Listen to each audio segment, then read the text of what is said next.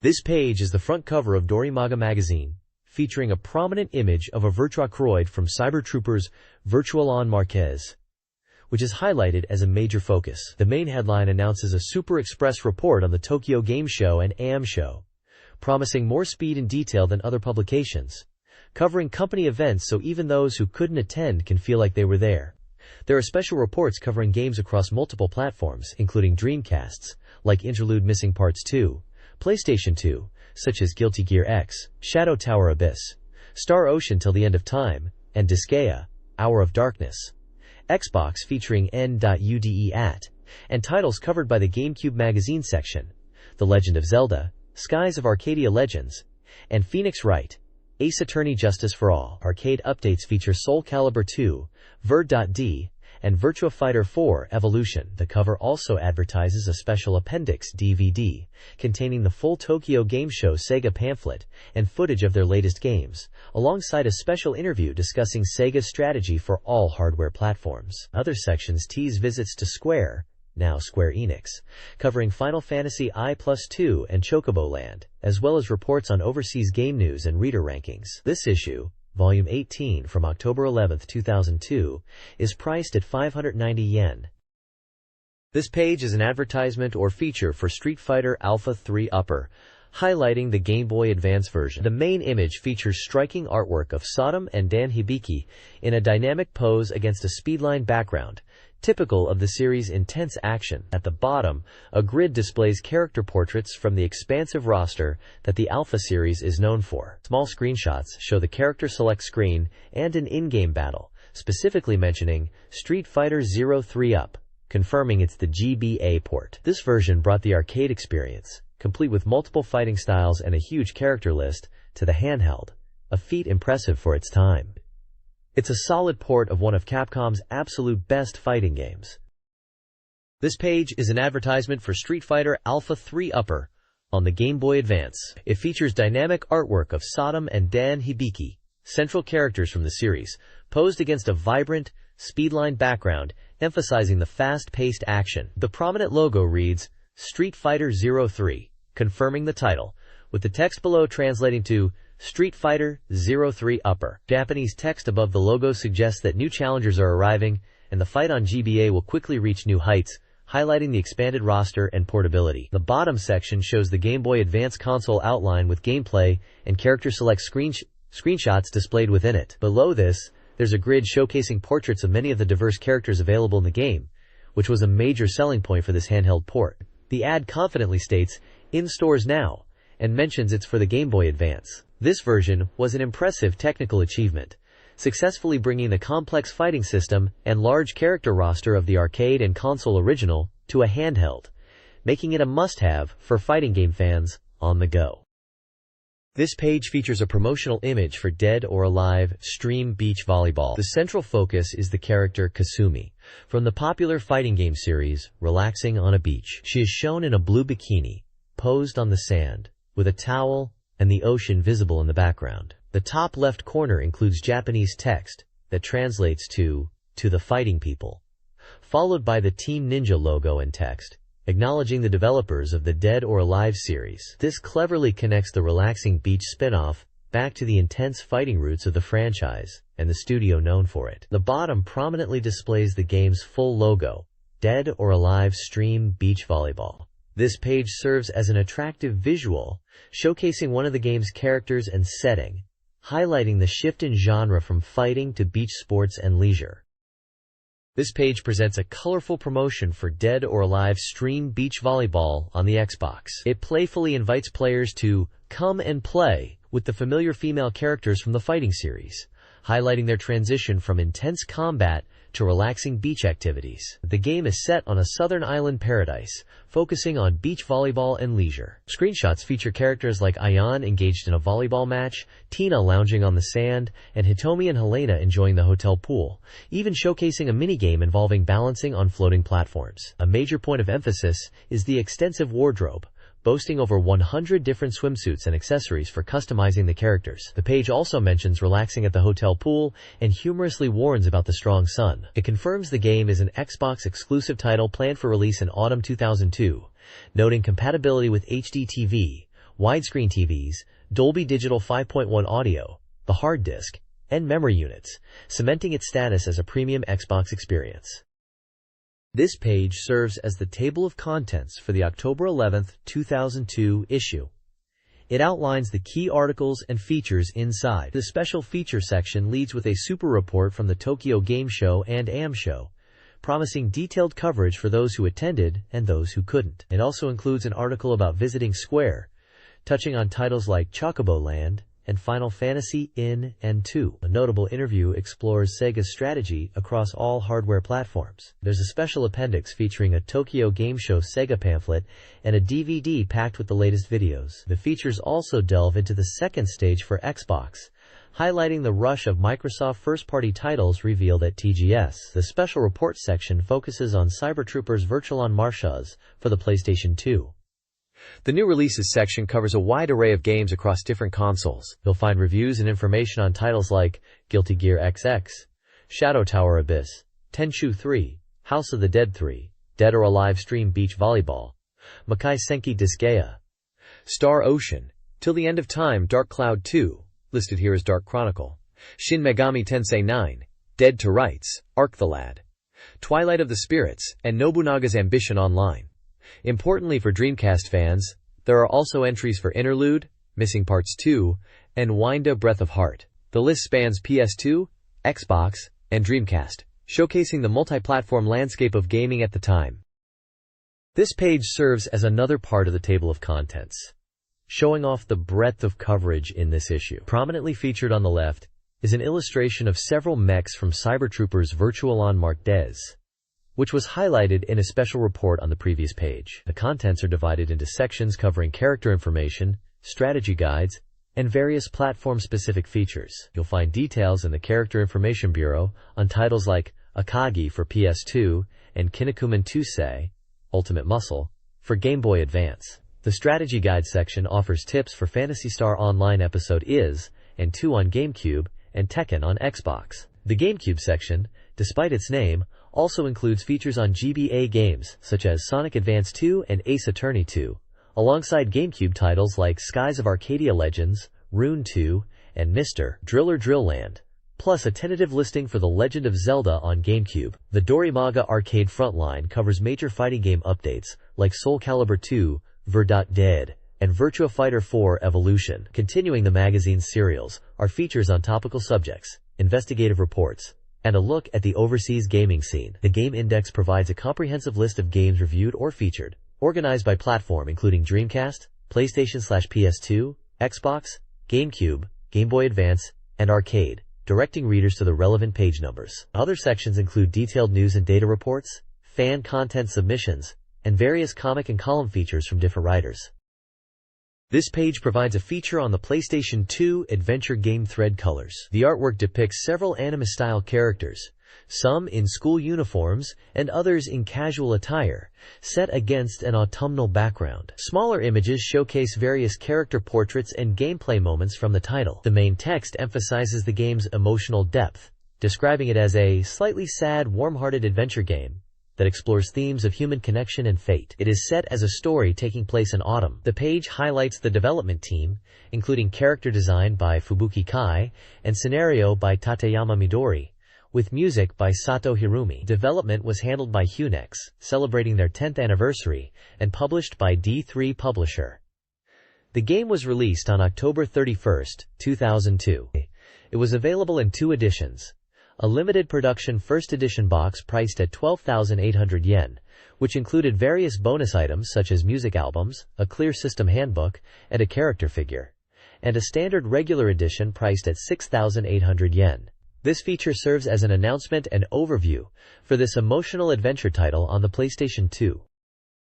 This page dives into Konami's unique custom factory system, exploring how users can turn their desired merchandise into reality. Reporter Naomi Inoue introduces the concept, sharing her own wish for a game where she's the protagonist. The custom factory operates by gathering user proposals for items and only proceeding with production if a sufficient number of orders are placed, ensuring profitability. This system allows Konami to create niche or dream items that might not otherwise see the light of day.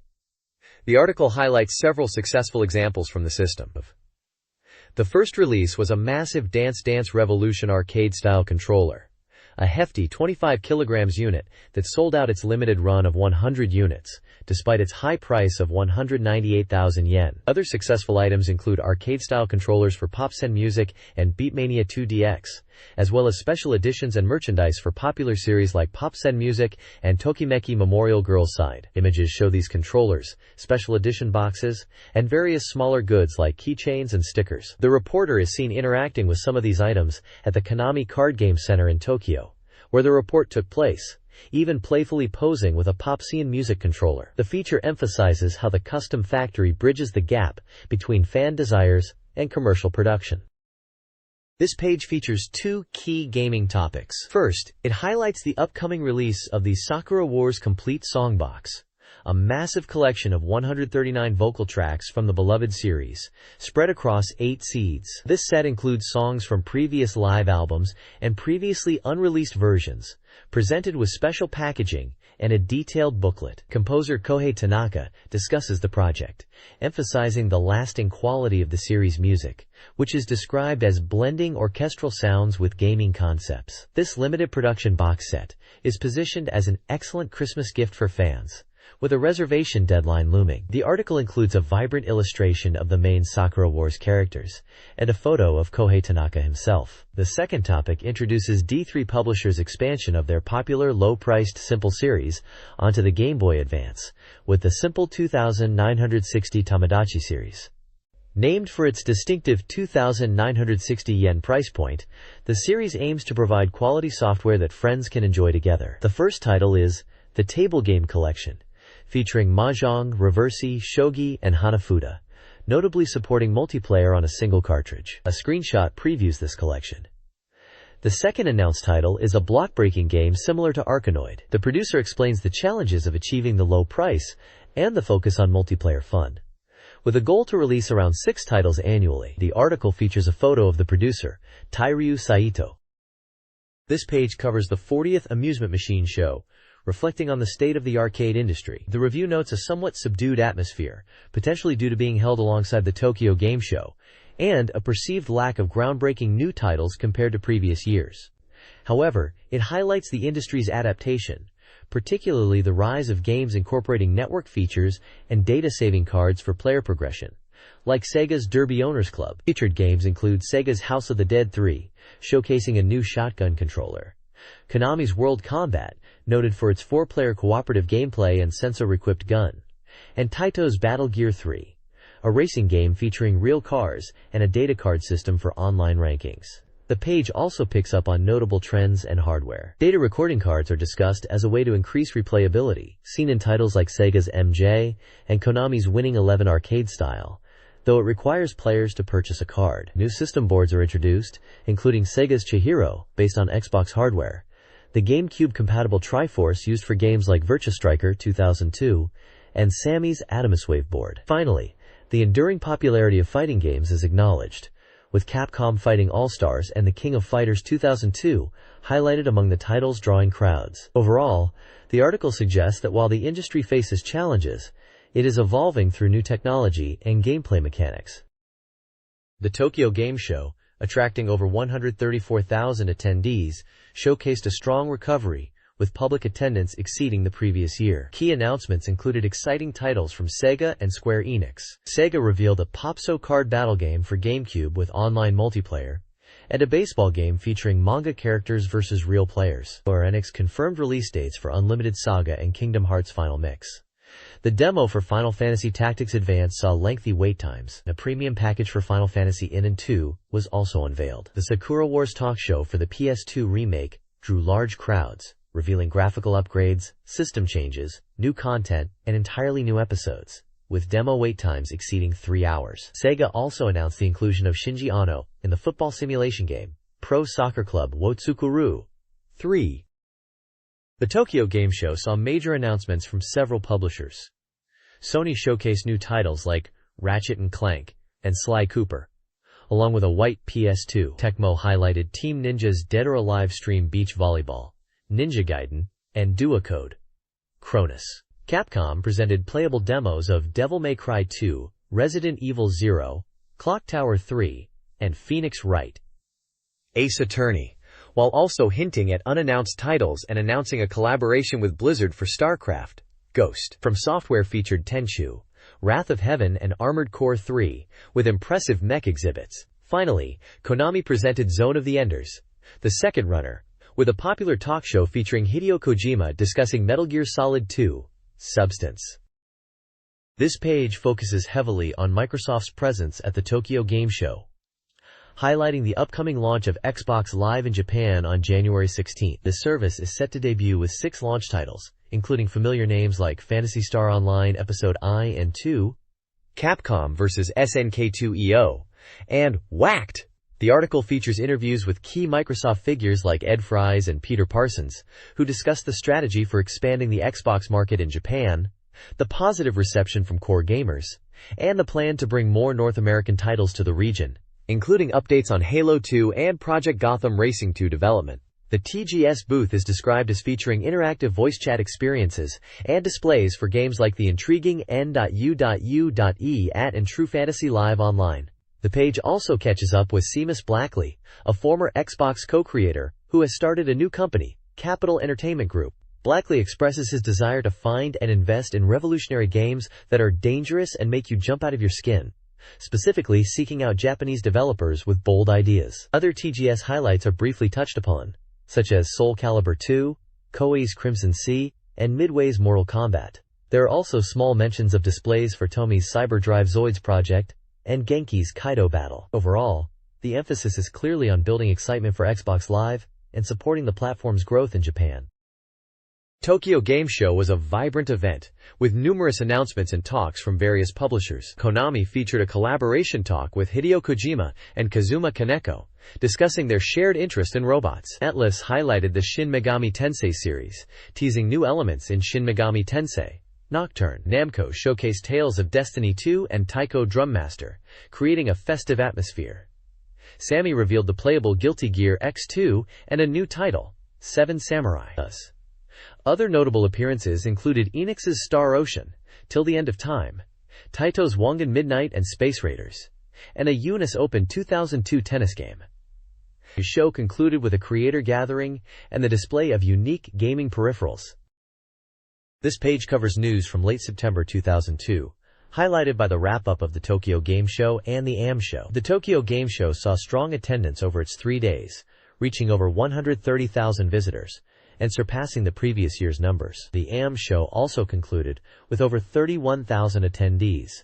A significant news item is the revelation of B Club, a new broadband distribution service planned for PC that will feature classic Sega Saturn and Mega Drive games. Targeting an October launch, the service is set to offer a lineup including beloved Saturn titles like Shining Force 2i Scenario 2, Dynamite Cop, and Panzer Dragoon Zwei, along with Mega Drive hits such as Super Thunderblade, Space Harrier 2, Sonic & Knuckles, and Phantasy Star IV. Other news includes the resolution of the Harry Potter copyright lawsuit, the theatrical release of Spirited Away in the United States, Konami's move regarding its stock exchange listing, and Taito's announcement that they are resuming the export of commercial arcade machines, focusing initially on Asian markets after a 6-year break.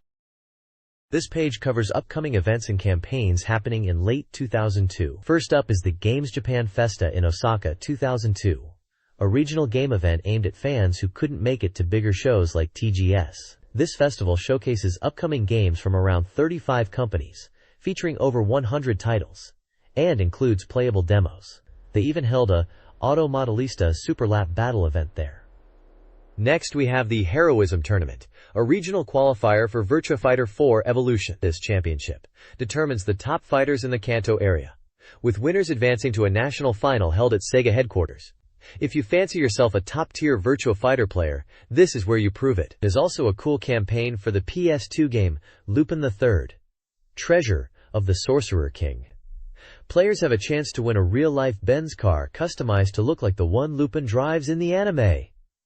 Pre-ordering the game also nets you original Lupin III figures. Another event highlighted is for the game Inaka Kurashi, Living in the Countryside, which featured the band Biggin, performing the theme song, and actress Kasumi Nakaima. It seems to have been a relaxing event, embracing the game's rural theme. Finally, The Event Check section gives a quick rundown of other events happening over the next couple of weeks, including a Kamen Rider V3 signing event and various fan events like Ragfest 2 and Comic Revolution 32, which cover cosplay and fan-made content. This page features a variety of news and promotions covering different platforms. First, an announcement for the World Cyber Games 2002, a major PC online game tournament boasting a substantial prize pool of $300,000. This international competition includes popular titles like Age of Empires 2, The Age of Kings, Half-Life, and Counter-Strike.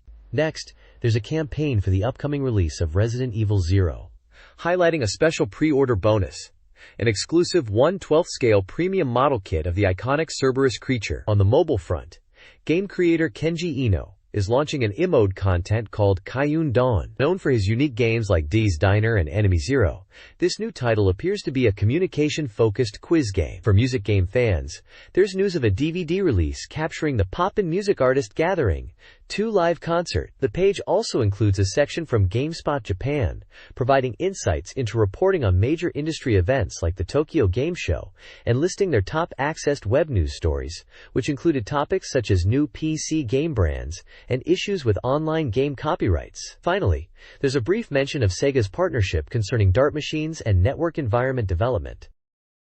This page features several exciting announcements and a look back at recent industry news. First up, the popular Pokemon Center is opening its 4th location in Nagoya on October 11th, following stores in Tokyo, Osaka, and New York. Located in the Sake district, it will offer a wide range of Pokemon merchandise. Fans of the idol group Minamoni can experience their PlayStation 2 rhythm game, Minamoni Shakataka Tambourine, at demo events held at Toys R Us stores nationwide from October 12th to 14th. A new Batman game is coming to PlayStation 2, Xbox, and GameCube in winter 2002, featuring an original story co-written by comic writer Scott Patterson and Final Fantasy veteran Kazushige Nojima, promising a darker take on the American hero. For Dreamcast fans, Sega's online store, Dreamcast Direct, is offering an original mousepad as a pre-order bonus for the Okusama wa Joshikose Director's Edition. This version supports VGA output, a plus for DC users. Finally, there's a summary of the past week's game industry news, covering various announcements and events leading up to the Tokyo Game Show 2002 opening, including console shipment milestones and company partnerships. This page offers a variety of news and announcements. A concert at Yokohama Arena on October 27th, featuring Dejiko and the Angel Corps with special guests, is announced. Puzzle Bobble Online is celebrating its game show appearance with a giveaway of a PS2 game copy. A free trial is available until September 30th. Mobile users can enjoy new content, an iMode minigame, Sakura Wars Kitai Club, featuring Kana Kirishima, and a collection of Taunt R minigames on Jesky, both for 300 yen monthly. The Goods and Presents section offers a chance to win starter and booster packs for Konami's professional baseball game Prime 9 and K1 Grand Prix card game.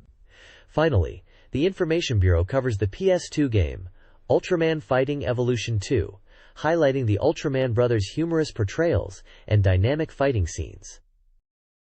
The next page presents the bi-weekly data station, featuring the top 15 game sales rankings across all platforms. Topping the chart is Dynasty Warriors 3, Stream Legends on PlayStation 2, a title noted for its linkage with the base game driving sales. New releases also made a strong showing, with the legendary Starify for GBA debuting at number 2, and Phantasy Star Online Episode 1 and 2 for GameCube landing at number 3, offering enhanced offline play and new content. Zoids Battle Legends / Zoids vs. on GameCube also enters high at number 4. Super Mario Sunshine continues its strong performance at number 6. Interestingly, the Dreamcast makes an appearance at number 7, with the highly regarded shooter, Ikaruga, which is highlighted in the shop info section as selling well and driving demand for DC joysticks. The rankings also feature other notable titles like Project Minerva, Jikyo Powerful Pro Yaku 9, and Everybody's Golf 3. The page also provides a brief overview of hardware sales for PS2, GBA, GameCube, and Xbox. This page presents the bi-weekly data station's ranking of anticipated upcoming titles, voted on by readers. It highlights the excitement surrounding new games announced at the Tokyo Game Show and upcoming year-end releases. Topping the list is the highly awaited Sakura Wars 5 on PlayStation 2, promising a new adventure in the beloved series. The second spot goes to the PlayStation 2 port of Sakura Wars 3, is Paris Burning, noted for its updated ARMS battle system which players experienced at TGS. Welcome to Pia 3 for PS2 and Dreamcast takes third place, an anime-style simulation game garnering strong support. The top 30 list includes other notable titles like Dead or Alive, Stream Beach Volleyball on Xbox at 4th, and The Legend of Zelda, GC Provisional, for GameCube at 14th, stirring excitement for the next installment in the legendary series. The page also spotlights two pick-up soft titles. Virtual on Marquez, a mecha action game for PlayStation 2, is featured with comments about a playable demo at TGS. Tenchu, Wrath of Heaven, another action title for PS2, is highlighted for its enhanced graphics and action developed by Activision. This page presents the bi-weekly Data Station survey results, starting with the Transplant Hope section, where readers vote on games they wish to see ported to different platforms, including Dreamcast, GameCube, PlayStation 2, Xbox, and portable consoles. It highlights the strong desire for titles like Knights, Shenmue, Sakura Wars, and Dead or Alive to be available on a wider range of hardware. There's also a brief note about the impressive appearance of Virtual on Marquez on PS2 at a recent game show. The focus shifts to the arcade scene, with the top 15 income ranking. Virtua Fighter 4 Evolution holds the top position, underscoring its popularity. Other prominent titles in the ranking include Virtual on Force Twin and Soul Calibur 2. These same two games are featured in the Pickup Softs section. Soul Calibur 2 is highlighted, with discussion about updates like the Vera.D version, which incorporates player feedback from events like the AM show to refine game balance and techniques, keeping the competitive scene fresh. This page provides a comprehensive software release schedule across various platforms. It details upcoming games for Dreamcast, Xbox, PC, Windows and Macintosh, and Game Boy Advance, listing the title, developer, price, genre, and sometimes notes. A significant portion focuses on PlayStation 2, celebrating its impressive production and shipment numbers, having reached 4 million units globally by September 19th, with Japan accounting for 1.097 million. The text also mentions an eye-catching display booth at a recent event featuring a white PS2 unit under a carousel of plush toys, hinting at potential new color variations. The accompanying image shows this unique display booth with the carousel and the white PS2 console. Additionally, there's a list of Sega-developed titles released or planned for other platforms, specifically PlayStation 2, GameCube, and Xbox. This includes games like Virtua Fighter 4 Evolution and Super Monkey Ball 2, appearing on different consoles. The page essentially acts as a release calendar, giving players a heads-up on what's coming soon for their preferred systems. It's interesting to see Sega's strong presence not just on Dreamcast but also expanding its reach onto competitor hardware, highlighting the changing landscape of the gaming industry at the time. This page presents a comprehensive software lineup, primarily for PlayStation 2, covering releases from late 2002 through 2003. It's a detailed list providing titles, developers, prices, and genres for a huge number of upcoming games. You can see some major heavy hitters listed here, like Metal Gear Solid 2 Substance, Kingdom Hearts Final Mix, Silent Hill 3, and Clock Tower 3. There's also Virtua Fighter 4 Evolution, which we know made the jump from the arcades and Dreamcast to PS2, and big sports titles like Tony Hawk's Pro Skater 3 and Gran Turismo E, which would become Gran Turismo 4. The list covers a wide array of genres, from action and RPGs to sports, puzzle games, and simulations. Interestingly, many titles are marked with tentative release windows like this winter or next spring, and a significant number are still listed as undecided, showing just how much was in the pipeline for the platform at the time. Some entries also note support for online communication, or the PS2 HDD, which were becoming more common features. It's essentially the go-to list for what gamers could look forward to in the near future. This page continues the extensive game data listings, moving from the PlayStation 2 titles shown previously to cover PlayStation, Nintendo GameCube, and Xbox releases planned from late 2002 into 2003. For PlayStation, there's a substantial list of titles, many marked with tentative release windows or simply undecided. You can see some intriguing entries like Samurai Deeper Kyo, and a number of games listed as part of series, indicating ongoing support for the original PlayStation despite the PS2's dominance. The Nintendo GameCube section features a concise list, including titles like Mario Party 4, Star Fox Adventures, Eternal Darkness, Metroid Prime, and Biohazard, Resident Evil entries, showcasing Nintendo's strong first-party lineup and some significant third-party support. Many of these are also marked as tentative releases. Finally, the Xbox section provides a look at its upcoming software, with titles such as Dead or Alive, Stream Beach Volleyball, Blinks, The Timesweeper, and Shin Megami Tensei 9,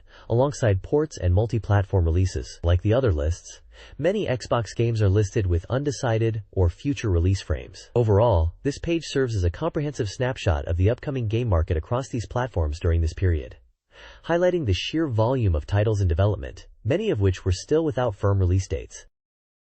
This page shifts focus to the handheld gaming scene, offering a snapshot of upcoming releases for the Game Boy Advance, Game Boy Color, and Bandai's Swan Crystal/WonderSwan Color. The largest section covers the Game Boy Advance, featuring a substantial list of games spanning various genres, including action titles like Metroid Fusion, fighters like Street Fighter Alpha 3, and massive RPGs, such as Pokémon Sapphire and Ruby. The page also displays the sleek GBA hardware itself.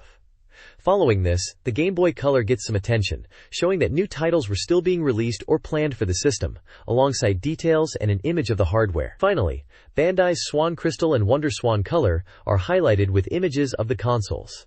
There's a note about a fan voting campaign to decide the next color option for the Swan Crystal, illustrating ongoing support and engagement for the platform, along with a list of its own upcoming software. This page presents the All Hardware Readers Race Volume 25, a reader-driven ranking of games across various platforms based on accumulated votes and scores over the past 2 years. It explains the ranking system, where readers rate games out of 10, and introduces masterpiece titles awarded for achieving high scores consistently. The main focus is a ranking chart covering games released over 2 years on systems like PlayStation 2, Dreamcast, GameCube, Game Boy Advance, and Xbox.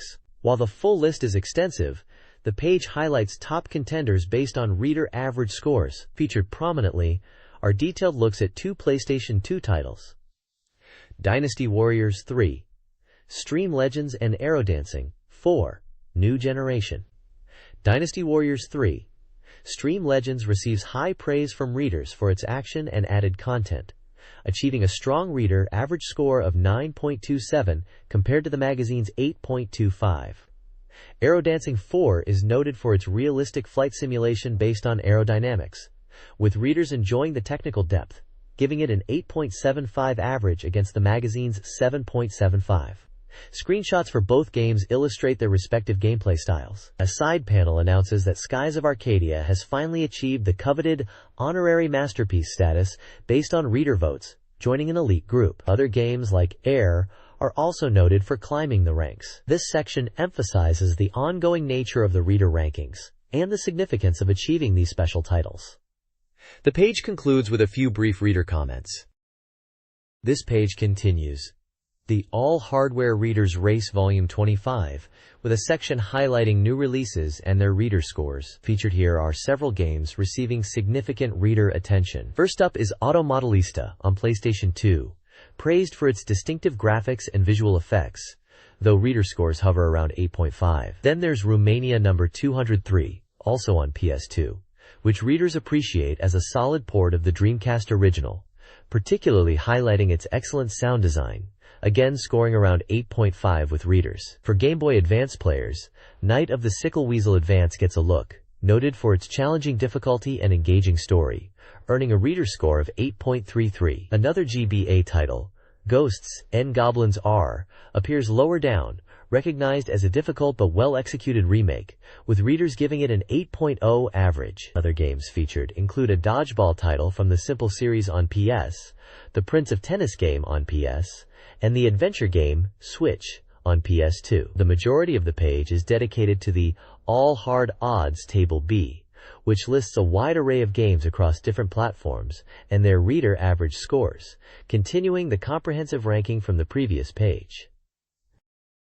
This page continues the reader ranking with the All Hard Odds Table SC, listing various games across platforms alongside their average reader scores. The main feature spotlight is on Suikoden 2 for the PlayStation 2. This installment in the beloved RPG series is highlighted for its grand scale, faithfulness to the 108 Stars of Destiny motif, and high level of completion, which reviewers say truly captivates players. A key innovation praised is the introduction of multiple protagonists like Hugo, Chris Lightfellow, and Ghetto, allowing the story to unfold from different viewpoints, adding significant depth and revealing hidden aspects of the narrative. The game moves to 3D presentation, building on the series' foundation while adding many new elements. Reviews note the depth of the setting and the effective 3D production, though some reader comments mention the loading times can be slow. Despite minor technical points, the game is lauded for its engaging world, dynamic characters, and a story considered by some to be the best in the series, especially with the return of familiar faces and the strategic fun of the skill and party formation systems. The Trinity Sight system is also highlighted as a clever idea. Beyond the game itself, there's mention of related media like a soundtrack and manga releases. This page features the continuation of the all-hard odds table and spotlights the highly rated PlayStation simulation game, High Mobility Fantasy Gun Parade March. This title immerses players in a military school setting where students fight against mysterious enemies known as phantoms. It's renowned for its exceptionally high degree of freedom, allowing players to explore various paths including romance, deep military strategy, or simply engaging with everyday school life and relationships. The game impressively blends these elements, hiding the secrets of the world within the daily routines and battles. The game garnered a remarkable average reader score of 9.1099, reflecting its unique appeal. Developer and reader comments highlight the depth of its systems, the compelling world, and the strong narrative centered on the young character's tragic decisions and resilience. Players appreciate the ability to act with great freedom and discover personal side stories, alongside detailed combat mechanics that include movement, dodging, and tactical positioning. Related media like novels and drama crids further expand the game's universe. The page also includes the All-Hard Odds Table D, listing game rankings across various platforms based on reader scores, continuing from position 186. This section provides a snapshot of reader reception for numerous titles at the time. The page concludes by announcing that the cumulative ranking specifically for Dreamcast games will begin on the next page. This page presents the final installment of the Dreamcast reader ranking after 3.5 years. The main feature is the All-DC software odds table, listing the top-ranked games based on reader votes and average scores. Topping the list at number 1 is Sakura Wars 3, a fitting culmination for the DC ranking. The page celebrates this result, highlighting it as the final resolution of the ranking's history and a symbolic victory for the game on the platform. Also featured are spotlights on recent releases. Ikaruga, a port from the Naomi arcade system, receives high praise for its stunning graphics, deep system, and replayability, though some reader comments suggest the character and world aspects could have been better integrated. Another spotlight is on the Simple 2000 series DC Volume 1, Bittersweet Fools, noted for its appealing price point. Reviewers describe it as a love adventure or sound novel with a good scenario and visuals. Despite having limited choices and occasional pacing issues, the ranking table also uses labels like Reader's Favorite and Honorary Good Horse to denote games that have consistently performed well over many weeks. The page concludes with a comment lamenting the end of the DC reader race and hoping other hardware platforms don't face a similar fate of discontinuation. This page leads with a spotlight on the visual novel Ever 17, The Out of Infinity, celebrating its consistent high performance in reader polls, with the tagline, "Aim for 9 points for 50 weeks." The feature includes character art and a screenshot, detailing the game's intricate plot involving multiple character perspectives that lead to a surprising mystery conclusion within a submerged marine theme park. Both a developer comment and a reviewer's thoughts are included, praising the game's well-structured scenario and deep narrative, particularly the impactful final route. Information about a novel adaptation is also present. The right side of the page displays the continuation of the All-DC software odds table, listing numerous games ranked from 60 downwards based on reader votes and average scores, featuring titles across various genres including Tom Clancy's Rainbow Six and Marvel vs. Capcom 2. New Age of Heroes, reflecting the diverse preferences of the Dreamcast audience.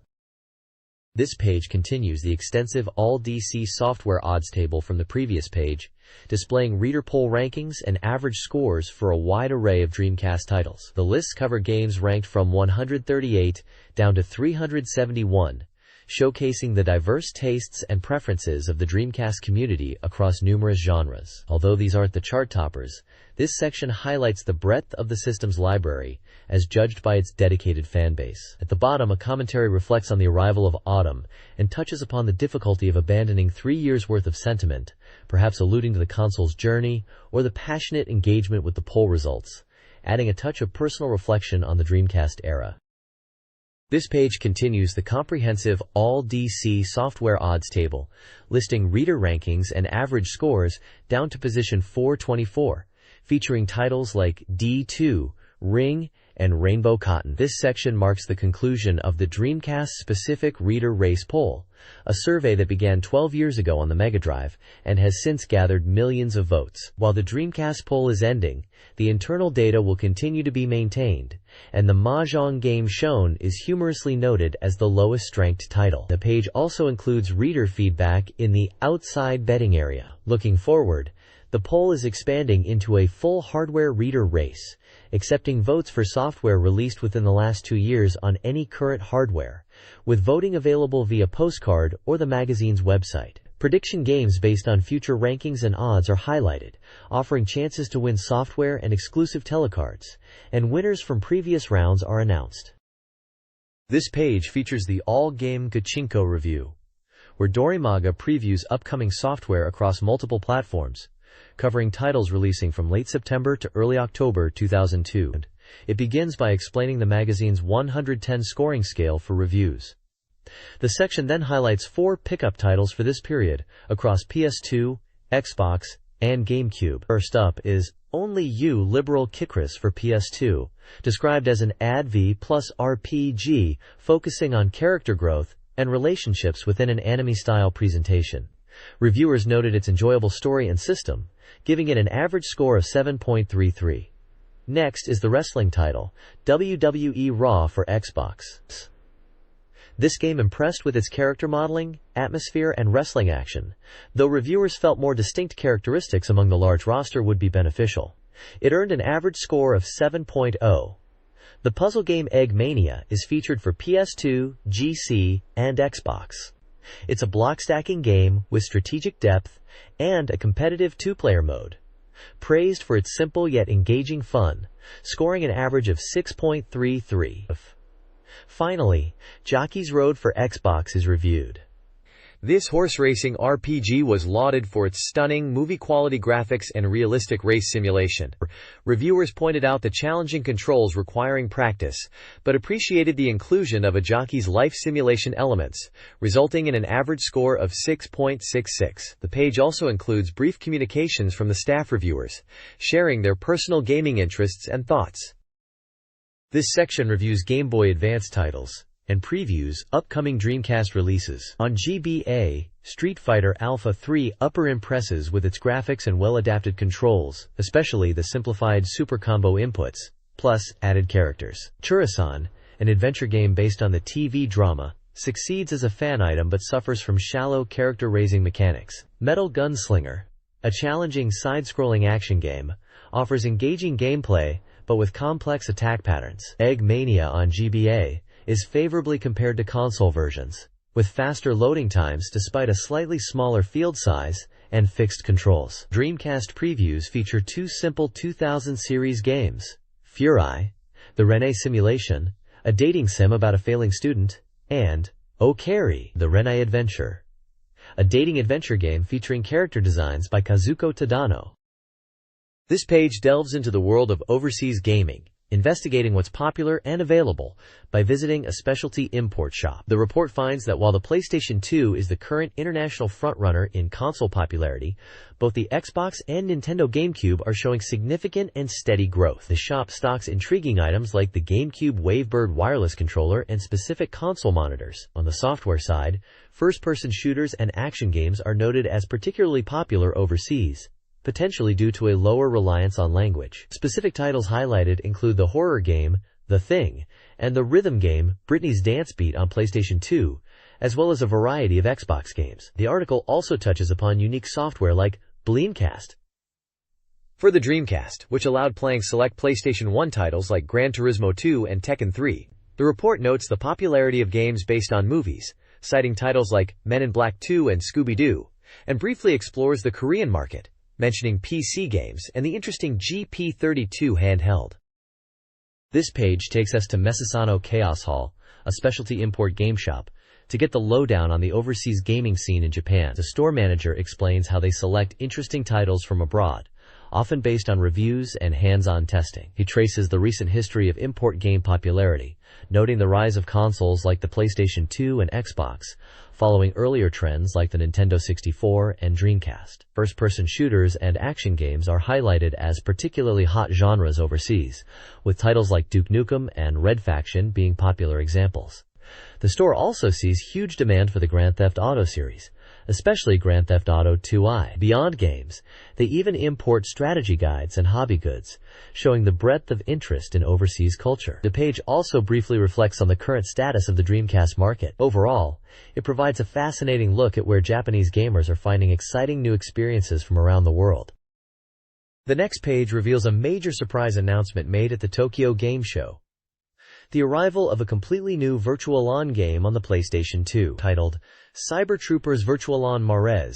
This is the latest entry in the popular 3D robot action series. The page features dynamic artwork showcasing the game's impressive mechs, known as Virturoids, alongside screenshots of the intense combat. The article highlights the fact that not only was the game announced unexpectedly, but a playable version was also available at the show, indicating significant progress despite the stated 10% completion level. Published by Sega/Hitmaker and planned for a spring 2003 release, Virtual-On Marquez promises more high-octane mech battles for fans, this time on the PS2 platform.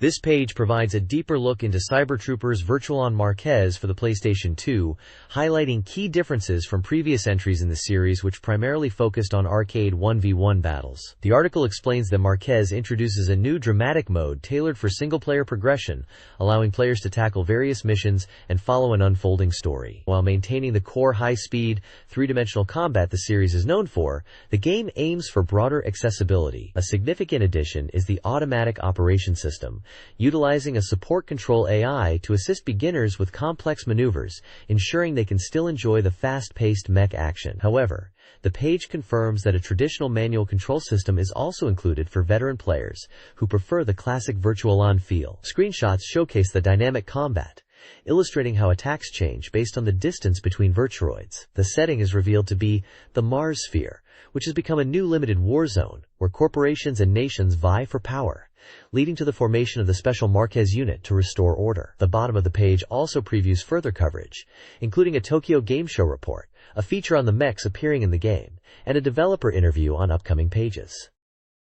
This page provides a comprehensive report on the playable demo of Cyber Troopers Virtual-On Marquez, showcased at the Tokyo Game Show 2002.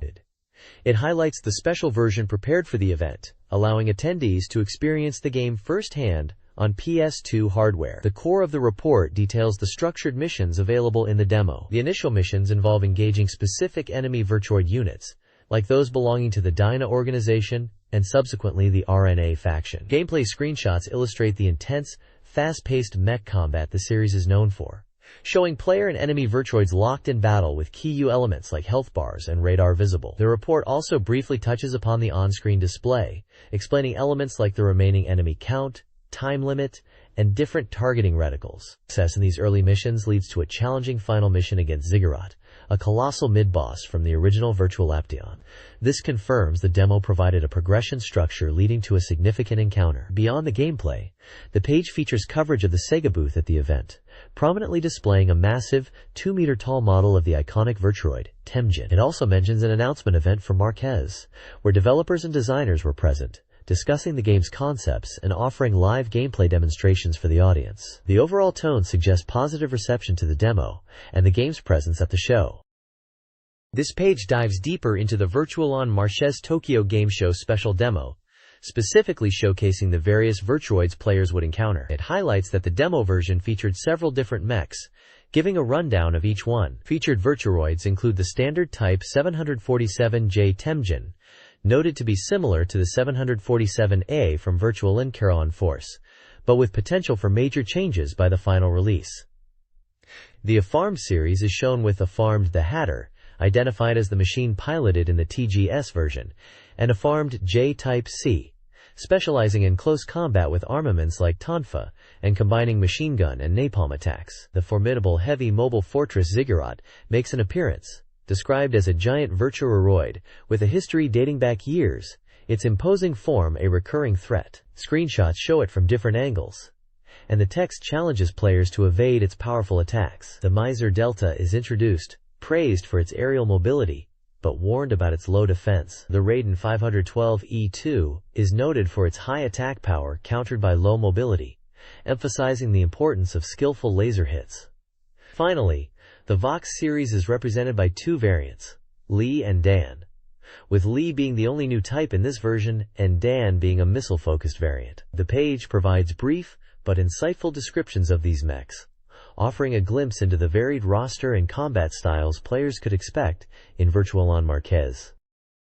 This page features a special interview about Virtual-On Marquez, discussing its development as the first Virtual-On title on the PlayStation 2. The interview includes producer Shigeo Oseki and director Nobuyuki Yamashita, who talk about the game's current development progress, aiming for broad accessibility including newcomers to the series, and the rationale behind choosing the PS2 platform. They emphasize creating an environment where anyone, whether familiar with the arcade versions or not, can easily enjoy the game, perhaps referencing the automatic control system mentioned briefly. Below the interview is a History of Virtual-On section, chronicling the evolution of the series. It highlights the original arcade game from November 1995 as a revolutionary 3D robot battle game, known for its unique twin-stick control and balance of mobility and attack power. It then moves to the popular Sega Saturn port and the significant release of Virtual-On Oratorio Tangram in March 1998.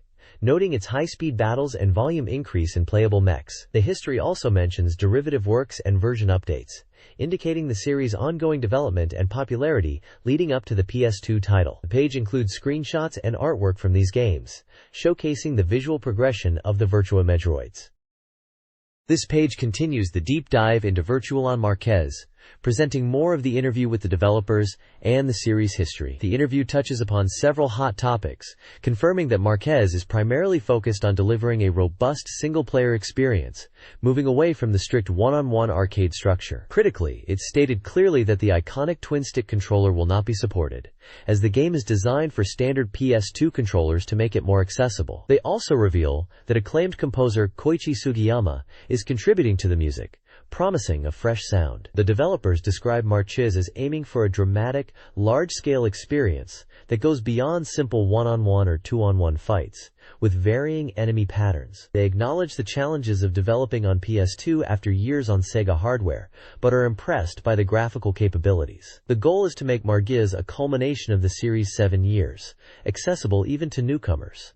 The history section wraps up, highlighting Virtual-On Force from 2001, which introduced 2v2 team battles and a persistent card system in arcades. Finally, it arrives at the upcoming Virtual-On Marquez, Spring 2003, positioned as the first completely new title developed specifically for home consoles. It's designed as an entry point, simplified controls, ensuring anyone can pick it up and enjoy the unique Virtual-On gameplay. Screenshots showcase the various modes and different Virtuoids from Force and Marquez.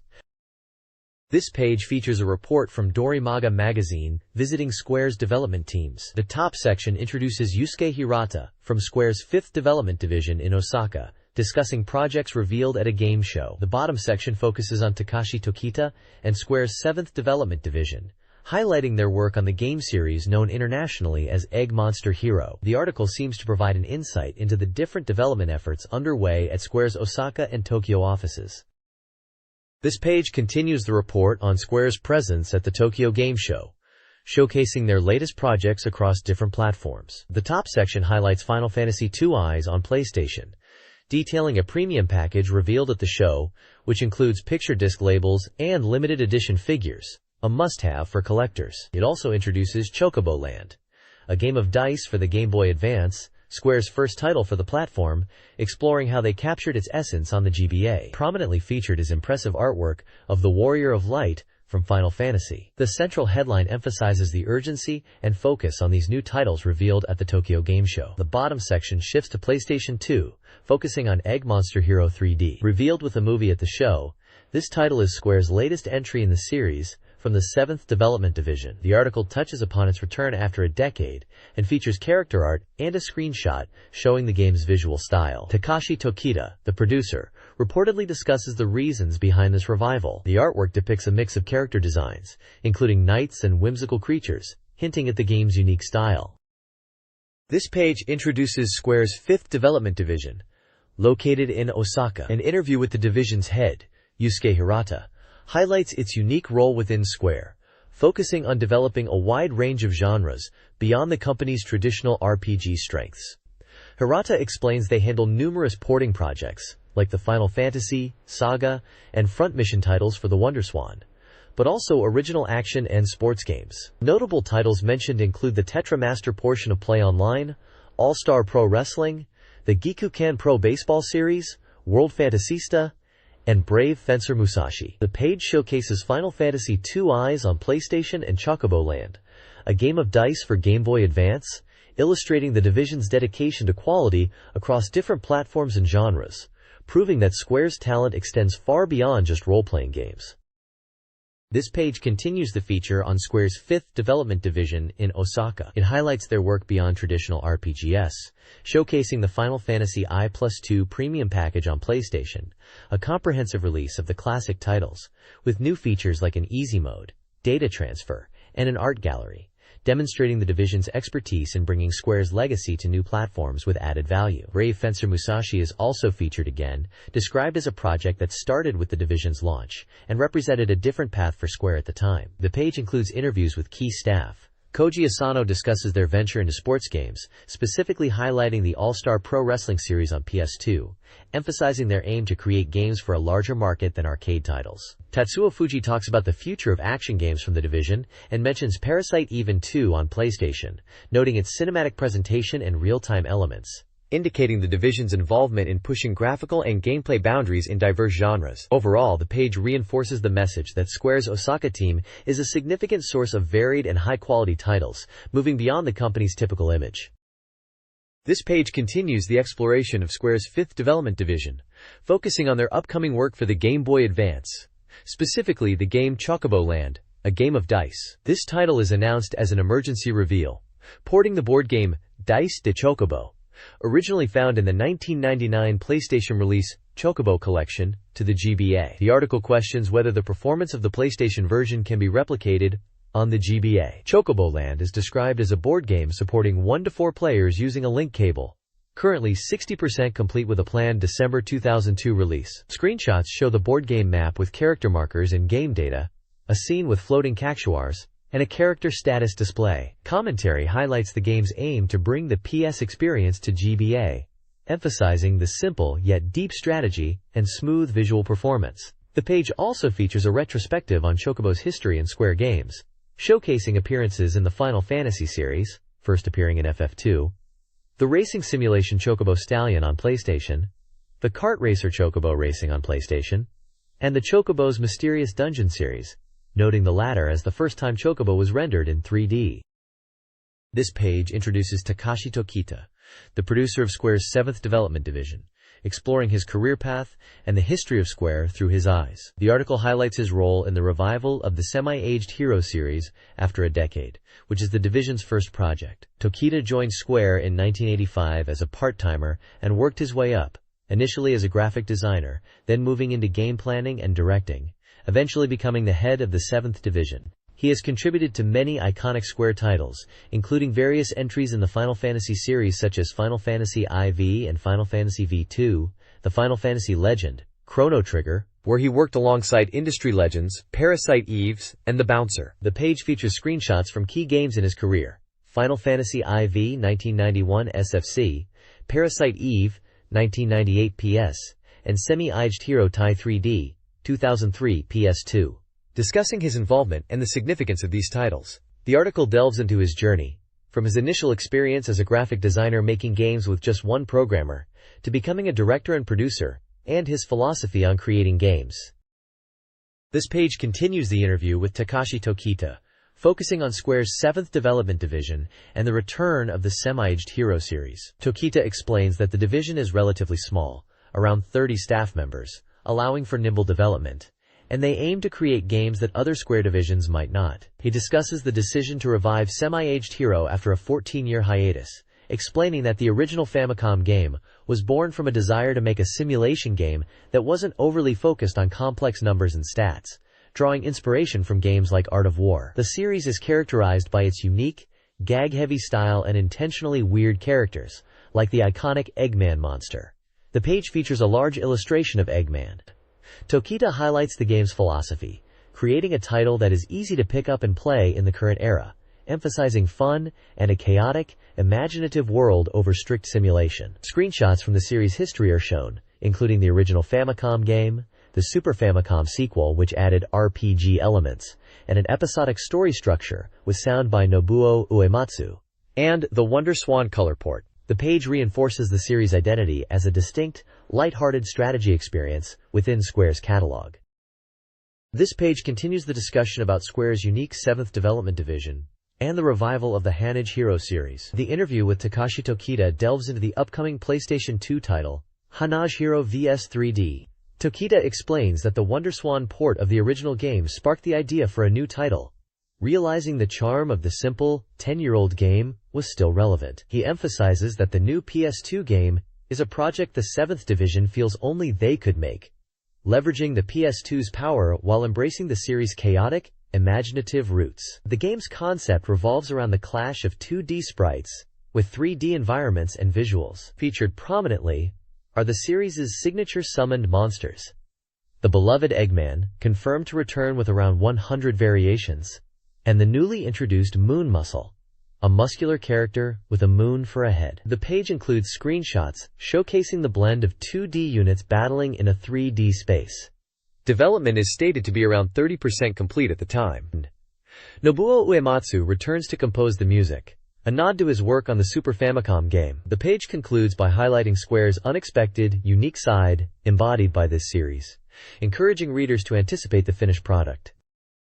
This page focuses on Guilty Gear XX on PlayStation 2, which was playable at Tokyo Game Show 2002. The Sammy booth saw significant excitement from game tournaments and numerous demo stations. A dedicated controller was also announced, delighting fans. The article notes that load times for the PS2 version are expected to be even shorter than what was experienced at the show.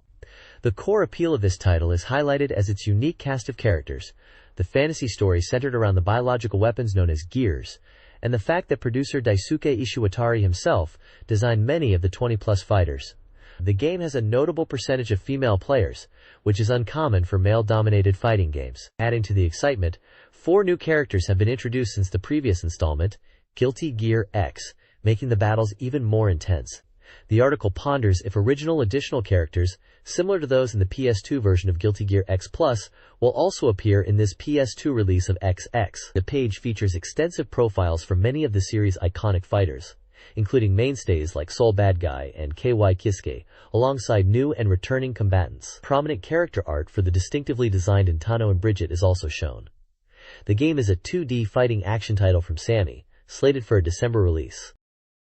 This page dives deeper into the gameplay systems and features of Guilty Gear XX on PlayStation 2. The article highlights the evolution of the game's mechanics, emphasizing the speed and freedom provided by dashes and air dashes, alongside the signature Gatling combination system, which makes executing combos accessible even for less experienced players. It details the various types of special moves, including powerful overdrive attacks, the high-risk, high-reward instant kill attacks, the defensive dead angle attack, and the versatile dust attack which launches opponents. A significant new addition is the Psych Burst, an evasive technique triggered by the D button, which is noted for adding strategic depth and providing counterplay options against combos. The D button is also highlighted for its role in executing dust and sweep attacks, simplifying input. Beyond combat, the game is praised for its wealth of play modes, designed to help players improve their skills. Modes like survival, training, and mission are mentioned, along with hints of original modes exclusive to the PS2 version.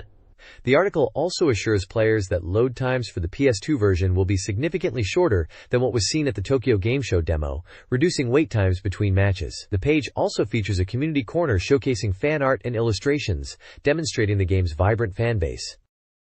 Shadow Tower Abyss, a PS2 sequel to the PS1 original, aims to surpass its predecessor with a completely new system, setting, and story. Developed by From Software, the 3D real-time RPG, priced at 6,800 yen, is slated for a 2003 release, though currently 20% complete. The game features a dark atmosphere and focuses on a king's mysterious disappearance after obtaining a powerful weapon and building a nation. Players explore a giant ruin connected to the underworld via a cave. Central to the story is a unique spear with a living eyeball. Key art and screenshots showcase the game's dark environments, including forests, ruined interiors, and the spear artifact, with a glimpse of the game at Tokyo Game Show 2002. Shadow Tower Abyss is a 3D RPG set in a forest-covered country inspired by modern Asia, featuring a surreal underground world. Unlike traditional RPGs, it emphasizes first-hand character growth over level-based progression. The third-person action focuses on thrilling creature battles within a mysterious tower. Players take on an archaeologist who enters a cave after meeting an old man, finding the exit sealed.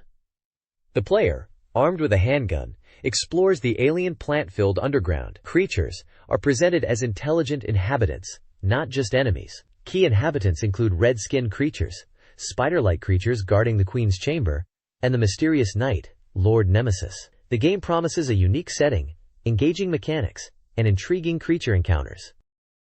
This page focuses on Tenchu, Wrath of Heaven, the third main installment in the classic ninja stealth series, highlighting new gameplay elements for the PlayStation 2. It prominently features the agile female ninja Ayame, along with screenshots showing gameplay involving stealth, combat, and powerful techniques. The article emphasizes the enhancement of ninja elements, delving into the true value of the ninja arts, and introducing special techniques performed using Kuji-in hand seals. It mentions changes to stealth mechanics and the introduction of transformation abilities, suggesting new ways to approach missions. Stealth kills, a series staple, are also showcased, described as the essence of assassination and a deadly blow that takes down enemies silently. The page also includes a report from the Tokyo Game Show 2002, where Tenchu, Wrath of Heaven, was suddenly announced. The reveal featured discussions with representatives from Software, the developer, and Activision, the publisher, signaling a partnership. Attendees were reportedly surprised and impressed to find a playable demo available at the booth. The feature conveys excitement about the new features and the game's upcoming release, giving players a glimpse into the evolution of the stealth action gameplay. This page continues the deep dive into Tenchu, Wrath of Heaven for PlayStation 2, picking up the story after the events of the previous game. It reveals that Rikimaru is back after his disappearance 4 seasons prior, swallowed by a rock, to confront a new threat, the sorcerer Tenrai, whose actions have ignited conflict. The page prominently features Rikimaru, highlighting him as a central character alongside Ayame. It emphasizes the core gameplay of stealth ninja action, detailing how players must navigate missions with freedom, using a variety of ninja tools and techniques to accomplish their objectives. Screenshots showcase the tense atmosphere, stealth approaches, combat scenarios, and the visual representation of the ki gauge, which indicates enemy awareness and status, with a note hinting at potential refinements to the system. Basic ninja movements like wall climbing, the use of the grappling hook, and the satisfying stealth kills, Hisatsu, are presented as fundamental to the experience, reinforcing the game's focus on authentic ninja arts and deadly efficiency. The content conveys that the game offers a rich, open-ended approach to completing missions, allowing players to strategize and execute plans in numerous ways. This page is a feature spotlight on J.League Pro Soccer Club Wo Tsukuru 3 for PlayStation 2, the latest entry in the popular Sakatsuku soccer simulation series. It promises a major evolution, aiming to be a fresh experience for both soccer and simulation fans. The game puts you in charge of building and managing a J.League club from the ground up. A significant highlight is the inclusion of real names for foreign players, thanks to the acquisition of the FIFA Pro license, allowing you to sign iconic international stars. Player development is enhanced with the introduction of a dedicated coach system, offering more fine-tuned control over training. The club creation process has also been significantly powered up, offering detailed customization options, particularly for team uniforms, allowing you to select patterns and colors for shirts, shorts, and socks. Beyond team management, the game adds new elements like the development of your club's facilities, represented by dioramas of the stadium, training ground, and clubhouse in your office. This adds another layer to the club building experience. The page includes screenshots showcasing various menus, such as training schedules, player lists, uniform editing, and the new Office View. The game is set for a winter 2002 release, published by Sega and Smilebit. This page features an in-depth interview with the development team behind J.League Pro Soccer Club Wo Tsukuru 3, Sakatsuku 3, including the producer, chief planner, and director. They discuss the game's core concept, which moves beyond simply building a strong team to creating your club, emphasizing the connection with the franchise town and its residents. The interview highlights significant changes from previous installments, including the addition of overseas progression in the story mode, and a completely revamped match system, focused on strategic planning over individual player strength. The game boasts a large roster of licensed players from 6 major European leagues, totaling around 8,000 footballers. The developers also mention enhanced club customization options, refined training schedules with detailed or simple choices, and an accessible design for both newcomers and series veterans. The page includes photos of the interviewees and a screenshot of the new Office View. There's also a brief report on the Tokyo Game Show 2002, where the game was showcased with a guest appearance by former player Shigetoshi Hasebe. The next page features a special report on the brand new entry in the acclaimed Pro Yaku team Wo Tsukuru series, hitting the PlayStation 2. After charming players across multiple platforms, this latest installment receives a major overhaul, starting with a completely revamped graphical style. The previously deformed characters have been replaced with highly realistic player models, bringing a new level of immersion to the simulation aspect. This focus on realism extends to the player roster, which includes not only current players, but also legendary retired players, known as OBS, and foreign stars. The page highlights iconic figures like Randy Bass and Warren Cromartie, showcasing their inclusion with detailed player cards. Player faces are now more expressive and realistic, even featuring younger renditions for some OBS to reflect their prime playing days. Beyond the visuals, the game promises numerous new systems for team management and personnel decisions. The page also briefly touches on the game showing at Tokyo Game Show 2002, where developers discuss the game's vision and features, continuing the series' legacy of deep baseball team simulation. This page dives deeper into the revamped management and personnel systems in the new Pro Yaku team Wo Tsukuru 2. It emphasizes that the renewal goes beyond just graphics, focusing on core simulation elements like hiring leadership and scouts, whose abilities are crucial. A new investment system is introduced, allowing players to allocate funds monthly towards overseas ventures, which can yield powerful scouts and study abroad opportunities, and facility upgrades for training and medical care. Players can also now directly instruct scouts on whether to prioritize finding new talent or negotiating with potential recruits. The created player system also receives an update, allowing for more customization of appearance and skills, influenced by answering a psychological test. A notable graphical improvement highlighted is the secretary character, who is now rendered realistically and described as sexy. The page features an interview with producer Kawago and director Segawa. They state this is a complete renewal, not just an update, driven partly by user demand for realism and the capabilities of the PS2 hardware. They discuss adjusting the game's difficulty, making winning championships more challenging. Highlights include the return of numerous odd players, with specific mentions of fan favorites like Kawato, Ochiai, and Kadota, alongside foreign legends like Randy Bass and Warren Cromartie, making team building more engaging. They confirm development is around 60% and aim for a release with the latest player data right after the season ends. This page features a special interview with Seiichiro Sangu, the manager of Sega's product management department, discussing Sega's strategy in its second year as a multi-platform software developer. Following the discontinuation of the Dreamcast and the shift announced at the previous year's Tokyo Game Show, Sega's software strategy has become clearer. Sangu reflects on the past year as the first year of multi-platform, and highlights the progress made in defining their direction this year. He contrasts Sega's presence at TGS, noting last year focused on the transition to various hardware with a Sega theme, while this year adopted an entertainment stadium theme showcasing exciting new software across platforms, demonstrating confidence. Magazine includes a DVD featuring the Sega TGS pamphlet and videos, allowing readers to experience the show's energy and see the latest games in action. Key new titles highlighted from TGS include the surprising announcement of Definitive Edition Nippon Pro Baseball Shinji Mizushima All-Stars vs. Pro Baseball, tentative name, featuring popular manga characters in a simulation game. Also shown are Cyber Troopers Virtual on Marquise, the new Tsukuru series entry building on the detailed simulation discussed on the previous page, and Sakura Wars Atsuki Chishio ni, bringing the beloved series to a new platform. Sangu hints strongly that not all upcoming major titles for the current fiscal year were shown at TGS, suggesting more significant releases are yet to be revealed. Sega's output continues to be highly anticipated.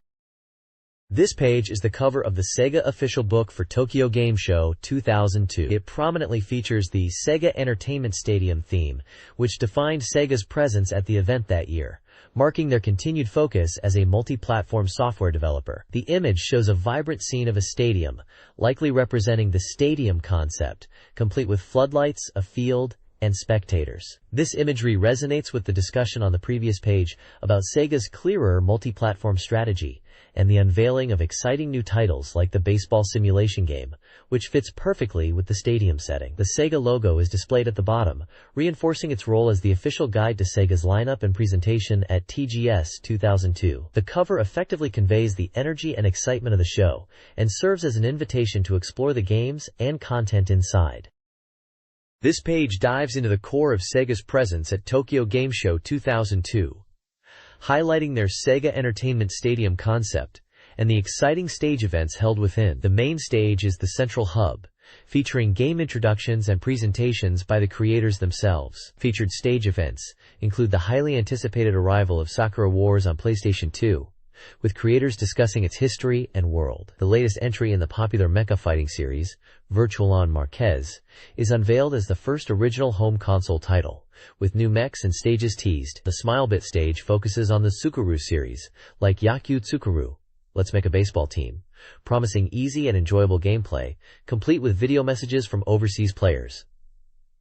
Sega's major brands, Sonic and Phantasy Star Online, take the stage, introducing the latest Spopso entry and hinting at rare footage and new Sonic details. Finally, the new Shinobi game showcases its story and action, with developers demonstrating stylish ninja gameplay. The page emphasizes the interactive nature of the 2002 Sega All-Star Game theme stage, where attendees wave Sega flags during live performances and lineup footage. The energy and variety of the stage events reflects Sega's strong multi-platform push and commitment to exciting reveals.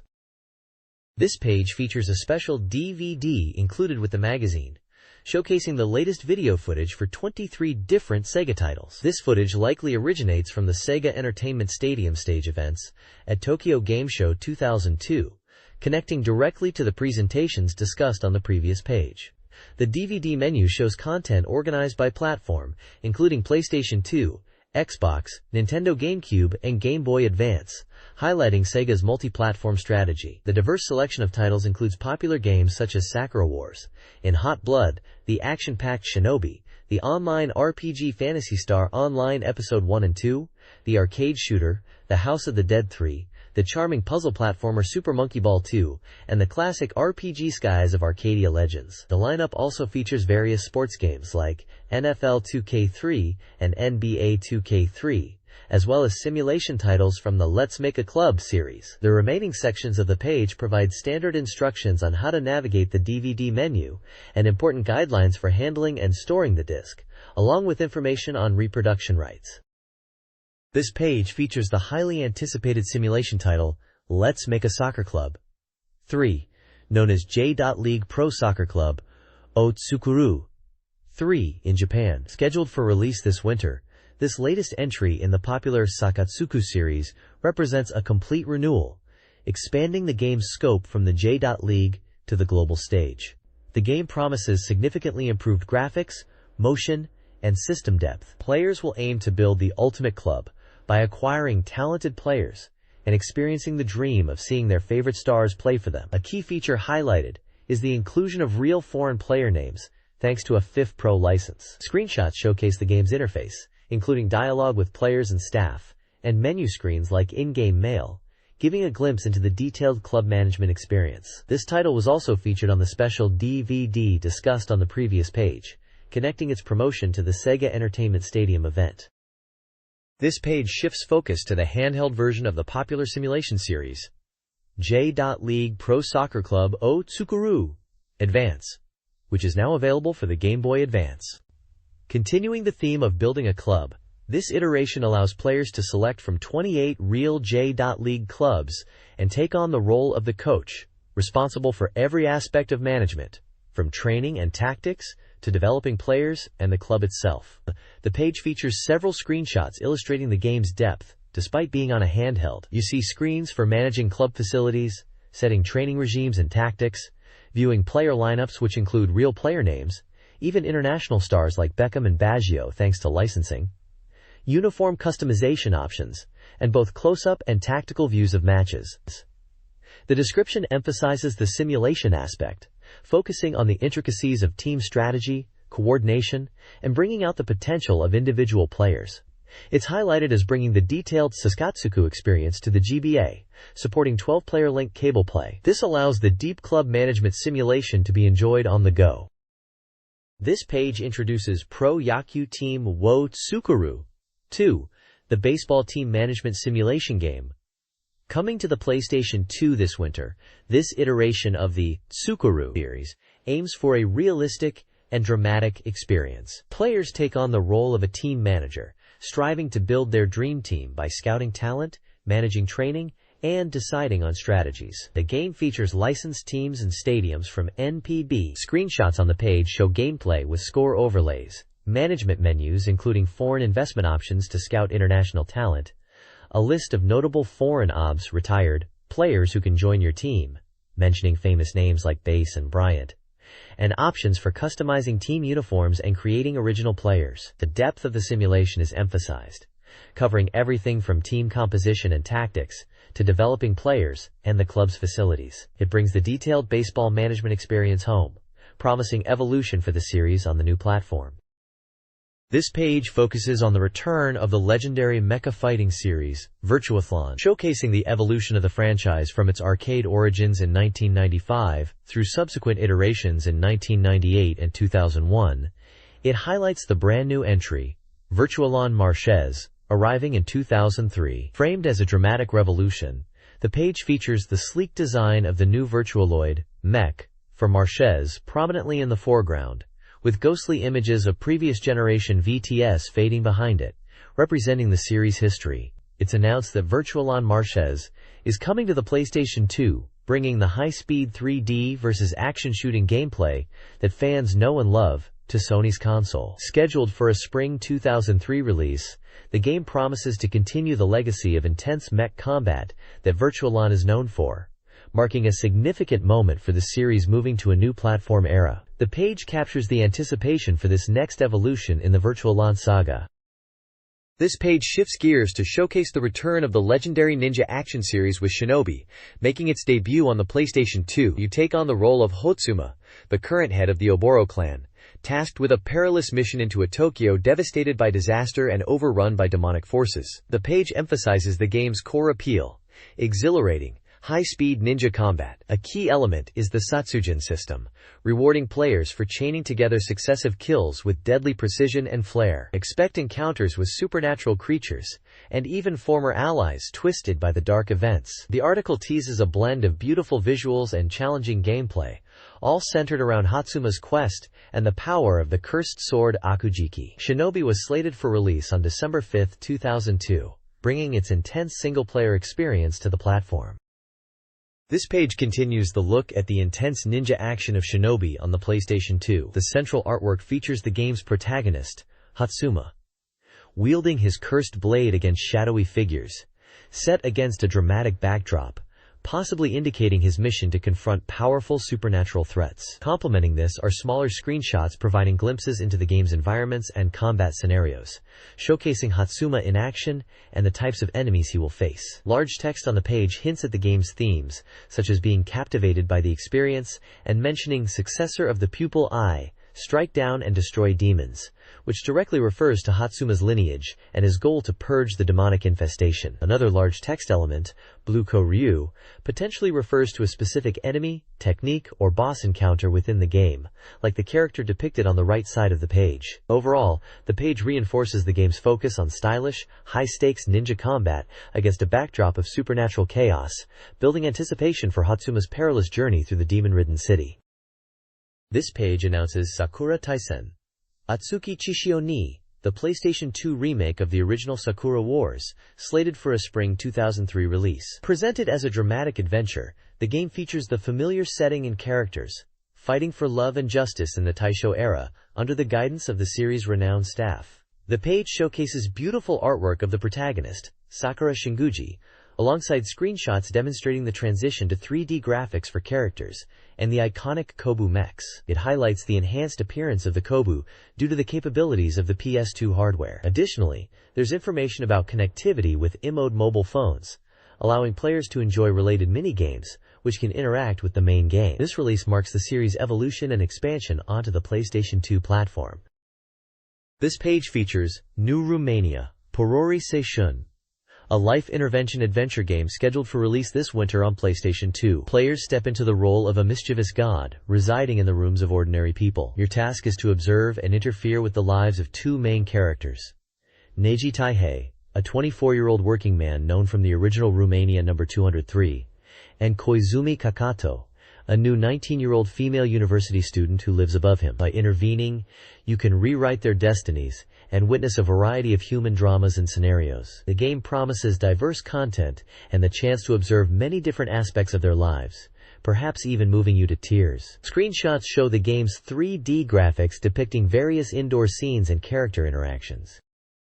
This page showcases two exciting releases. The top section features online games, Dai Guru Guru Onsen, a collection of 8 different table games playable both online and offline. This diverse package includes popular titles like Uno, Mahjong, Reversi, and Poker, allowing players on PS2, Dreamcast, and PC to connect and compete.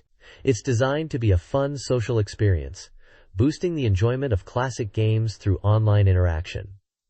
Below that is Get Bass Battle, a groundbreaking fishing game. Described as the world's first competitive fishing title, it emphasizes realistic fish behavior and the intense struggle of reeling in a big catch. The game includes a versus mode for head-to-head battles, as well as single-player options like tournament mode. It also fully supports fishing controllers for an immersive experience as you strive to catch the big one. Both titles are scheduled for release on PlayStation 2 in October 2002.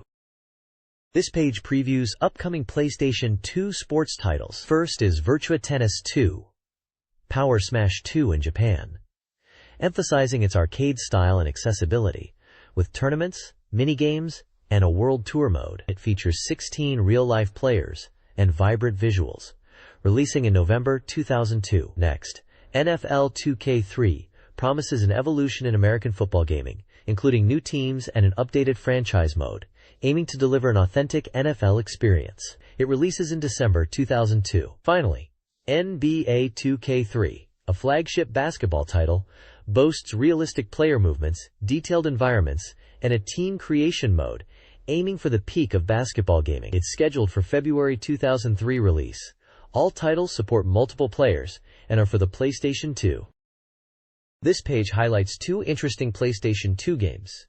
At the top is Minamoni, Shikado Tambourine, Dapyeon, Koot, a rhythm action game collaboration between the popular arcade title and the idol group Minamoni. It packs in numerous songs from the group and Morning Musume, along with minigames and voice navigation by the Minamoni members. For the best experience, the game recommends using the special tambourine controller.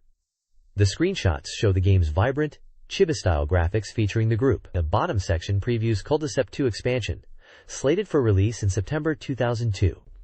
This latest version of the highly strategic trading card board game for PS2 builds upon the series' foundation. It introduces over 30 new card types, gameplay adjustments, and new systems, promising even deeper strategic possibilities for fans. The game also supports online data exchange via modem.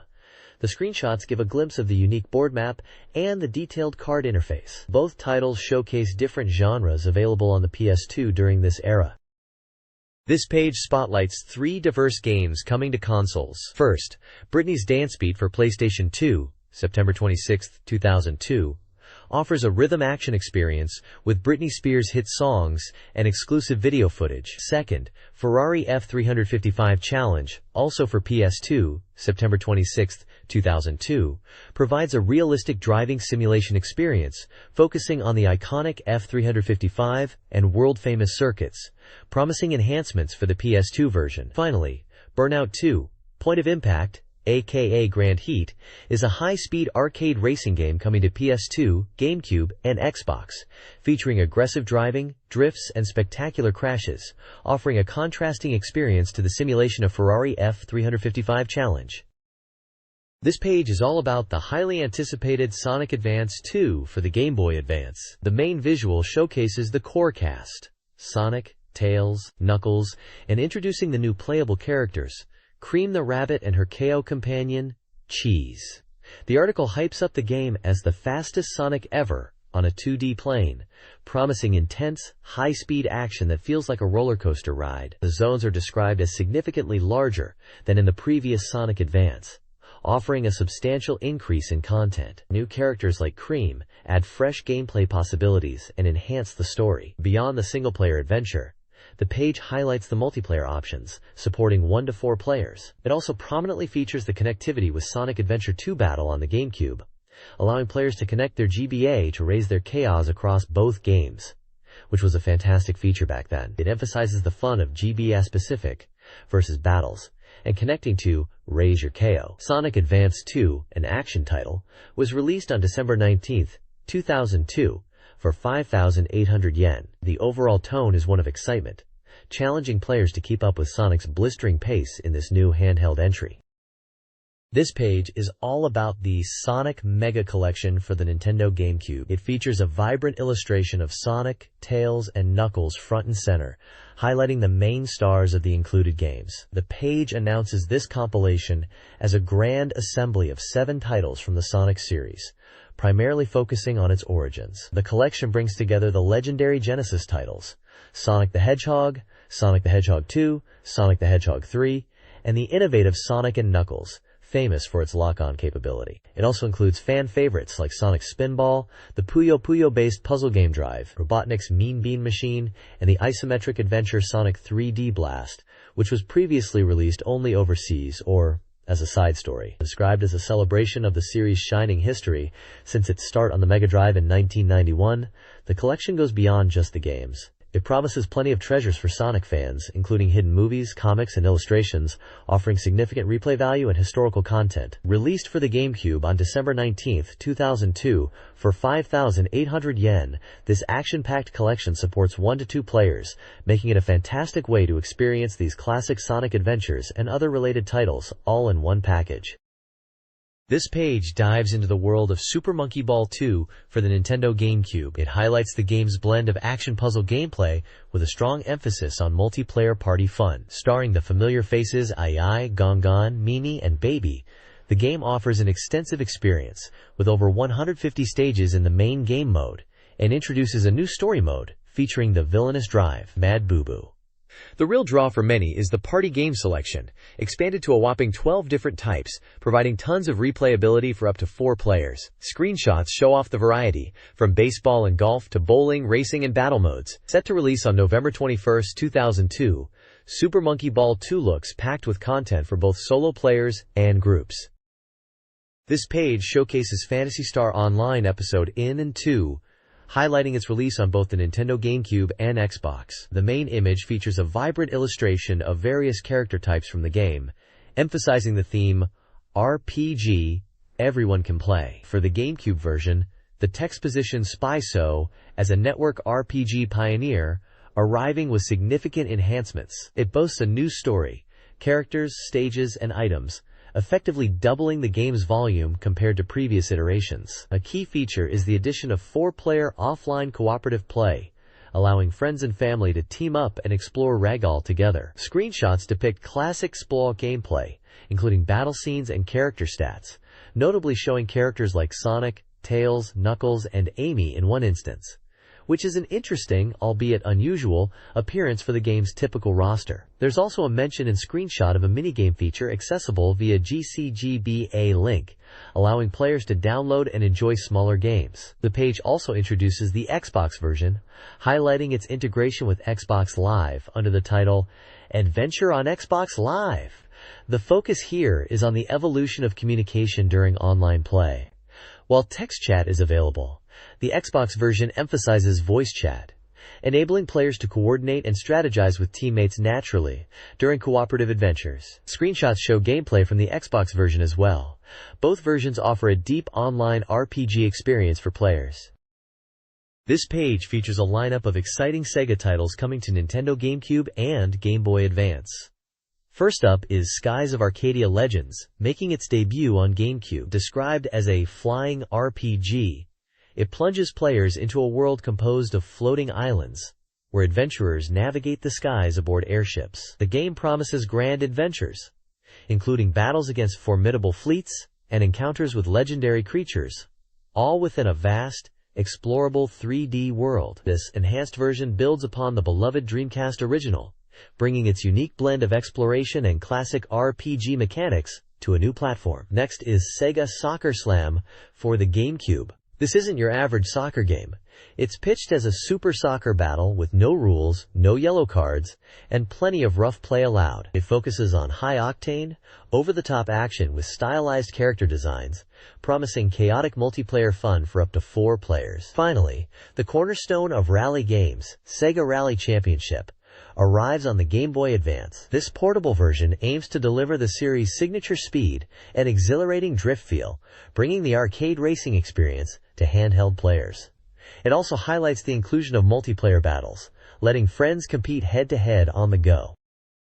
This page showcases Sega's presence on the Xbox platform with 2 highly anticipated titles. First up is the 3rd installment of the arcade horror classic, The House of the Dead 2 Eyes. This terrifying gun shooter is set to bring its brand of zombie blasting action to the Xbox this winter. The game features support for light gun controllers, plunging players into intense encounters where the primary weapon is a powerful shotgun, perfect for scattering hordes of undead enemies. The included screenshots highlight the visceral zombie designs and chaotic gunplay the series is known for, along with a glimpse of a boss battle. Below that, we find Sega GT 2002. A comprehensive driving and car life simulation that is already available. This title focuses on tradition, legend, and bloodline, with a selection of 125 meticulously reproduced cars. The game emphasizes delivering an experience of unprecedented quality, capturing the sheer joy of interacting with these vehicles, from the feel of the drive to the satisfaction of control. The screenshots showcase a variety of iconic automobiles in action on the track and in showroom-like settings, promising a rich experience for car enthusiasts. This page shifts focus to another significant Sega title making its way to the Xbox. Panzer Dragoon, or PATA. The page prominently features the game's logo, set against a striking background of organic, dragon-like claws, hinting at the game's unique aesthetic and focus on the relationship between rider and dragon. The tagline at the top emphasizes that a story of another world unfolds in 360 degrees, referencing the series' signature rail shooter gameplay with a full range of view. Key details provided indicate that this dramatic and experiential shooting game was scheduled for release in December 2002.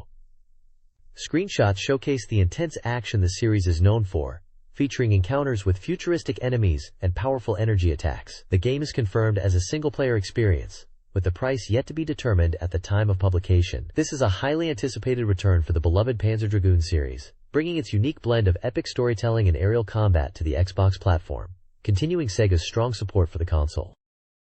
This page provides a deeper look into the immersive world and thrilling gameplay of the Panzer Dragoon series, complementing the focus on the upcoming Panzer Dragoon, or MATA, mentioned on the previous page. The text sets the scene in a post-apocalyptic world thousands of years after a great civilization fell, where humanity struggles against biological weapons and a powerful empire faces rebellion from artificial humans wielding ancient technology. At the heart of the experience is the legendary dragon, now awakened, soaring through the sky. The page highlights the game's spectacular visuals and powerful panoramic rail shooting combat, emphasizing the sense of being surrounded by enemies. Key gameplay features include the satisfying lock-on system for simultaneous attacks with homing lasers, and the dragon's dynamic transformation and maneuvering capabilities, allowing for intense aerial chases and flexible positioning through acceleration and deceleration. The content conveys the series' unique blend of epic storytelling and exhilarating aerial combat, showcasing a system designed to match the grandeur of its narrative. The images prominently feature a detailed close-up of a fierce creature's head, a close-up of a character's face, a chaotic battle sequence, and a rider on a dragon in flight, illustrating the game's themes and action. This page highlights the continued strength of the Dreamcast console, with a showcase of upcoming and recently released games. The main headline proclaims, "Still going strong! Dreamcast," and encourages players to fully enjoy the console with this new wave of titles. The page presents a diverse selection of games. Among them is the intense vertical shooter Ikaruga, praised for challenging genre conventions, with its unique polarity mechanic and focus on score attack. The popular Memories Off visual novel series features its latest entry, exploring themes of rekindled romance and new relationships. Other visual novels and adventure games, like Interlude, Wind a Breath of Heart, Kaitu Apricot, and the mystery-tinged Konohana 2, Totokanai Kalin, are also featured, each offering distinct narrative experiences. For fighting game fans, The King of Fighters 2001 is highlighted, detailing its team-based combat and the innovative 4-on-4 tactical system. The page includes screenshots and artwork illustrating the different games, from the frantic action of Ikaruga and King of Fighters to the character art from the visual novels. Finally, a section titled Dorikore 10 Selected Masterpieces promotes budget re-releases of beloved titles, including visual novels and adventure games, such as Inoue Ryoko Roommate, Close to Inori no Oka, Comic Party, and Happy Lesson, inviting players to acquire these classic entries at a lower price. The overall presentation emphasizes the breadth of genres still available on the Dreamcast. The Japanese Dreamcast scene thrives, especially in visual novels and adventure games. This page highlights the console's strength in these genres, showcasing several romance adventure titles like Symphony, which offers dual perspectives, and Sentimental Prelude, part of a beloved series. Other entries, such as Happy Pudding and Pandora's Dream, feature unique romantic settings. The latest Welcome to Pia Carrot installment also appears. Beyond romance, the page features narrative-driven games, such as My and Our Summer and Missing Parts 2. Genre blends like Snow Story and Mei Puru add further variety. The page also includes action puzzle games like Lilthurb and the RPG Ring Age. Tactical simulation like Black/Matrix Ad and the Fairy Sim Meryl Cryas pretty round out the collection. Finally, new releases and budget versions, including titles from the Roommate and Memories Off series, are listed, demonstrating the Dreamcast's continued strong support and diverse software offerings. This page dives into Sega's offerings beyond consoles, covering PC ports and mobile titles, ranging from network-focused games to handheld puzzles. First up is the Windows port of Crazy Taxi, bringing the frantic, high-speed driving action of the arcade and Dreamcast classic to PC. It challenges players to pick up fares and race them to their destinations, encouraging wild, reckless driving for bigger tips, and even includes new stages exclusive to this version. Next, we see the complete Japanese version of Neverwinter Nights, a massive network RPG based on the detailed Dungeons & Dragons 3rd edition rules. This PC title supports up to 64 players online, tackling quests and advancing the story, while also offering a robust single-player experience offline. The page also features Guru Guru Onsen 2, presented as an online theme park for PC. This communication game includes popular classics like Mahjong, Poker, and Uno, alongside a unique board game for cooperative or competitive play. Players can create avatars and connect with users on the Dreamcast and PlayStation 2 versions. For mobile gamers, there are 2 puzzle titles for Pocket PC. Columns for Cly is a port of the classic gem-matching puzzle game, included with a dedicated controller for the Cly device. Finally, Puyo Puyo for Pocket PC brings the beloved falling block puzzle action to the handheld platform, featuring single-player modes against the computer and training modes for mastering chain reactions. This page presents Sega's comprehensive mobile game offerings across the major Japanese platforms of the era: iMode, J-Ski, and EZWeb, showcasing entertainment readily available in your hands. The iMode section features a wide array of titles, From popular ports and original concepts in Sonic Cafe, including familiar names like Outrun and Sonic Golf, to the enhanced Puyo Puyo DX, you can dive into a dating simulation with Venus Paradise, build a racing team in Let's Make a Rally Team, or try your luck with UFO Catcher. There's also a Sakura Wars mobile club, an English learning app, a mahjong title called MJ.net, and online fighting action with VF.net. For unique experiences, check out the Sumo, a traditional Japanese sports game, and Great Edo 365, a life simulation set in the Edo period, alongside pocket tennis. Moving to J-Ski, the focus shifts to enhanced graphics, featuring titles like Puyo Puyo and Pocketworks, which includes rhythm games. Sports fans can enjoy WoW Sports Best Soccer, while TypingJet offers a fast-paced typing challenge. J-Ski also hosts VF.net for online communication, and Shabeton, a character creation app. Finally, the ESWeb platform highlights classic Sega masterpieces under the Sega Ages banner, bringing titles like Pengo, Penguinland, and Head On to mobile. The ever-popular UFO Catcher is also available here, alongside Game Music Sega, where you can get music from Sega games. The collection across all platforms demonstrates Sega's commitment to delivering diverse and engaging mobile entertainment. This page presents a comprehensive credit list covering numerous Sega and third-party game titles, including copyright and development details. It also provides Sega support, contact information, and legal trademark disclaimers. This page features a promotional spread for the Xbox title Brave Knight, a love simulation game. The artwork prominently displays the main character, a blonde girl, surrounded by several other characters depicted in sketch style. The game is advertised as only on Xbox and is set to be released on October 2nd, priced at 6,800 yen, excluding tax. Key highlights include a luxurious voice cast featuring well-known voice actors, and the opening theme song, Believe, is sung by Kikuko Inoue, who also voices the character Remilia. The page also announces an event appearance on October 6th at Character Carnival 2002, which will feature talk and live performances by the voice actors. As a first-run bonus, customers will receive a luncheon mat with a new illustration. Additionally, character books and introduction videos are being distributed at Xbox retailers. The game's tagline describes it as a story of love and courage about becoming a true knight. The next page features a striking advertisement for the PlayStation 2 game, Culdicept. The central artwork depicts a powerful figure, possibly a goddess or queen, adorned with a golden headdress and jewels, her hands outstretched over a vast, star-filled space. Around her are various fantastical creatures, like a winged dragon, a dinosaur, a cyclops, a zombie, a knight, and a figure resembling Medusa, all amidst floating cards and orbs. The large text prominently displays the game's title, which translates to Advent or Descent, accompanied by the tagline, The Ultimate Card Board Game.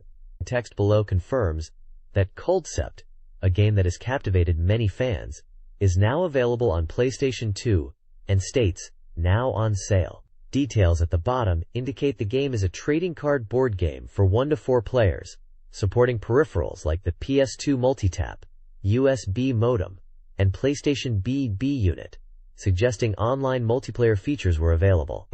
It lists Omiya Soft as the developer and Sega as the manufacturer/publisher. A small section also promotes the online store D-Direct. This page features details on the PlayStation 2 release of Culdicept 2 expansion. Following up on the previous game, this version significantly expands the content. Highlighted features include the addition of over 30 new cards, illustrated by various artists, adding fresh, strategic options. A new system introduces collectible medals, earned by meeting hidden conditions, challenging players to gather them all to prove their mastery. The game also adds 20 new maps from the Dreamcast version, dramatically changing gameplay strategies. Furthermore, network connectivity allows players to download game data like cards, maps, books, and AI characters. Finally, there's an urgent announcement about the All Japan Scepters Cup 2002, an official national tournament commemorating the expansion's release using the PS2 version, with details to follow. This page is a full-page advertisement for Yahoo! B-Flat ADSL Internet Service, promoting Japan's first 12 Mbps ADSL speed service bundled with BB phone VoIP, featuring free calls between subscribers. This page is a full-page advertisement for Yahoo! B-Flat, promoting a free trial period for their broadband and VoIP services during a specific campaign period in late 2002.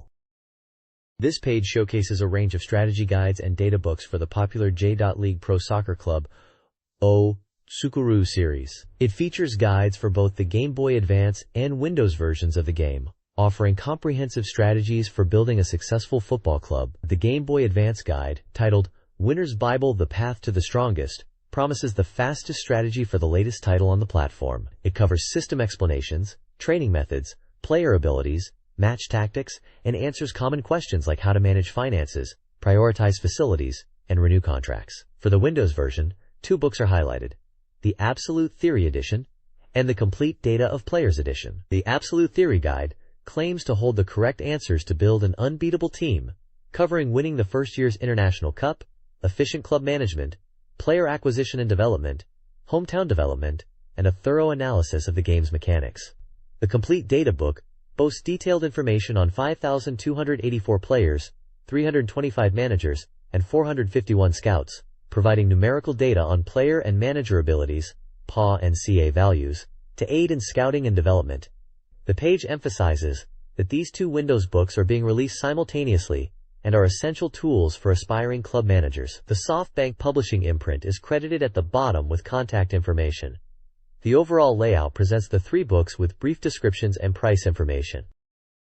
This page features Kamimura Sachiko's Game Tiger's Den column, presented in a manga format. The main subject is the game to Kamak, a unique dating simulation that gained attention in Korea and is now set for release on PC and PlayStation 2. The comic follows Kamimura-sensei and her feline companion, Cameron Sorimachi, as they discuss and play the game. The premise of Tomak is quite bizarre. The player must raise and nurture a potted plant that has the head of a young woman. Gameplay involves interacting with the plant, such as petting it and giving it water, to raise affection over a 3-year period. Kamimura-sensei expresses surprise and initial difficulty with the game, finding it challenging to build the necessary love and affection. Despite achieving an A grade in one instance, a panel depicts a dramatic failure resulting in an explosion, highlighting the game's potential for frustrating outcomes. Cameron Sorimachi, introduced as a game maniac, comments on the strange nature of the game and questions whether he himself managed to clear it. The column concludes with anticipation for reader submissions about the game, particularly regarding its bad endings. This page features the Color Illustration Exhibition Corner, showcasing reader-submitted fan art under the theme Autumn's Big Catch of Excellent Illustrations. Editorial staff members Yo, Ike, and Tanchio offer comments on the submissions and provide advice on sending in artwork. Featured illustrations include characters from popular games. There's a dynamic piece featuring the cast of Sakura Wars 3, praised for its balance and detail. Another shows a character in a delicate pose, possibly inspired by Shi, the ultimate weapon. A vibrant illustration depicts a character from Dead or Alive Stream Beach Volleyball enjoying the poolside. The page also includes charming chibi-style drawings, one with a castle that seems related to Tokimeki Memorial Girls' Side, and another of a character amidst autumn leaves. The staff comments reflect appreciation for the quality and effort in the submitted fan art. This page features fan-submitted color illustrations, reviewed by Yo, Ike, and Tanchio. The artwork showcases diverse styles and subjects, including characters from Black Matrix Zero, Phantasy Star Online Verpoint 2, and a Namco companion, with staff commentary on character design, setting, and artistic choices. Other featured art includes manga-style panels, traditional Japanese art, and dynamic poses of characters like Ulala from Space Channel 5 Part 2. Cute character pairings and original designs, such as 2 schoolgirls, are also highlighted. The page closes with a King of Fighters swimsuit scene and a piece referencing the TGS costume contest. The text concludes with instructions for submitting artwork via postcard or email, detailing format, size, and required information. This page features the bi-weekly column, Growing Strong in Various Ways, by artist and game designer Izumi Takemoto, titled Doki Doki Memorial, a playful nod to the famous dating sim. This entry is the 33rd installment. Takemoto reminisces about past game projects. He specifically recalls working on a game for the Mega CD, where he handled everything from the original art and character design to storyboards. He reflects on how he often thinks back on various aspects of game development. The main focus of the comic strip is a particular scene within that Mega CD game. Takemoto recounts planning to work on the layout for this crucial scene, which he was eagerly anticipating, but due to various circumstances he missed the opportunity, and the scene's layout was handled by someone else. He expresses his regret and disappointment over not being able to personally complete the layout for this significant moment in the game. The column also briefly touches upon the FM Towns and Windows ports of a game, noting that Takemoto himself drew very little for the main story illustrations in the original versions, but the backgrounds were entirely his work in the Windows version. Given the time frame and the association with Game Arts and Izumi Takemoto, this likely refers to the development of games like Popful Mail, a classic action RPG, released on the Mega CD and later ported to other platforms. This page features the regular column, Dorimaga Colonial, which opens with an illustration of the magazine's mascot characters, Riru and Waruru. The main feature is Futarini Kotobazime, a queue, and a section where Ruru and Waruru interact with readers. Ruru introduces Waru as the guest for this issue, stating they will answer questions together, and mentions Waru will host the next installment alone. The questions cover a range of topics, including thoughts on buying hardware late for a game like Pandora's Dream, known internationally as Popful Mail, preferences between games like Shining Force and Guilty Gear, opinions on Tokimeki Memorial characters, and general life questions. Waruru's profile is also included, detailing her height, measurements, special skills, and interests. Another section, Messages from Famous People, presents illustrations and comments from various individuals, including caricatures resembling the character Anne Panman, actress Audrey Hepburn, and a politician who appears to be Nagano Prefecture Governor Yasuo Tanaka. These comments seem to express support or opinions related to the magazine or general life advice, offering a variety of perspectives from different walks of life. This page features the Dorimaga Coliseum Illustration Straight Punch section, showcasing reader-submitted artwork from across Japan. Readers from various prefectures share their illustrations, covering a wide range of subjects from popular game characters to original creations. Featured art includes characters from Square Enix's Kingdom Hearts, the visual novels Clanad and Canon, fighting game characters reminiscent of Guilty Gear XX, and depictions from series like Densha to Go, Gungrave, and Initial D. There are also illustrations seemingly related to games like Evolution and Ragnarlore, demonstrating the diverse interests of the magazine's readership. The bottom section, the Unconfirmed Information Bureau, acts as a lively interactive corner, soliciting submissions for various features and hinting at potential secrets or upcoming details for games, including subtle mentions of characters in titles like Steel Battalion and Phoenix Wright. Justice for All, encouraging readers to engage and contribute to future issues. This page continues the reader-submitted content from the Dorimaga Coliseum section, focusing heavily on the beloved Dreamcast title, Shenmue. Under the main banner, To Shenmue Forever, fans share their passion through illustrations and text. A prominent section titled, Juryo Hazuki's Super Special Move Teaching Theater showcases readers' imaginative takes on potential special moves for the protagonists, often drawing inspiration from other famous games and anime. We see suggestions like a body change technique, reminiscent of moves from Dragon Ball, and a table flip move, referencing the popular Into Family series. Another fun detail highlighted is the mystery of Ryo's secret pocket, questioning how the character manages to carry such an absurd number of items. The page also features reader illustrations depicting various scenes and interpretations of the game. Moving on to Fusion with Games! Revised. Readers are challenged to creatively combine elements from two different games. This section emphasizes that the text submission needs to clearly indicate which two games were fused, while illustrations can be anything interesting. Examples presented include fusing Blaster Master, known as Abarenbo Tengu in Japan, with Okami to create Rampaging Okami, or merging Golden Sun and Tower of Druaga with accompanying illustrations. Other text-based fusions combine dating sims or reference popular culture icons like Giant from Doraemon. Finally, the Unconfirmed Information Bureau section continues, serving as a reader-driven news and rumor mill, hinting at various gaming tidbits and upcoming releases or events, extending the interactive nature of this part of the magazine.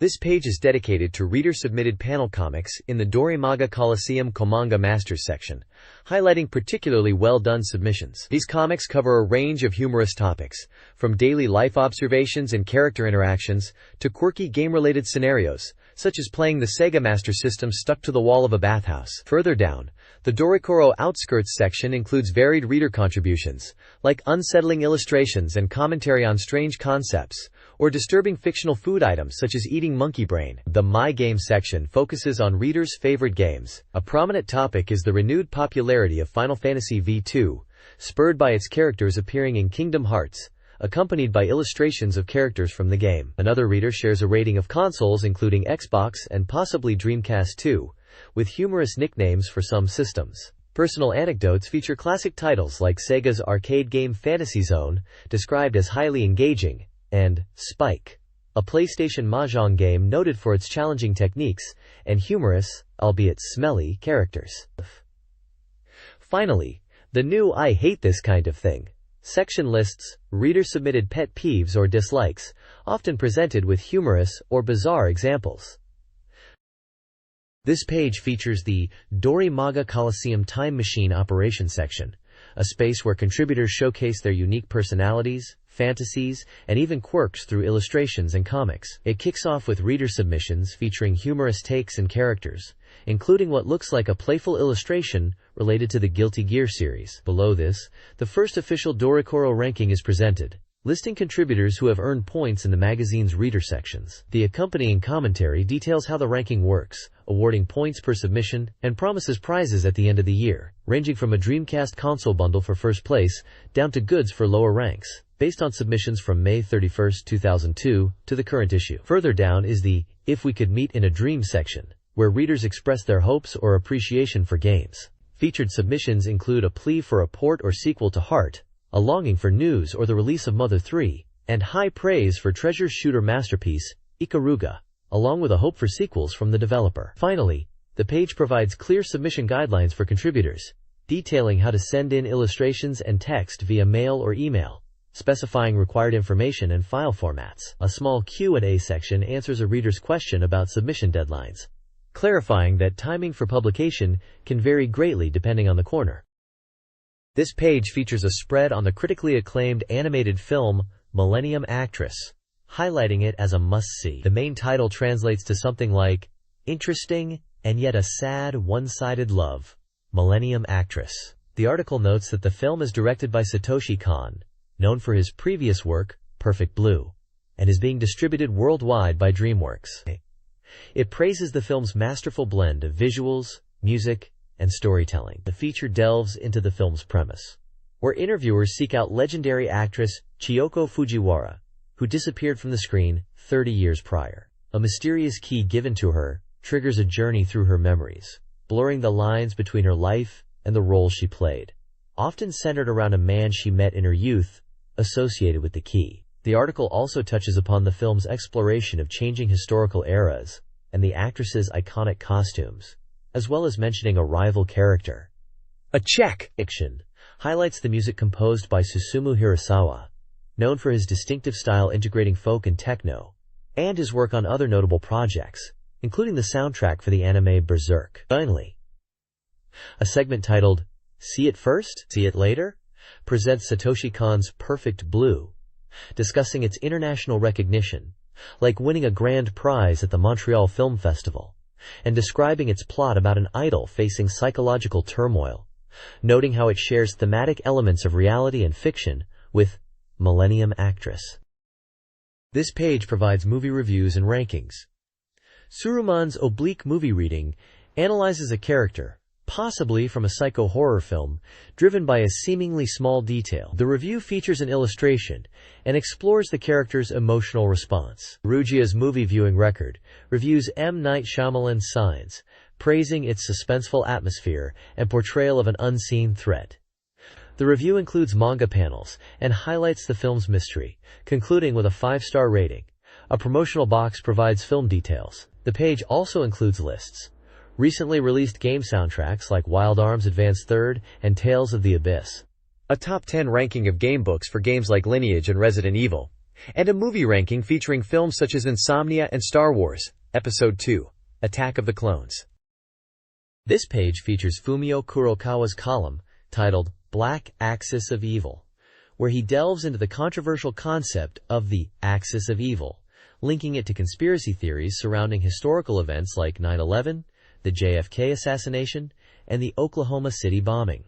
He also comments on the American president's speech naming North Korea, Iran, and Iraq as the modern axis of evil, and discusses the various allegations made against these countries. A brief profile box introduces Fumio Kurokawa, detailing his background in the entertainment and game industries, including his work promoting the Virtua Fighter series and his current role in game distribution. The lower section presents the week's game industry news headlines, covering September 12th to 20th. Key news items include a business alliance between Sancherio and NEC Interchannel, focused on children's software featuring characters like Hello Kitty, Microsoft considering the acquisition of game developer Rare, the outcome of a lawsuit related to the game Derby Stallion where a horse owner's claim was dismissed, the Greek law banning electronic games being ruled unconstitutional by the Athens court, and Enix partnering with Waseda University to establish a company distributing sports programs online. This page features the 150th installment of the manga series Samshin Yoshimatsu Theater. The comic strip, titled I Will Be Reborn, tells a metaphorical story about Sega's hardware. The character representing the Dreamcast contemplates a significant change and discovers she will be reborn as commercial arcade hardware, specifically referencing the Naomi system, which shared architecture with the Dreamcast. The strip depicts the Dreamcast character saying goodbye to home consoles as she transforms to compete seriously in the arcade market. The comic also features a character representing the Sega Saturn and introduces a new, striking female character labeled Naomi Series, symbolizing this new era for Sega. The comic concludes with the Dreamcast character's return, having seemingly transformed into the Naomi series character, referencing the use of Dreamcast-based technology in areas like Sammy's Patch-a-Slot machines. It humorously reflects Sega's strategic pivot after the Dreamcast. This page features the latest anime information, highlighting the release of the first volume of the TV anime Gone Riders. This series, directed by Shinichiro Kimura, with character design by Yuji Hirata, is a sci-fi action story centered around beautiful girls who fight alien invaders using special weapons disguised as their glasses. It's set for release on VC and DVD video formats on October 9th. The page also introduces some of the key characters, such as Yuki Kura and Sarah Minami, along with their voice actors. There's also information about the anime's soundtrack release and its official website. Additionally, the page includes a section highlighting special anime programming on CS and cable TV channels, featuring retrospectives on directors Mamoru Oshii and Kosuke Fujishima, including airings of titles like Jinro, The Wolf Brigade, Avalon, Sakura Wars, and Ah My Goddess.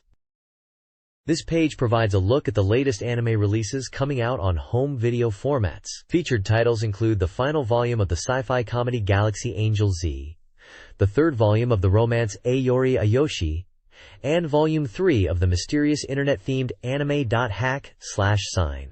Also highlighted is the final volume of the unique science fiction story figure 17, Tsubasa and Hikaru, Volume 8 of the action-packed Full Metal Panic, and Volume 6 of the mecha series Brain-Powered. Additionally, there are mentions of new volumes for two adult anime OVAs based on popular eroge games, Raisin Kairu and Kisaku. In the audio section, there's news on the original soundtrack for the arcade gamer Fubuki OVA, and a tribute album for the popular slice-of-life comedy Azumanga Daioh. Finally, the information news section points out that the reservation deadline is fast approaching for the final volume of the King of Braves Gao Gaigar Final OVA. This limited edition release comes with a special DX Goldion Hammer toy, a must-have for fans looking to complete their collection.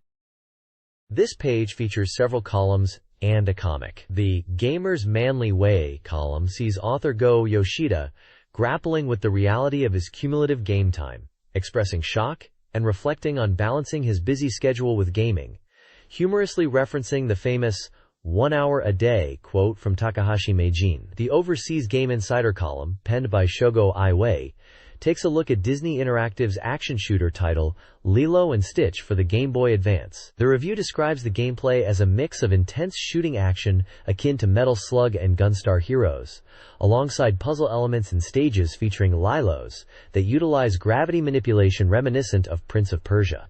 The reviewer expresses surprise at the game's intensity for a Disney title, and wonders about its suitability for children, while also mentioning Tron 2.0. Meanwhile, The Mokikyu Paradise of Darkness section features an illustration by Yoshiharu Makita. The text accompanying the art touches upon the announcement of a new Zone of the Enders game and the author's positive impressions of a Rurouni Kenshin Ogawa's quality. There's also a brief correction note at the bottom regarding previously published information about the Mark of Kree. This page offers a multifaceted look at the gaming and entertainment industries. A main column recounts a Sega employee's efforts to connect a Taito programmer of games like Exit X's with a Capcom producer of Street Fighter II, illustrating the close-knit nature of game development. The author humorously frames this meeting as a pivotal moment. Another section features voice actress and singer Mayumi Iizuka, Misty from Pokémon, discussing her career balancing voice acting and music, her recent album, and the shift in mindset between her two performance roles. Finally, a comic strip, Neji Gohan Side Story, by Shunji Inomoto, provides a lighthearted perspective on the gaming world, possibly satirizing dating sims or fan culture. The page combines industry insights, personal reflections, and gaming humor. This page features an interview with the enigmatic entertainer known as Tekken, who styles himself a world conquest artist. Known for his bizarre persona and unique artistic style, the interview delves into his unconventional background, including claims of being an alien from BC 6000. He discusses his past attempts at different careers, like pro wrestling, specifically mentioning FMW's barbed wire death matches, and acting, before finding his true calling as an artist, all driven by his peculiar goal of world conquest. The main focus is the release of his first collection of works, titled Such a Large Hollow Circle is, a Times, which has seen surprising popularity and multiple printings. Tekken humorously suggests that anyone who smirks while reading his book has been brainwashed, furthering his world domination plan. He also notes the impression made by drawings of hangings in his work, which he claims children enjoy. The page includes a small drawing related to his book title, and a photo of Tekken in his signature face paint. The profile box confirms his involvement in the gaming world, mentioning his work on character concepts and appearing in advertisements for Tekken 4, as well as his role as a missionary for the Dreamcast Dream Cup tournament. It's a fascinating look at a truly unique figure in Japanese entertainment. This page showcases strategy guides for two different games. The top section advertises the official complete guide for Elifasian. The artwork features several anime-style characters, set against a backdrop of what appears to be a grand building or castle interior. The guide is a 5-size, 112 pages in full color, and priced at 1,600 yen, even including an original postcard. It promises to cover everything about Elifasian, including strategy information, a story digest, a glossary, detailed explanations of events using flowcharts, complete coverage of the original heroine Charlotte, and tips for completing the art gallery. The bottom section promotes the official complete guide for 2 Again and Refrain. The artwork here shows a different group of anime characters in more contemporary settings, including school uniforms. A Dreamcast logo is visible, confirming its platform. This guide, also a 5-size and full color, is 128 pages and priced at 1,600 yen. It boasts complete strategy for all heroines and all events, specifically mentioning coverage of the Again and Refrain routes, with flowcharts for every heroine's path. Both guides are published by SoftBank Publishing. This document outlines a reader questionnaire for a magazine. The postcard front collects personal details and allows for comments and game port requests. The survey itself gathers demographic information, gender, age, occupation, media usage, and feedback on the magazine's cover and survey submission frequency. Readers are asked about their favorite game genre and opinions on the DVD supplement. Crucially, the survey uses tables. Table 1 for rating articles, and Table 2 for listing owned and planned gaming hardware platforms. Finally, readers list up to 10 desired software titles from a release schedule. This data helps the magazine understand reader preferences and anticipate market trends. This page dives into the exciting world of Sonic Advance 2 on the Game Boy Advance. Headlining the feature is the introduction of a brand new character joining Sonic and friends, Cream the Rabbit, always accompanied by her adorable KO companion. Sonic Advance 2 is highlighted for its incredible speed, claiming to be the fastest 2D game, and features maps 6 times larger than the previous installment. The article showcases gameplay screenshots demonstrating the vibrant levels and characters in action, including the new trick action system that utilizes elements like jump boards and bars to perform impressive aerial maneuvers. A character profile introduces Cream the Rabbit as a kind, innocent, and polite girl who fights alongside her KO, even using her friend to attack enemies. The magazine expresses anticipation for her role and her relationship with the other characters. The page also includes a brief rundown of game information, confirming the genre as action, the publisher as Sega/Sonic Team, and support for 1 to 4 players. The excitement for this speedy new adventure on the GBA is clear. The Legend of Zelda: The Wind Waker, releasing December 3rd on GameCube, is an action RPG centered on Link's oceanic adventure. He sets sail with a pirate girl to rescue someone after pirates disrupt his peaceful island life. This exploration-focused game features a toon rendering style, giving Link a cel-shaded appearance with expressive animations. The game emphasizes the importance of wind in navigation and combat.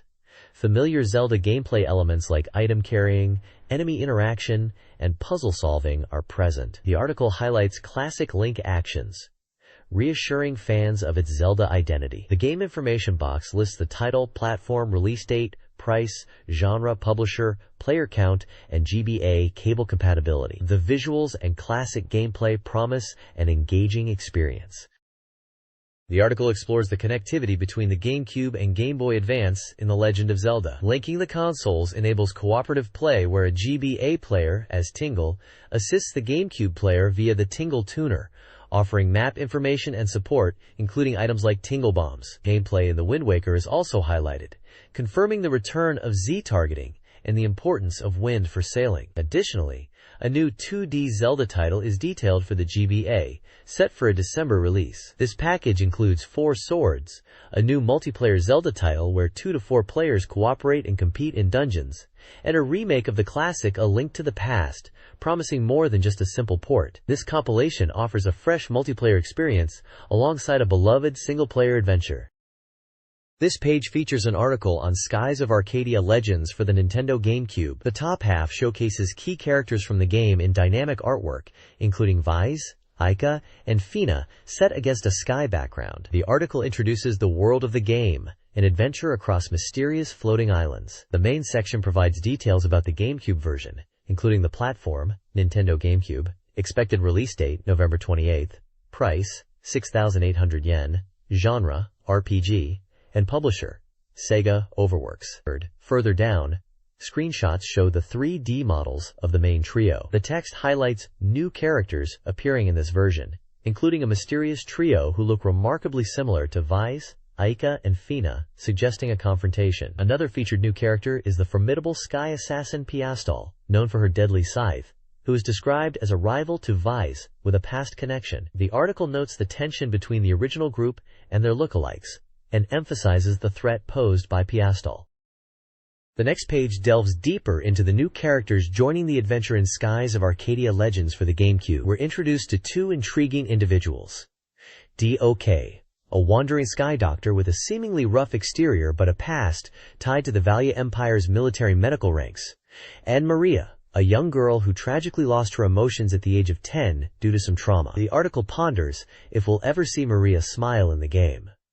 Maria is often seen with a strange baby bird named Piccolo, which she found and now constantly cares for. Players of the original Dreamcast version will likely recognize Piccolo from his comical cries and distinct round form. The article also highlights a new gameplay mechanic, finding moonfish, transparent creatures living in the sky that can only be seen using a special moon lens given to Vise by D.O.K. Feeding these moonfish to Piccolo helps him grow, hinting at potential rewards as he develops.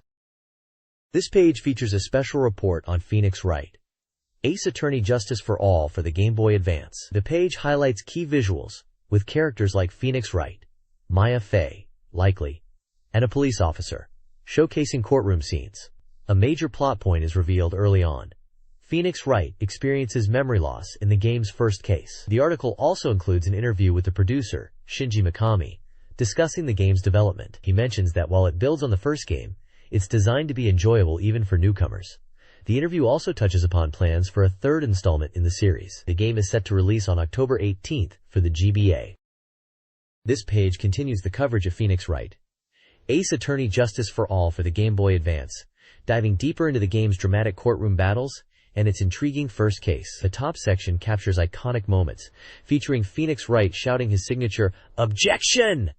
the judge with unsettlingly glowing eyes, and even Winston Payne reacting in shock. It hints at Phoenix's special skills being key, even with his memory loss. The article then previews the progression of the first case, showing Detective Gumshoe hard at work and highlighting Phoenix's amnesia. It emphasizes that despite this setback, familiar faces like Gumshoe return. It strongly encourages players to try the demo, available on the official website and via a special crydrom, to discover the events leading to Phoenix's memory loss and the start of the story.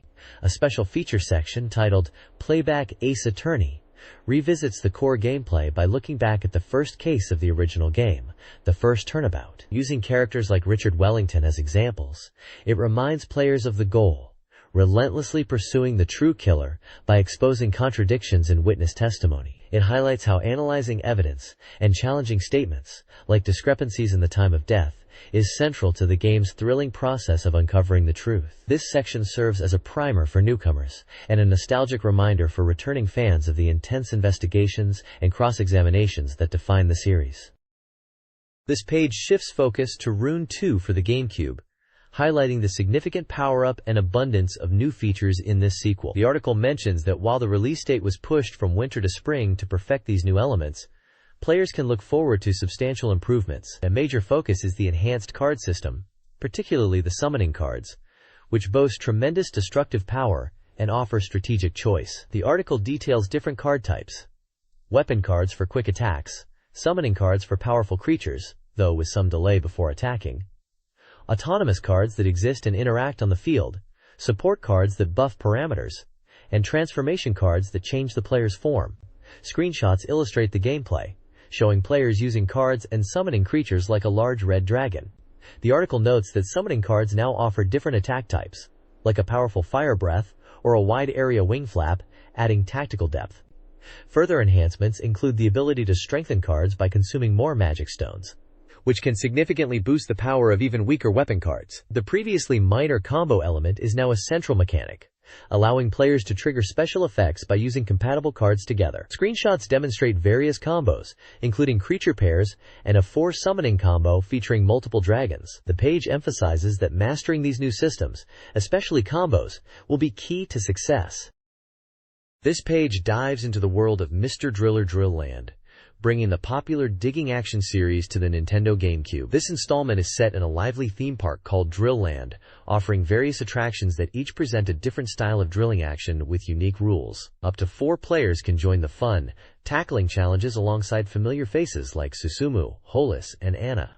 One exciting new element is the introduction of the block, which can trigger unpredictable events like making all surrounding blocks disappear or causing sudden rockfalls, adding a layer of chaos to the gameplay. The game also features connectivity with the GBA title Mr. Driller Ace, hinting at secret links, possibly involving collecting bacteria in the GBA version. An interview with the development staff highlights their focus on enhancing the graphics for the GameCube release and creating distinct, visually surprising worlds for each theme park attraction. They mention increasing the cinematic sequences and encourage players to enjoy the diverse character costumes and interactions. The team emphasizes capturing the theme park feel and encourages everyone to play together and have fun.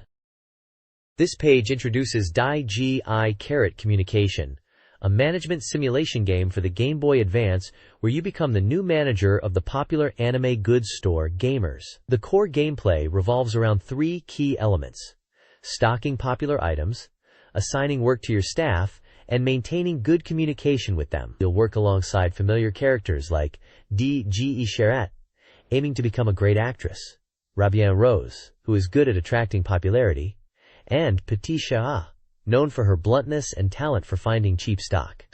Screenshots show you interacting with these characters, managing inventory levels, and assigning various tasks like register duty and cleaning. Communication is vital, as keeping staff happy and motivated affects the store's performance, and they'll report on sales trends and customer numbers. Developed and published by Broccoli, this game features charming graphics by Kogadon Abo and promises various events throughout the game's 1-year timeline. It's designed to be easy to pick up and enjoy, blending simulation elements with character interaction. The game was released on October 25th for the Game Boy Advance. This page covers several exciting upcoming titles across different platforms. First up is Space Operation Chocovator, Invaders from Outer Space for the Game Boy Advance, an RPG game based on figures and sweets. You follow young Akio, guided by a mysterious force, as he battles space invaders with companions like Unmo, a surviving robot, and Rita, a girl with telekinetic powers. Combat is turn-based, allowing for strategic use of abilities.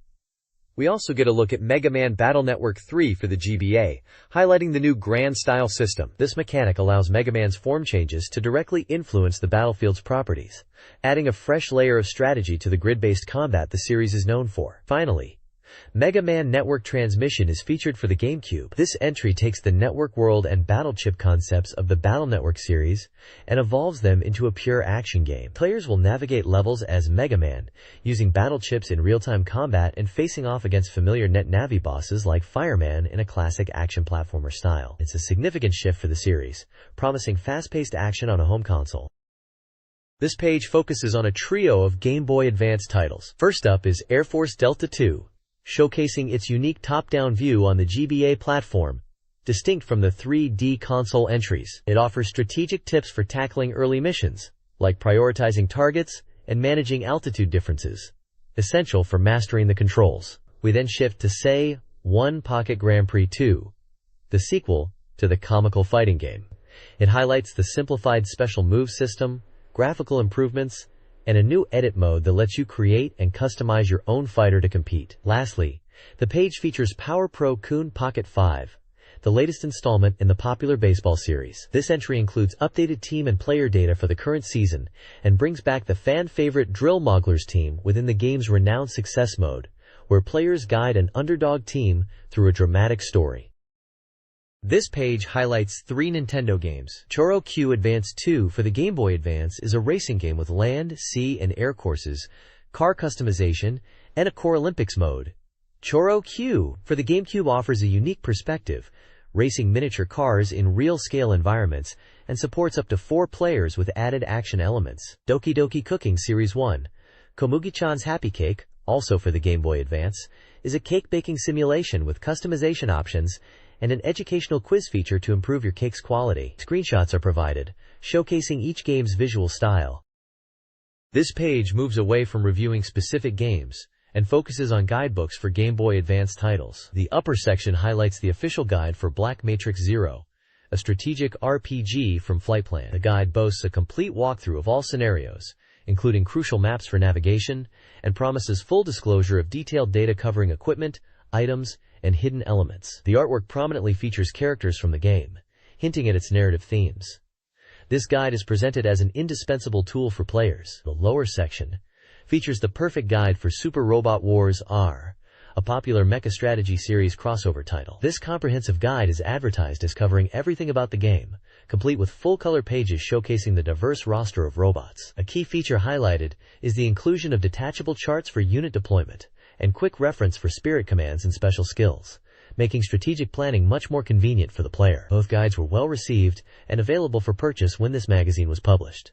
The page includes publisher and contact information at the bottom.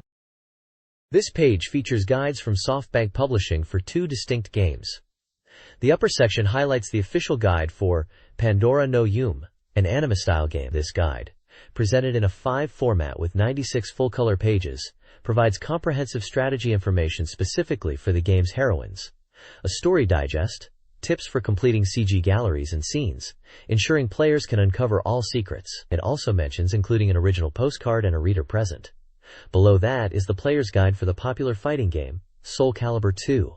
This, a 5 guide, is more substantial at 176 pages and focuses on providing in-depth information for players. Key features include detailed explanations of basic controls and the game's various systems, comprehensive character profiles, story details, and strategy tips. It boasts a data file containing character lines and victory quotes, and, crucially for competitive players, a complete move list for all 16 characters, including damage data for each attack. The guide is noted as being well received and available for purchase. Both guides are published by SoftBank Publishing, with contact information provided at the bottom of the page.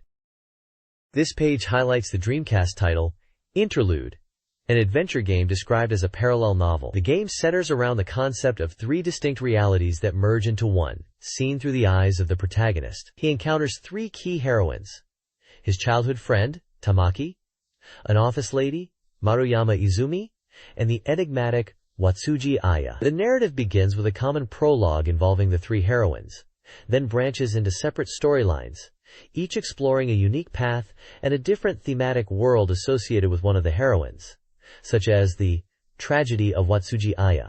The game features anime-style visuals with character portraits and CG scenes depicting key moments in dialogue, like a conversation on a train platform, or dramatic character close-ups representing their internal struggles and the different worlds they inhabit: darkness, chaos, and closure. Interlude was planned for an autumn release and was 80% complete at the time. This page continues exploring the game Interlude, delving deeper into the story structure and highlighting two of the main heroines. The overall theme hints at the terrifying truth hidden within ordinary life, leading to the potential end of humanity. Episode 2 focuses on Maruyama Izumi's suffering. Her seemingly peaceful office life is disrupted by mysterious data, leading her to discover the collapse of her reality. The visuals show her transitioning from a shocked expression to a moment of peril, facing a deformed figure in the darkness, illustrating her descent into a more sinister world. Episode 3 highlights Tamaki Maiko's contentment, portraying her as a vibrant, modern girl who cherishes her friends and living in the moment. She is described as the protagonist's childhood friend, with their relationship just beginning. While her section emphasizes carefree everyday life, a dramatic image featuring lightning suggests a darker, more intense aspect of her story or the world she represents. A diagram visually represents the interconnectedness of the story parts, labeled Izumi part, Aya part, and Maiko part, all linked by the Pandora Plan. This plan is described as a secret operation for human salvation. The text explains that the player's actions in each heroine's story segment influence the others, emphasizing the shared timeline and the crucial role the player's choices play in navigating these intertwining realities and the overarching plan. This page dives into the second installment of the detective adventure series, Missing Parts, the Tante Stories, on the Dreamcast. This 6-episode saga continues with the protagonist, Shinkami Kyosuke, now a full-fledged detective, tackling two major, intertwining cases that deepen the mystery. The game is highlighted for prioritizing scenario depth and power over complex systems, offering an immersive text-based adventure experience where player choices are crucial. One major case, detailed as File 3, centers on the disappearance of Kyosuke's partner Tetsu's brother, Ryota, marked by a single paper knife left behind. This leads them into contact with a mysterious Chinese woman named Liang Shulai and a string of murders, ultimately revealing the involvement of the Chinese black society. Character profiles introduce key figures in these unfolding events: Liang Shuli, a young woman raised in Japan; Zhang Zishao, the beloved grandson of Zhang Heifei; and Zhang Heifei himself, a powerful figure in trade with excellent Japanese language skills. The page features striking illustrations of these characters and scenes depicting the unfolding drama, including a tense confrontation and a body near a tree, suggesting the dark nature of the investigations. The game is listed as an adventure genre title from publisher Fog, set to release in October. This page delves into Missing Parts 2, continuing the detective adventure series. The narrative centers around two puzzling incidents: the mysterious poisoning death of a teacher and a doctor's unexplained death within a hospital. The protagonist, Teppei, finds himself hospitalized and gets entangled in the investigation, particularly in File 4, titled Wounded Teddy Bear, which highlights a hospitalized girl named Madoka and suggests the hospital is key to uncovering the truth. The game is noted for shifting focus onto characters who were previously supporting roles, such as Teppei and Nanako, giving them more significant involvement in the unfolding events. True to its serialized format, Missing Parts 2 brings back a large cast from the first game, including the director Kyoka, the legal team from Suwako Law Office like Manaba and Risa, a barmaster, a detective, and the antique shop owner Tsukiyume Narumi. The page features character profiles and illustrations for key figures like Madoka, her British mother Elizabeth Suzuhara, the questionable doctor Jindo Masamichi, and the deceased teacher Wakabayashi Sugi, alongside images depicting scenes from the game, hinting at the mysteries within the hospital and the expanded roles of the returning cast. The House of the Dead 2 is coming to Xbox this winter, a collaboration between Sega and Microsoft. This marks the first title using the Chihiro arcade board, compatible with the Xbox. This installment, revealed at E3, is a sequel set 4 years after the Goldman incident, taking place in a post-apocalyptic 2019. Gameplay features a shift from pistol to shotgun, changing combat strategy. The 3D gun-shooting game supports 1 to 2 players and is published by Sega and WoW Entertainment. Excitingly, the Xbox version includes the original House of the Dead 2 as a bonus. The report anticipates this release and hints at potential ports of other titles. The page features screenshots of the new zombies and environments, alongside images of the classic game. The article is enthusiastic about the game's evolution and the simultaneous release with the arcade version. In an interview, WoW Entertainment's Mr. Nakagawa discusses the House of the Dead 2's development, focusing on the Chihiro arcade board co-developed with Microsoft. This board, an evolution of Dreamcast/Naomi, was chosen for the Xbox version to leverage the console's high performance. Development progressed smoothly thanks to Microsoft's collaboration. Chihiro's expandability includes DVD-ROM support, which was prioritized for cost. Gameplay features a significant shift to a shotgun, enhancing zombie dismemberment. The team, which previously worked on Vampire Knight, estimates the game is 80% complete. The arcade version utilizes a shotgun controller, while the home version will offer bonus content. The article also covers the new realistic gun controller. Playable demos at the Tokyo Game Show and AM Show highlighted the Xbox version's controller as lightweight, despite a toy-like feel. The arcade shotgun controller was praised for its fresh design and fast reload.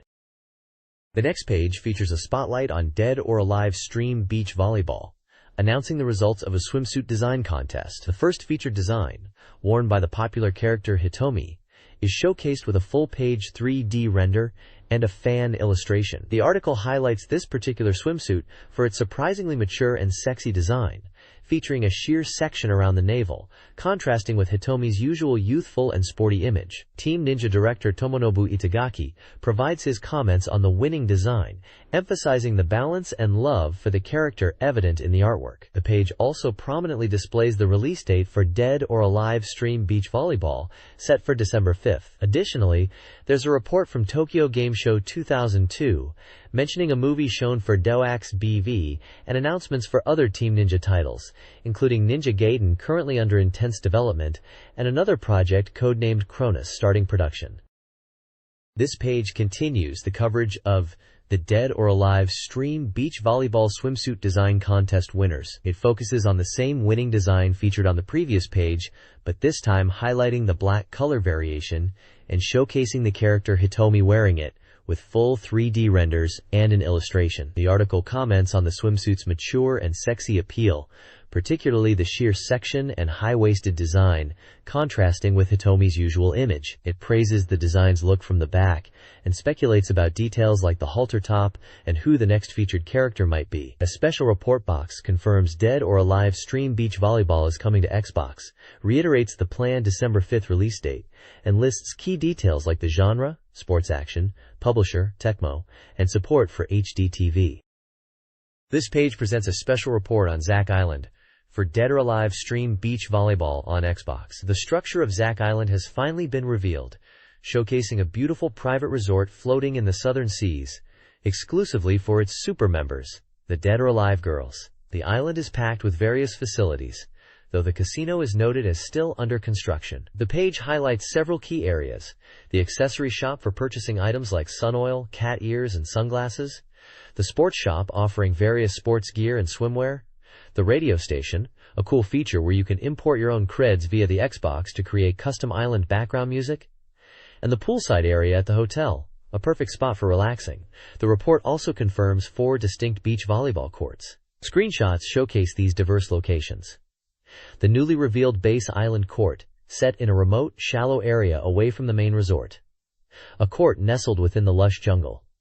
A secluded private beach court, and the classic, resort-style Nikki Beach. The various screenshots show characters like Helena, Tina, and Christy enjoying the island's many amenities and playing volleyball. This page delves deeper into the world of Dead or Alive Stream Beach Volleyball on Xbox. It showcases the updated character select screen set inside a seaplane flying towards Zack Island, displaying character profiles including age, nationality, and measurements for fighters like Kasumi and Liefang. A new minigame called the Pion Pion game is introduced, where characters jump across floating platforms in a pool. The difficulty adjusts based on button press strength, and it's a fun way to earn ZAC points, the island's currency. Director Itagaki mentions designing it to be accessible, but with nuances for skilled players. This week's swimsuit feature highlights Ayan and Lisa modeling new swimwear. Ayan shows off a sporty red bikini with shorts and various patterned tube tops, while Lisa sports a metallic purple bikini and an elegant white high-neck one-piece, emphasizing their figures in different poses and locations around the island. Finally, an interview with director Tomonobu Itagaki provides insights into the game's development status, which is progressing rapidly towards completion. It clarifies that Zack Island isn't a tribute from Zack, but rather a place where Zack is more of an obstacle. He also likens the minigames to entertainment TV shows, and emphasizes the team's intense dedication to making a high-quality game, even if it means doing too much. This page introduces the unique Xbox title, N.U.D.E.AT, standing for Natural Ultimate Digital Experiment. The core concept explores whether a machine can possess a heart, or kokoro. Players take on the role of a test monitor for the latest beautiful girl robot model, Paige AS, and interact with her primarily through voice communication, using the Xbox Voice Communicator accessory. Starting in a largely ignorant state, Paige A learns and grows more human-like as the player talks to her and guides her through missions across 5 phases. The game aims to simulate a genuine exchange of intentions and emotions. Red Entertainment's Oji Hiroi, known for the Sakura Wars series, comments on the project. He reveals the idea for N.U.D.E. originated around the same time as the first Sakura Wars title, years ago. But the technology to truly realize the concept of replicating human emotion wasn't available until recently. He views N.U.D.E.AT and Sakura Wars as almost twin-like existences, because they represent the realization of deeply held creative concepts made possible by evolving technology. The game was targeting a spring 2003 release, and was reported to be 80% complete at the time. This page provides a deeper look at the unique Xbox title, N.U.D.E.AT. The central focus is on the game's protagonist, Paige AS, a beautiful girl robot designed as a cohabitation-type communication doll, a crystallization of the latest technology. The page highlights the core mechanics under System Check. PAS is designed to remember voices and learn words spoken directly to her, not just play pre-recorded phrases. Her reactions dynamically change based on the time of day, season, and even annual events, utilizing the Xbox's internal clock. Crucially, Paige AS can learn and express various emotions like joy and sadness through communication with the player. According to Oji Hiroi, the game is fundamentally simple. You just talk to her. He describes Paige AS as starting as a blank slate, or base body, and the player is free to develop any kind of relationship with her. Envisions her feeling human loneliness, much like a lover or pet, becoming a real girlfriend, rather than just data. The page also reports on the game's appearance at Tokyo Game Show 2002, where Paige AS was demonstrated interacting with Oji Hiroi on stage, and a life-size doll was also displayed. This page showcases the upcoming Xbox MMORPG, True Fantasy Live Online.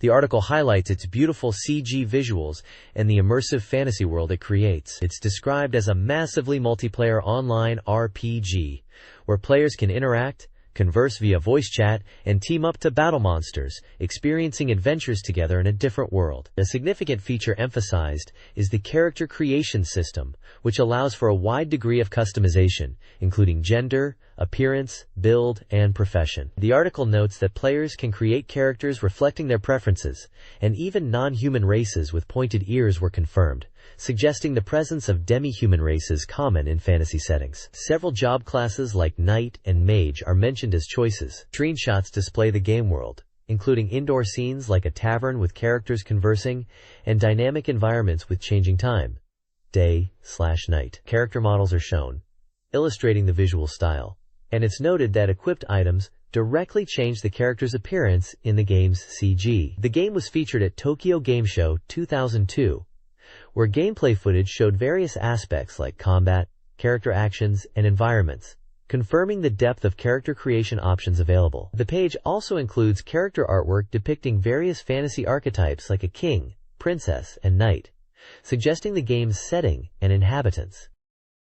This page delves further into the world of True Fantasy Live Online, showcasing the diverse ways players can live and adventure. Beyond traditional combat, the game allows for a peaceful life focused on life skills, where players can become miners, lumberjacks, or anglers, finding enjoyment in various crafts and trades without needing to constantly fight. Exploration is a key element. With the ability to venture into undiscovered lands alongside friends, players can also own and customize their own homes, adding a personal touch to their virtual lives. Combat is present, of course, taking place in dangerous areas outside the town limits, where various monsters roam. While the detailed combat system hasn't been fully unveiled, screenshots suggest real-time battles. The scale of enemies varies dramatically, from smaller creatures to massive boss monsters like a formidable minotaur. Getting around the expansive world is made easier by a variety of transportation methods, including horses, camels, and ships, with the tantalizing possibility of even riding dragons. The article emphasizes the importance of teamwork, suggesting players will need to combine their strength and potentially use voice chat to overcome challenging foes together. This page shifts focus to upcoming Xbox titles, showcasing 3 distinct experiences. First up is Fishing Live Online, a massively multiplayer online fishing simulator where thousands can cast their lines in artificial lakes and dams. The game boasts realistic elements like changing time, weather, and seasons influencing the catch, features licensed fishing equipment for authenticity, and supports voice chat for communicating with fellow anglers. A report from Tokyo Game Show 2002 highlights an online tournament setup, demonstrating the game's social aspect. Next, we dive into Heavy Metal Combat with Mech Assault. This action-packed title centers on piloting customizable mechs in destructive urban environments. Players can engage in online competitive or team battles, leveraging the game's physics engine to cause widespread destruction. The TGS 2002 report mentions buildings collapsing and players having fun demolishing the city during online matches, emphasizing the game's chaotic potential. Finally, Midtown Madness 3 delivers pure automotive anarchy. Forget rules and traffic laws. This open-world racer lets players tear through detailed recreations of Paris and Washington, D.C. With over 30 licensed vehicles, you're free to drive anywhere, smash into anything, and even take on various mission types beyond standard races, like pizza delivery or police chases. It's all about freedom, chaos, and enjoying the exhilarating destruction. The next page continues the focus on upcoming Xbox titles, highlighting fighting games and details about the Xbox Live service in Japan. First, it features The Wild Rings, a mixed martial arts game that allows players to customize fighters with various styles like judo, boxing, karate, and jujutsu. The game focuses on the unique feel of fighting with different disciplines and features timing-based button presses for offense and defense. Screenshots show diverse fights between different styles, emphasizing the variety. Xbox Live is mentioned for downloading new moves in the future. Next, another fighting game titled Chojin is teased. Described as a new dimension fighting space, this title emphasizes instinct and reaction over rote memorization, aiming for a visceral combat experience. It was showcased with a playable demo at Tokyo Game Show 2002. Finally, there is an interview with Michael Mott, a key figure from Microsoft US, involved in the Xbox Live business model. He discusses the postponement of the Xbox Live launch date in Japan from within 2002 to January 16, 2003. He explains, this was a decision made to refine the service based on feedback and ensure a robust network launch, drawing on lessons learned from the UMA's testing phase. The next page continues the dive into upcoming Xbox titles. First up is Battle Banzai, a peculiar action game scheduled for 2003. The premise involves a clumsy person's actions bringing down Earth's security system, leading to pizza delivery during battle. The main characters seem to be a cute girl and a panda, with visuals that are certainly unique. It was shown at Tokyo Game Show 2002. Next, we have Crimson Skies, High Road to Revenge, also planned for 2003. This is described as an air combat game focused on adventure and romance in the skies of 1930s America. It emphasizes classic aircraft and heroic dogfights, aiming for a cinematic feel. A report from Tokyo Game Show 2002 highlights the beautiful scenery and nostalgic air battles, Following that is Kung Fu Chaos, a fighting game aiming for chaotic multi-character battles. Players fight on varied stages with punches, kicks, and even humiliation attacks. The game features a diverse cast and looks like a wild party brawler. This was also featured at Tokyo Game Show 2002. Finally, the page includes the continuation of the interview with Michael Mott from Microsoft. He discusses the relationship between Xbox Live users and hardware manufacturers changing significantly, moving towards a service-based partnership rather than just selling hardware. He expresses excitement about the future of this relationship. This page delves further into upcoming Xbox titles showcased at TGS. First up is Whacked, described as a chaotic party action game set within an American-style TV show scheduled for winter 2002. The objective is simple: eliminate rivals using bizarre weapons. It features network play for up to 4 players and voice chat with fun voice-changing effects, promising riotous online battles. Next is Brute Force, an action game planned for 2003, where you lead a 4-member squad. While not a traditional war simulation, it blends the thrill of action with strategic planning. The squad consists of a warrior, sniper, spy, and alien, and you can switch control between them freely, utilizing their unique abilities. The game boasts 6 different, expansive, and detailed battlefields. The report from TGS highlights the strategic depth experienced in the 4-player co-op mode, emphasizing the satisfaction of coordinating with teammates to achieve mission success, a feeling distinct from solo play. This page features a special report on the upcoming action RPG titled Tenerezza, developed by Aquaplus for both Xbox and PC. The page showcases several anime-style images, including key character art of the protagonist, Tenerezza, and a swordsman named Sirius, with a question posed about their relationship. An opening movie is currently in production, promising energetic appearances from the main characters. Development is noted as proceeding smoothly, with the game targeting a release within the year. Tenerezza is an action role-playing game planned for a December release on Xbox, with the Windows version also expected in winter. This page continues the deep dive into the upcoming action RPG Tenerezza for Xbox and PC. The game's core premise is revealed. You play as Tenerezza, investigating a mysterious monster outbreak at the request of Esperanza's president, Dzeld, and you're joined by your loyal fairy companion, Roro. Esperanza is highlighted as the main hub, a bustling trading city where Tenerezza runs her shop and is well regarded, though news of the monster infestation is spreading unease. The page also teases a side story involving a missing adventurer found collapsed in the nearby wasteland, adding a layer of intrigue to the early game. Screenshots showcase various locations, from the town itself to eerie ruins and a wide world map view suggesting different areas to explore like grasslands, mountains, and caves. A notable location featured is the Forest of Magic, depicted as a dark and unsettling environment.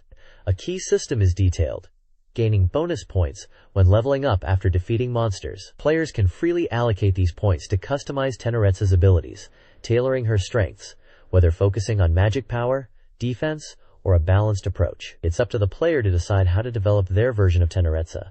This seems like a solid system for character progression in an action RPG. This page introduces Disgaea, Hour of Darkness for the PlayStation 2, from Nippon Ichi Software, set for release this winter. The feature embraces the game's unconventional nature, promising a comical story where demons wreak havoc. It highlights the unique appeal of blending sophisticated visuals and cute, distinctive characters with a chaotic scenario, while simultaneously delivering a robust, full-fledged, tactical RPG experience. Screenshots illustrate the grid-based combat system on maps with varying elevations, showing units, abilities, character stats, and the bonus gauge. A glimpse of the item world system is also shown. The core gameplay is described as a turn-based tactical simulation, where units move on 3D maps, engaging enemies with attacks and magic within range. Victory is achieved by defeating all foes on the map. The story is planned to unfold over 14 chapters. Beyond standard battles, the game includes unique systems like the item world for enhancing items, and the Dark Assembly for influencing game events. Nippon Ichi Software is recognized as a popular PS2 developer, appreciated for their charming characters and solid gameplay. The article notes that Disgaea inherits systems from their earlier PS2 title, La Pucelle, Tactics. This page continues showcasing Disgaea, Hour of Darkness for PlayStation 2, diving into its colorful cast and unique systems. We meet the main characters starting with Etna, Laharl's vassal, who despite her seemingly subservient role, is incredibly ambitious and described as a little devil. Then there are the Prinnies, the penguin-like creatures who serve Etna, and are humorously depicted as mercenaries hired for money, questioning if their hard work is due to low pay. The feature also introduces Laharl himself, the arrogant demon prince who dislikes love and kindness, and Vyers, also known as Midboss, a rival who frequently challenges Laharl. Beyond the character introductions, a key system is highlighted, the character make system. This allows players to create new allies using mana, obtained by defeating enemies. Spending more mana enables the creation of stronger characters, making the development and utilization of these custom units a vital part of strategy. The page reinforces the game's unconventional charm and tactical depth, promising a chaotic yet engaging RPG experience. The game information box confirms its release timeframe, price points for standard and limited editions, and its genre as a simulation RPG developed by Nippon Ichi Software. This page turns the focus to the PlayStation 2 RPG, Star Ocean, Till the End of Time, highlighting its positive reception at the Tokyo Game Show. The article features a playable demo build, discussing the game's systems and progress towards its planned November 28th release by Enix. We get a look at Whipple Village, the first place the protagonist, Fate, visits.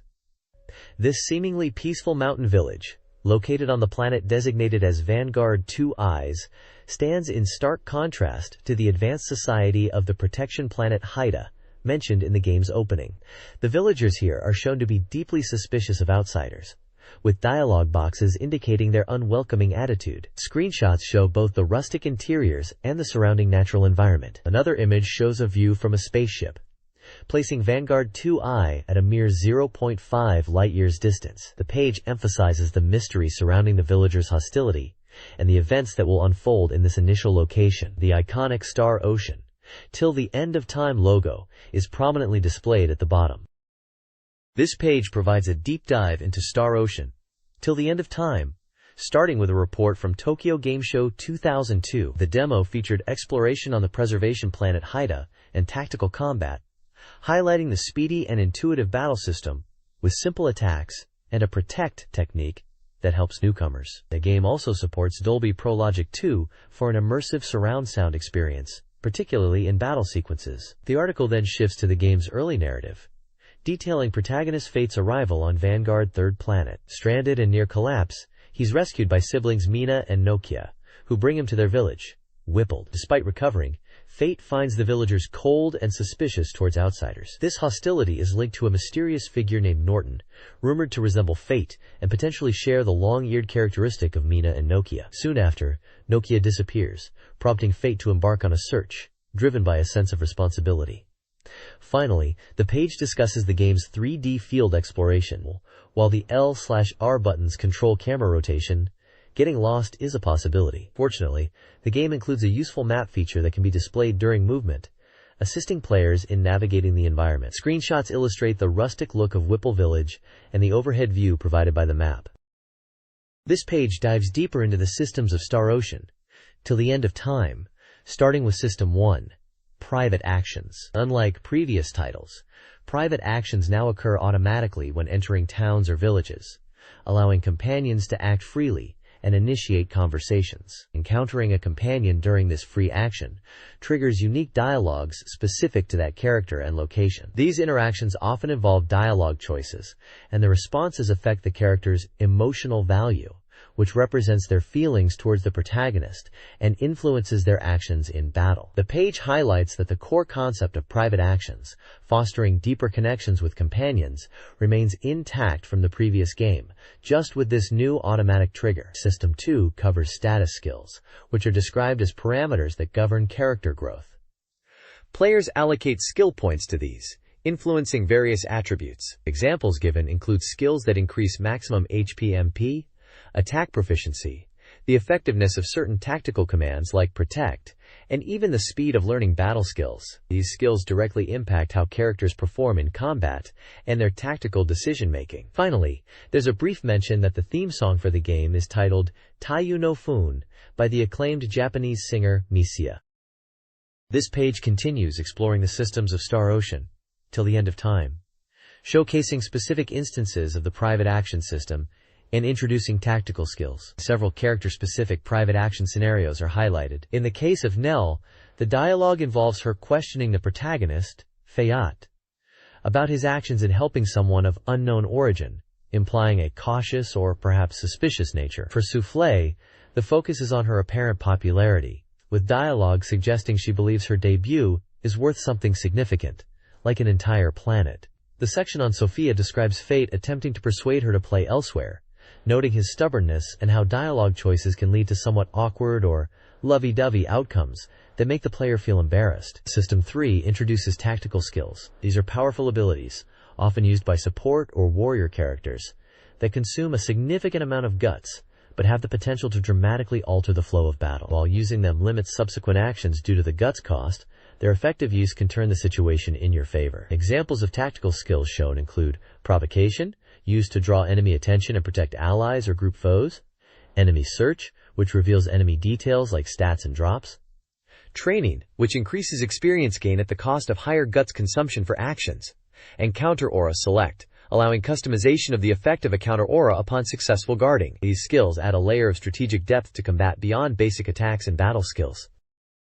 This page dives into Konami's action-adventure title, The Thing, for the PlayStation 2. This game serves as a direct sequel to John Carpenter's classic 1982 sci-fi horror film of the same name. Releasing 20 years after the movie, the game puts players in the boots of a rescue team sent to the Antarctic base from the film, only to find the parasitic alien creature is still present and taking over the forms of their comrades. The core terror highlighted is the inability to trust anyone, as the alien can perfectly imitate your teammates. Combat involves facing off against gruesome, mutated forms of the creature. The game is described as a team-leading action title, blending action with suspense and a real sense of dread, moving beyond simple action to incorporate suspense and realistic horror. The feature recommends watching the original movie beforehand to fully appreciate the story and details, though it notes the DVD might be hard to find now and suggests rental as an option. The game was published by Konami and was estimated to be 85% complete, targeting a winter release. This looks like a tense, atmospheric survival horror experience, building on the chilling premise of the film. Surviving The Thing requires teamwork, not solo play. Success hinges on utilizing each character's unique skills, navigating the advantages and disadvantages of team dynamics, and, crucially, exercising sound leadership. Key mechanics revolve around trust, fear, and cooperation. Trust is a measurable stat, influencing how others perceive and react to your actions. Fear, a constant threat, can incapacitate characters, necessitating encouragement or item use. Cooperation is essential for overcoming obstacles and confronting the alien threat, demanding strategic use of the team's abilities. The game features icy exteriors, claustrophobic interiors, and tense confrontations with a grotesque monster, hinting at the paranoia of identifying who is infected. An interview with the developers reveals the decision to adapt The Thing, the localization process, and the importance of human relationships and trust, hinting at a similar mechanic to Among Us. They encourage players to experience the film's sequel. This page dives into new software information, highlighting some titles that were popular at TGS. Featured is Dead to Rights from Namco, noted for being well received overseas and adjusted for the Japanese release on November 28. The main focus is on Ultraman Fighting Evolution 2 for the PlayStation 2. Positioned as a sequel to the original PS game, this fighting title brings together 6 Ultraman heroes and 8 popular monsters from across the series. The content highlights the game's recreation of famous scenes and original scenarios, emphasizing the unique sense of scale when battling giant foes in city environments, making it a must-have for dedicated Ultraman fans. It also features a variety of the iconic support vehicles from the shows. Another section covers Kid Station Minimoni, quote, a game for the Kid Station platform aimed at families. It features the popular group Minimoni, allowing players to enjoy various minigames with the actual members providing the voices. The game utilizes a simple 4-button controller, making it easy for children to play.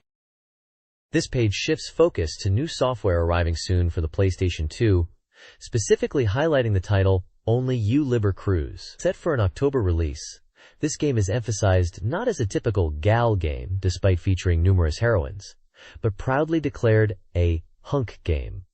a game about a man's journey to become truly strong. The core premise revolves around the protagonist, who possesses a dangerous mark of destruction and is hunted by various assassins. The game details his growth into a true hunk through encountering many events, protecting those he loves, and overcoming powerful foes. Screenshots show various event scenes, including action sequences, a tactical-looking world map, and combat scenarios, reinforcing the ADV plus RPG genre description. Character profiles are featured at the bottom of the page, showcasing several of the heroines the protagonist will encounter, each with distinct designs and brief descriptions of their roles or personalities. The page strongly conveys that, while heroines are present, the focus is squarely on the male protagonist's development and strength in the face of adversity.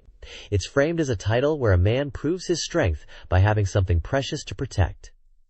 The sidebar lists other upcoming game releases from September through winter.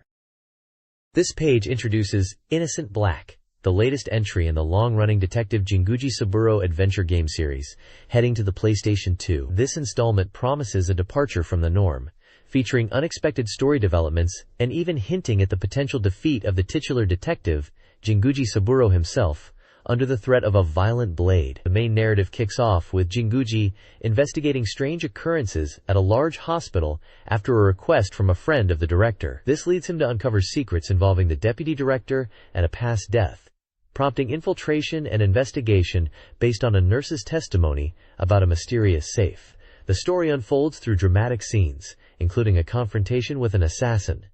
Adding a unique twist, the game includes mystery case file minigames. These offer players a chance to hone their own detective skills by solving puzzles and deduction challenges, presented with a more lighthearted, often comical, flair compared to the main story. These minigames cover various scenarios and characters within the Jinguji universe.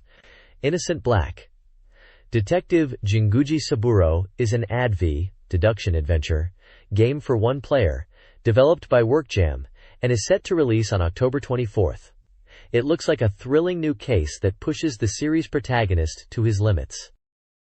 This page introduces the PlayStation 2 adventure game, Soreto Karazu Sayonara no Mukogawa, set to release on October 31st. It tells a story about an autumn day and the search for lost memories. The game begins with the protagonist waking up in a hospital bed with amnesia, particularly regarding their childhood. The narrative follows their journey, interacting with various individuals as they attempt to recover a crucial something they've lost, describing it as a somewhat sad adventure.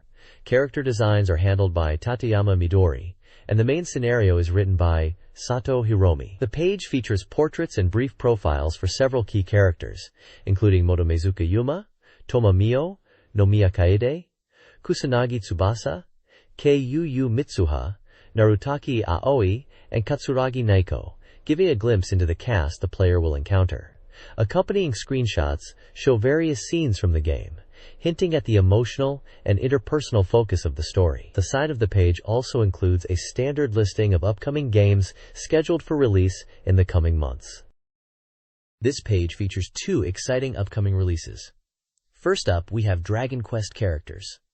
Torneko's Great Adventure 3 Mysterious Dungeon for the PlayStation 2. This installment takes Torneko outside his usual world, exploring a brand new island. A major highlight is that Torneko's son, Poporo, will become a playable character, adding a new dimension to the adventure. The page showcases vibrant character art of Torneko and other key figures, along with screenshots hinting at the various towns and events awaiting players on their journey in this dungeon RPG. Below that, the page turns its attention to the Xbox title, WWE Raw.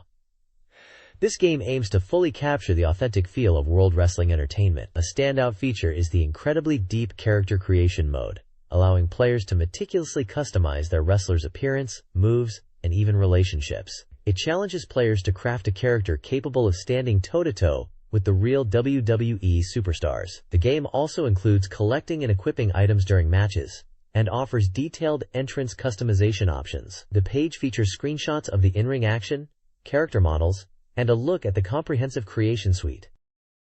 The Dark Cloud 2 demo at Tokyo Game Show 2002 showcased 3 areas: Town, Dungeon, and Boss Battle. The Town section, Palm Brinks, highlights the game's photography and fishing mechanics, crucial for the invention system, where players create items from photographed ideas. The Dungeon featuring a forest environment with changing weather, emphasizes varied combat with close-range attacks, dodging, and projectiles. The boss battle against Halloween requires strategic use of the boss's own attacks to defeat it. The reviewer praised the smooth gameplay, fast character switching, minimal load times, and tutorials, making the game accessible. The demo suggests a blend of exploration, strategic combat, and inventive item creation. This page reveals new secrets about Shin Megami Tensei 9 for the Xbox, stating the game is 90% complete. The main highlight is how the characters who join your party change depending on the gender of your protagonist. If you play as a male, your childhood friend is Baraki, a hot-blooded tough guy, while playing as a female introduces Sumire, a spunky girl straight out of the 90s. Furthermore, the debugger partner, who helps eliminate demons, referred to as Noise, also changes. As a male protagonist, you're partnered with Miranda, described as just and calm. If you play as a female, you'll team up with Mubiora, a strong leader who prefers discussion to fighting. The page also delves into demon customization. The transcoding system allows you to customize demons, akin to fusion, while module creation lets you extract demon data into items to equip your party. The concept of KD or Kilo Devil is introduced, representing the data capacity demons possess. Demon negotiation is also mentioned as a key feature, shown with screenshots. Finally, a deluxe pack is announced, featuring extras, including a figure of the mysterious character Maria. The next page focuses on the Xbox title Dead to Rights, confirming its impending release and stating the game is 90% complete. The article hypes the game's intense action, which takes inspiration from Hong Kong action cinema and Hollywood stunts, emphasizing that it's designed for engaging gameplay rather than just passive viewing. The main protagonist, Jack Slate, is an expert in gun combat, capable of handling various weapons and engaging in brutal hand-to-hand combat. A key feature is the time shift dive, activated by consuming the adrenaline gauge, which allows Jack to perform actions in slow motion, giving him a distinct advantage in combat. Adding a unique element is Jack's A9 partner, Shadow, a police dog loyal to Jack's commands. Shadow can attack enemies, disarm them, and bring their weapons back to Jack, adding a strategic layer to the gameplay. The page also highlights over-the-top moments, like arm wrestling segments, and a powerful canister weapon that acts as an explosive, capable of clearing out groups of enemies. Screenshots showcase Jack's diving action, hand-to-hand combat, the arm wrestling scene, Shadow in action, and the effect of the canister explosion, all emphasizing the game's high-octane, action-packed nature. This page features the peculiar PS2 title, Tomak, a love simulation game where you save the Earth by raising a goddess. Originally a PC game, this PS2 port arrives on December 19th, priced at 5,800 yen. The premise is truly unique. The gods decide to wipe out humanity, but the goddess of love, Espion, intervenes. To prove that humans possess genuine spiritual love, not just physical desire, Ebion descends to Earth. As just ahead, The game is about your encounter with Ebion in this unusual state and cultivating love. Tomak is described as a raising simulation focused on pure love. The PS2 version enhances the original PC release with updated visuals, commands, voice acting by famous actors, and additional events, making it more user-friendly. Screenshots show use in elements for managing Ebion's stats, like stamina and stress, as well as various character portraits and scenes. A key highlight is paying attention to Ebion's constantly changing expressions, which reflect her emotions and add to the charm of the game. The page also notes that other characters, including childhood friends and heroines, appear, and you can build relationships with them. However, a stark warning is given. Adultery leads to world destruction. This adds a significant layer of consequence to pursuing relationships outside of Ebion. Overall, it appears to be a bizarre yet potentially engaging simulation game with a truly memorable concept. This page features two distinct PlayStation 2 titles set for release. First up is Ingot 79, Gold Ore Search Simulation, a rather unique game supervised by Mitsubishi Materials, a real-world resource development company. It blends the seemingly serious task of gold prospecting with quirky characters and events, promising a gap between its simulation aspects and humorous presentation. The goal is straightforward: strike gold and get rich. The game features meeting companions and even a mysterious beauty. But beware of dangers like wild animals during your search. The developers lean into the risk/reward, noting that a successful find is heaven, while failure is hell. This intriguing title is set for release on November 14th. Below that is Shikigami no Shiro Evolution, a refined version of the intense vertical scrolling shooter. Coming to both PlayStation 2 and Xbox in December, this edition is presented as a complete version, building upon the previous release. It keeps the signature system of earning points by grazing enemy bullets, and features character designs by the respected Alpha system. The major draw here is the addition of the Evo mode. This isn't just a slight tweak. It significantly ramps up the difficulty with completely new enemy and boss attack patterns, designed to challenge even veteran players. Screenshots clearly demonstrate the increased bullet density and complexity in the Evo mode compared to the standard normal mode, promising a serious test of skill for shooting game fans. This page introduces the Xbox title Muzzle Flash, a tactical action game slated for release on January 16, 2003. The core premise involves infiltrating areas occupied by terrorists and aiming to dismantle their organization. The game features expansive fields spanning several square kilometers as the battlefield, emphasizing using your senses like hearing footsteps and voices to pinpoint enemy locations. The protagonist is Leon Spencer, depicted as a rugged individual with a past as a resistance fighter under a dictatorial regime, now joining a counter-terrorism unit. The main antagonist is Gator, the leader of the terrorist group, whose background is shrouded in mystery except for his leadership role and ongoing activities against the military. Gameplay offers varied perspectives, including a detailed rifle scope view for distant targets, a first-person view for general combat, and binocular views for surveying the environment. The game also boasts significant network multiplayer support, allowing up to 8 players to participate in various modes like Battle Royale, Point Match, and Scramble, with options for team play and voice chat. The campaign features 5 distinct missions set in different environments, such as deserts, snowy mountains, forests, ruined mines, and a fortress island, each presenting unique challenges due to varied terrain and weather conditions affecting visibility and strategy. This page gives us a look at Ark the Lad, Twilight of the Spirits for the PlayStation 2, which was scheduled for a winter release. The core of the game centers around 2 protagonists, Karg, a human, and Dark, a demon, battling to secure their future. The story is told from both perspectives, offering a unique duality. Their paths become intertwined when both Karg and Dark encounter a mysterious young girl named Lilia, setting off a chain of events that changes their fates. Karg finds Lilia after her airship crashes and resolves to protect her, while Dark discovers the injured girl in his demon territory and is captivated by her strange actions and resilience. The game's world is set 1,000 years after Ark the Lad Two Eyes. While the land has changed significantly due to geological shifts, areas across continents like Ragnus, Ardina, the South Seas, Aldanates, and Halshiva feature locations that will be familiar to series veterans, reflecting the passage of time and conflict between humans and demons. The game enhances the narrative through real-time event scenes rendered using motion capture technology, promising expressive character moments. Screenshots highlight the character models, diverse environments, and glimpses of the gameplay. This page shifts gears to an upcoming online title, Nobunaga's Ambition Online for the PlayStation 2, slated for release later in the year. As an MMORPG set in a virtual Sengoku period, players step into the shoes of a character they create, choosing from 7 distinct professions. The core objective revolves around joining one of 21 warring factions across Japan and working to expand your influence, ultimately aiming for national unification. The game features intricate relationships between neighboring forces, allowing for diplomacy and large-scale battles between player-controlled and NPC groups. Combat is a real-time, command-based affair, where strategic choices and timing are crucial. Winning battles not only brings fame and merit, but also items. The page offers a glimpse at character creation options, and previews several of the unique professions, like the samurai, monk, ninja, and others, each with their own strengths and roles in combat and the world. It highlights the depth of customization and strategic elements players can expect in this ambitious online adaptation of the classic Nobunaga's Ambition series.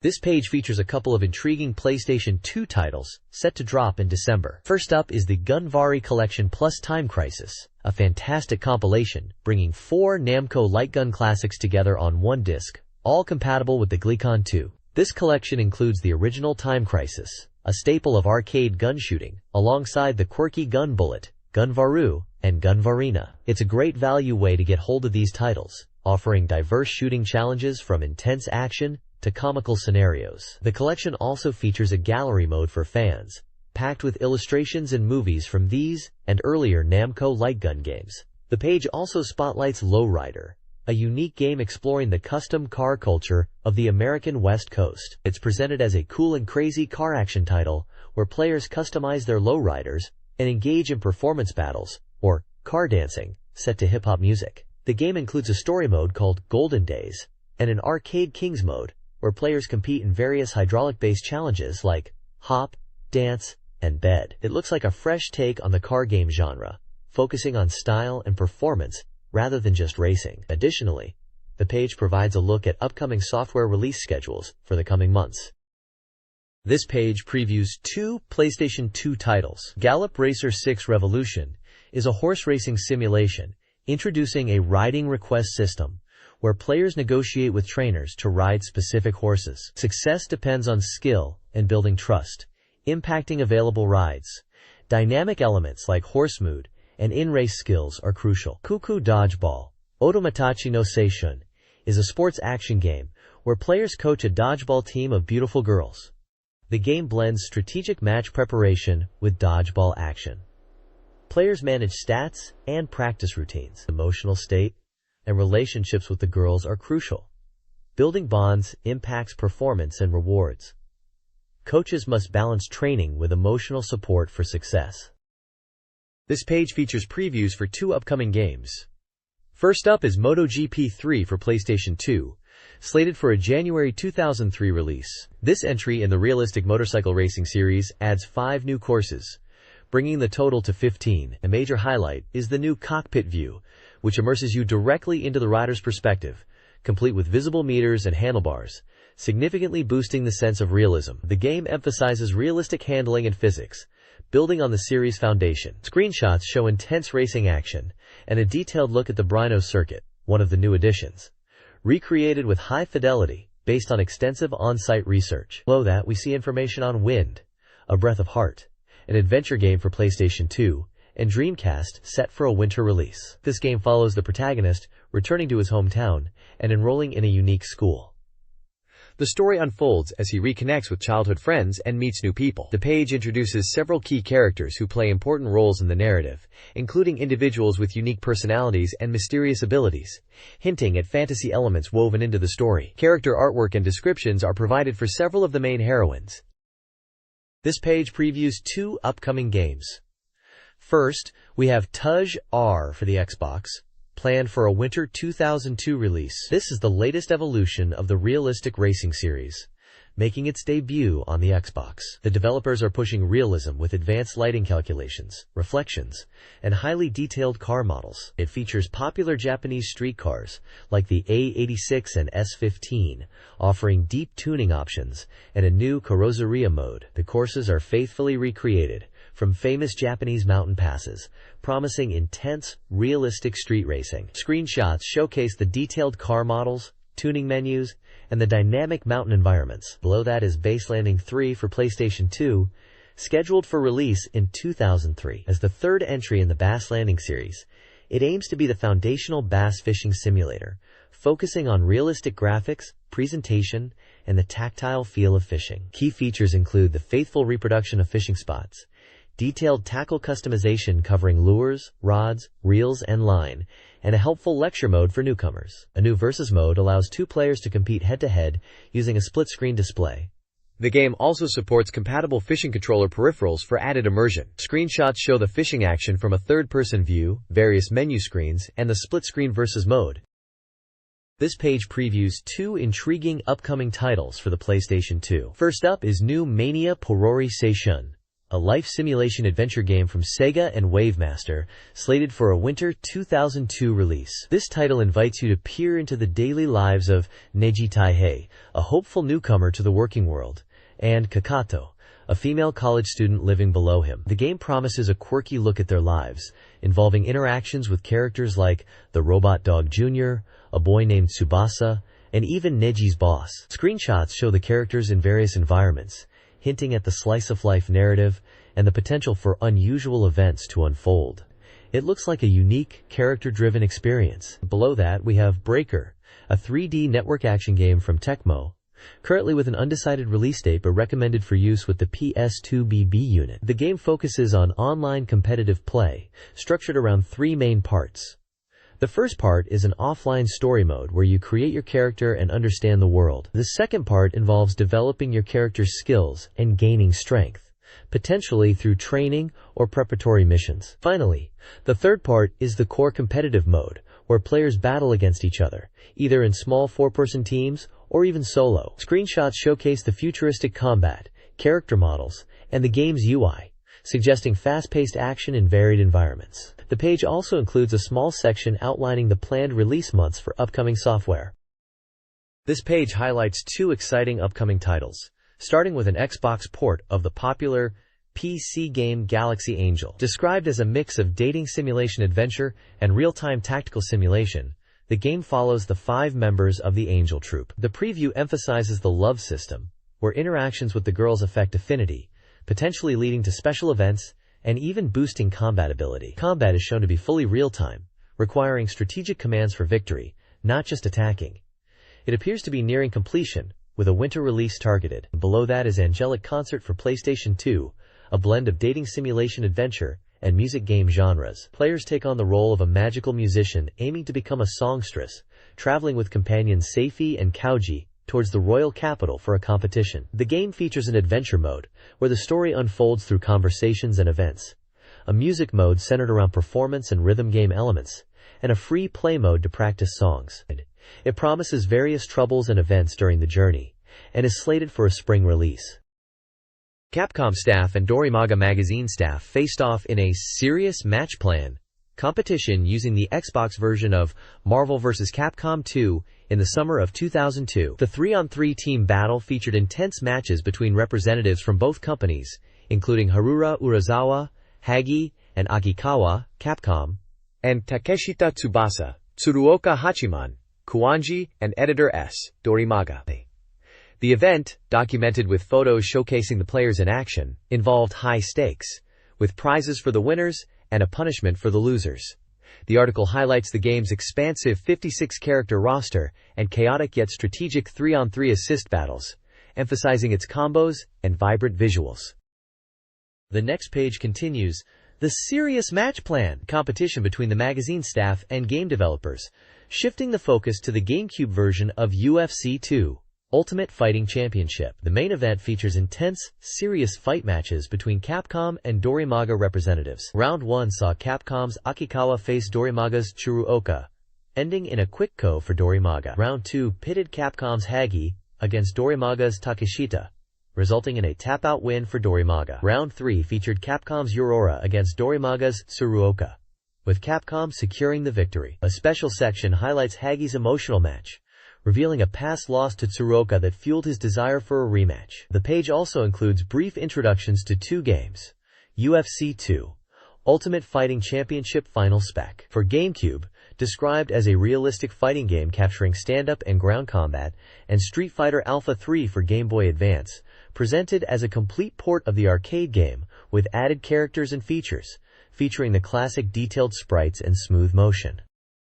This page continues the intense Capcom vs. Dorimaga competition, moving to Stage 3 featuring Street Fighter Alpha 3 on the Game Boy Advance. The Dorimaga team, already having secured wins in earlier stages, aimed to create a memorable finale.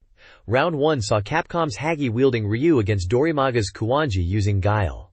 Despite Hagi's effort, Dorimaga secured the win. Round 2 pitted Capcom's Urasawa, cosplaying as Chun-Li, against Dorimaga's Tsuruoka with Dalsim, resulting in a victory for Capcom. The final match, Round 3, featured Capcom's Urasawa this time playing Ken against Dorimaga's Takeshita as E Honda, with Dorimaga ultimately taking the win. This gave Dorimaga the overall victory in the Street Fighter Alpha 3 stage.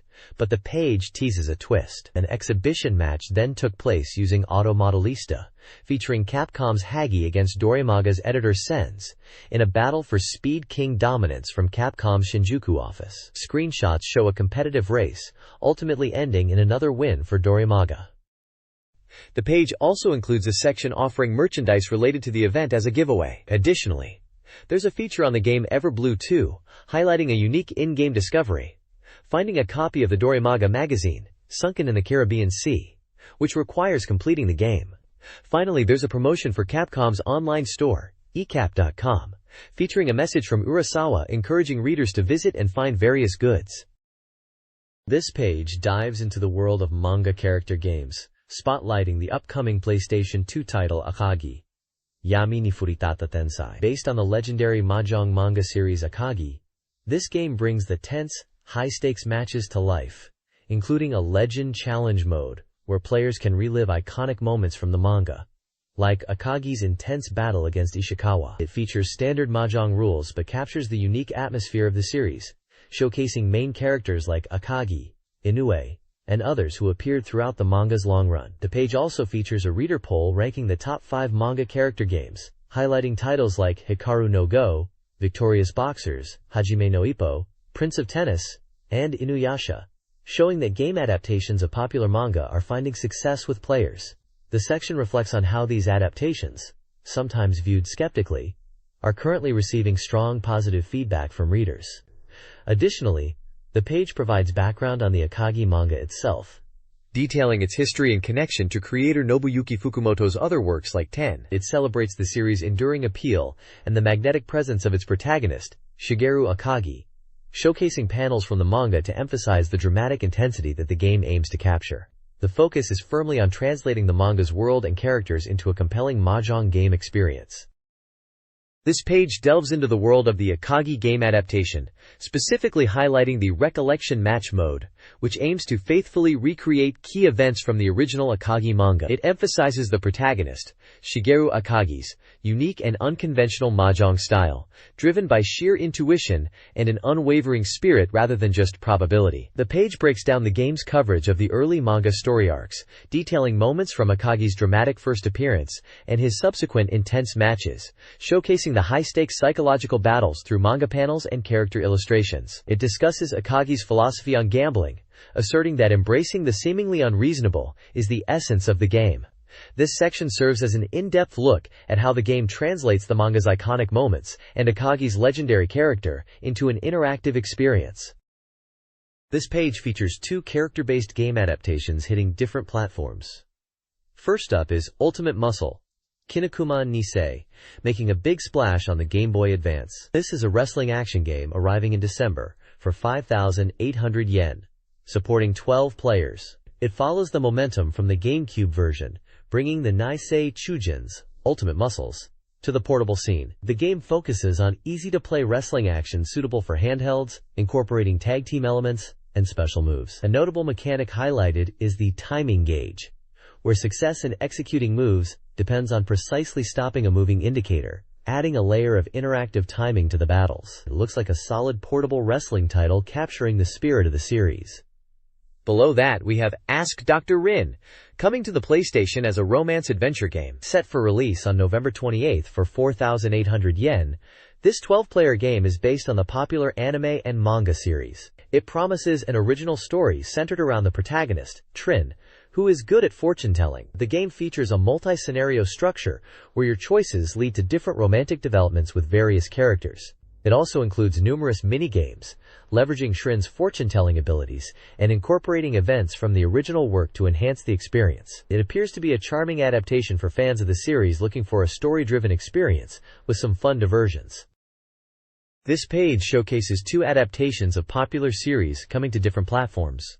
First up is Dragon Drive Tactics Break for the PlayStation, a tactical game set in the series' virtual space. Based on the popular manga, anime, and card game, this title features an original story while incorporating familiar characters. Players engage in tactical battles, utilizing powerful skills unique to their partner dragons, and even capturing wild dragons to add to their team. The game boasts a large roster of original dragons, promising plenty of strategic depth as players build their unique dragon force. Below that is Chobits for Game Boy Advance, a raising adventure game. Faithfully adapting the manga and anime setting, the game tasks players with raising the android Chi over a 2-week period. Chi's growth and the story's progression are influenced by the player's actions and choices during various training methods, including talking, mimicry exercises, and mental development. The game offers multiple endings based on how Chi is raised and includes bonus content like illustrations and outfits, making it a charming experience for fans looking to interact with Chi in a new way. There's even a limited edition GBA console bundle available.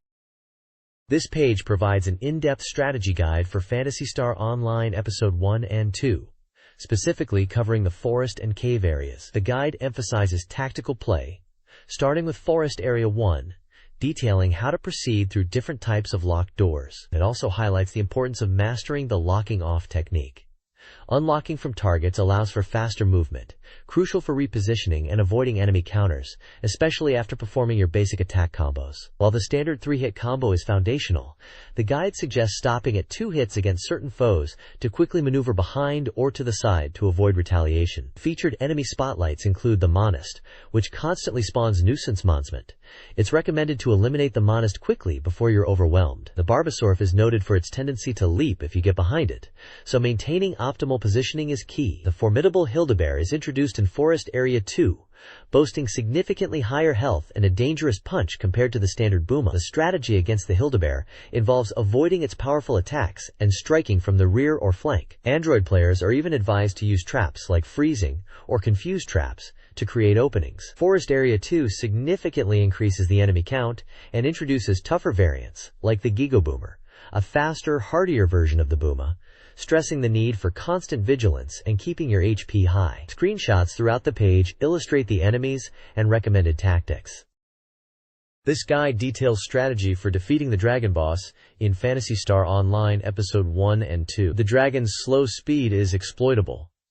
Target its head, body, legs, and wings, with the head being the weakest point. Focus attacks on the head after knockdowns for maximum damage. At low health, the dragon switches to burrowing attacks, which can be avoided by staying near the arena edges. Class-specific tactics are provided. Hunters, level 5, should use sabers on legs, then heavy attacks on the head after knockdowns. Rangers, level 6, should use ranged attacks on the head, then sabers on knockdowns, and later the legs. Horses, level 7, should use Barda spells on legs before the pattern change, then Shifta and heavy attacks on the head. The guide also discusses the Section 8-zoid system. The ID, determined by your character name, affects item drops, their frequency, and appraisal results. In multiplayer, the party leader's ID dictates the item trends. This page provides a detailed strategy guide for navigating the caves areas in Phantasy Star Online, Episode 1 and 2. Cave Area 1 presents environmental hazards like ceiling presses and hidden landmines, emphasizing the importance of HP recovery. Dark sections require activating light switches before engaging enemies. The guide highlights troublesome poisonous enemies and advises attacking them from outside their range. Shark-type enemies are frequent. Mastering the delay technique, explained later, is crucial for continuous attacks without interruption. Specific enemy tips include using the slow grass assassin to group other enemies, and dodging the powerful breath attack of the Nano Dragon. Moving into Cave Area 2, players will encounter new freeze and poison traps. The strategy for being frozen is to quickly rotate the analog stick to break free. By this point, better weapons and techniques should be accessible, and using them effectively, including extra attacks, is recommended. The guide warns about the Faf, slime, enemy, which splits when attacked, making focus damage important to prevent being overwhelmed. The tactical guide section focuses on the knockback cancel and delay mechanics. It explains how knockback cancel occurs when continuous hits prevent an enemy from recoiling, which can leave the player vulnerable if not managed. The delay technique involves timing attacks to coincide with the end of an enemy's hit reaction, ensuring continuous attacks while preventing the player themselves from being knocked back. Mastering delay is presented as key to safe and effective combat, especially in close quarters. This guide focuses on the later caves area and Derol the boss battle in Phantasy Star Online Episode In and 2. Navigate Caves Area 3 with frequent map checks to avoid getting lost, as it features looping paths and traps. Pan-arms enemies are best defeated using techniques or elemental weapons due to their high physical defense. Consider waiting for them to split into weaker forms. The Derol the boss battle occurs underwater on a raft. Prioritize destroying the boss's shell before targeting its flesh. Dodge mines and spread breath by positioning yourself strategically on the raft.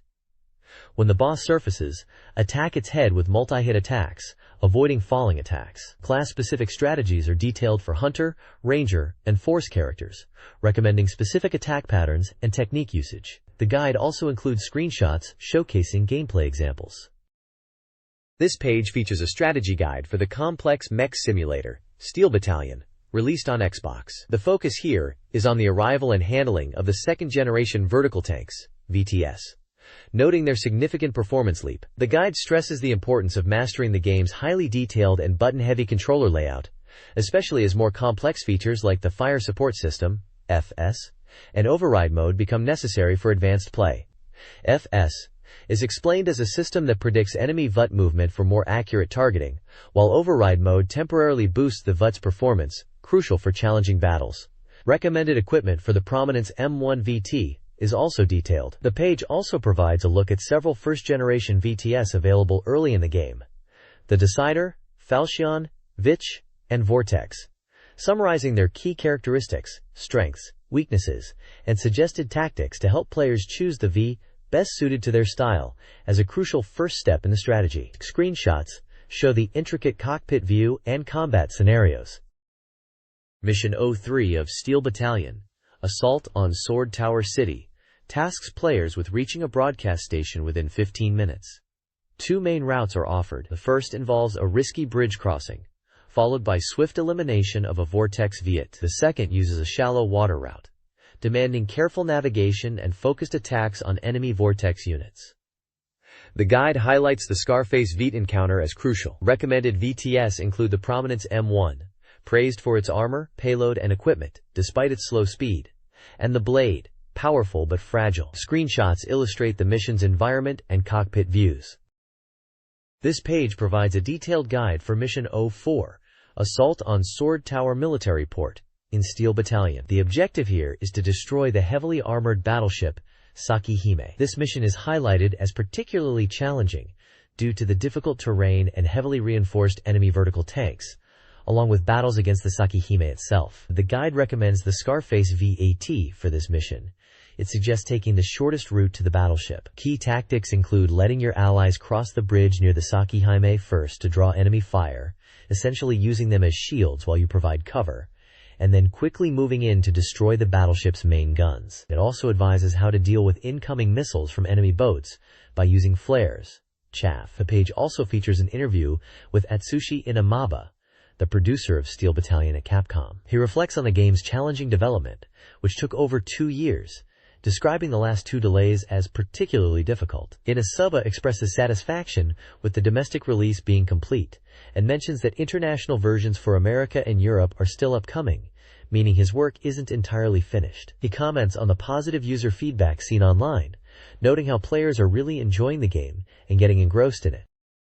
Mission 05 of Steel Battalion, Saren Tadashi Subjugation Operation, tasks players with recovering 3 containers within 20 minutes, offering a 2,500-point bonus. This mission introduces the second-generation VTS, Prominence M1 and Blade, encouraging players to master their capabilities. Tactical advice covers handling attack helicopters with the chain gun, engaging enemy VTS with missiles, and cautiously dealing with infantry, potentially using flares. Players are reminded that they can use manipulator arms to pick up items. An interview with producer Atsushi Inabeba is featured, discussing early game decisions, the game's substantial volume, and the availability of additional modes post-completion. He recommends new players start in Rookie mode, and emphasizes learning combat through experience. The page concludes with anticipation for the online version, Steel Battalion, Line of Contact, and includes screenshots of the game and Inaba.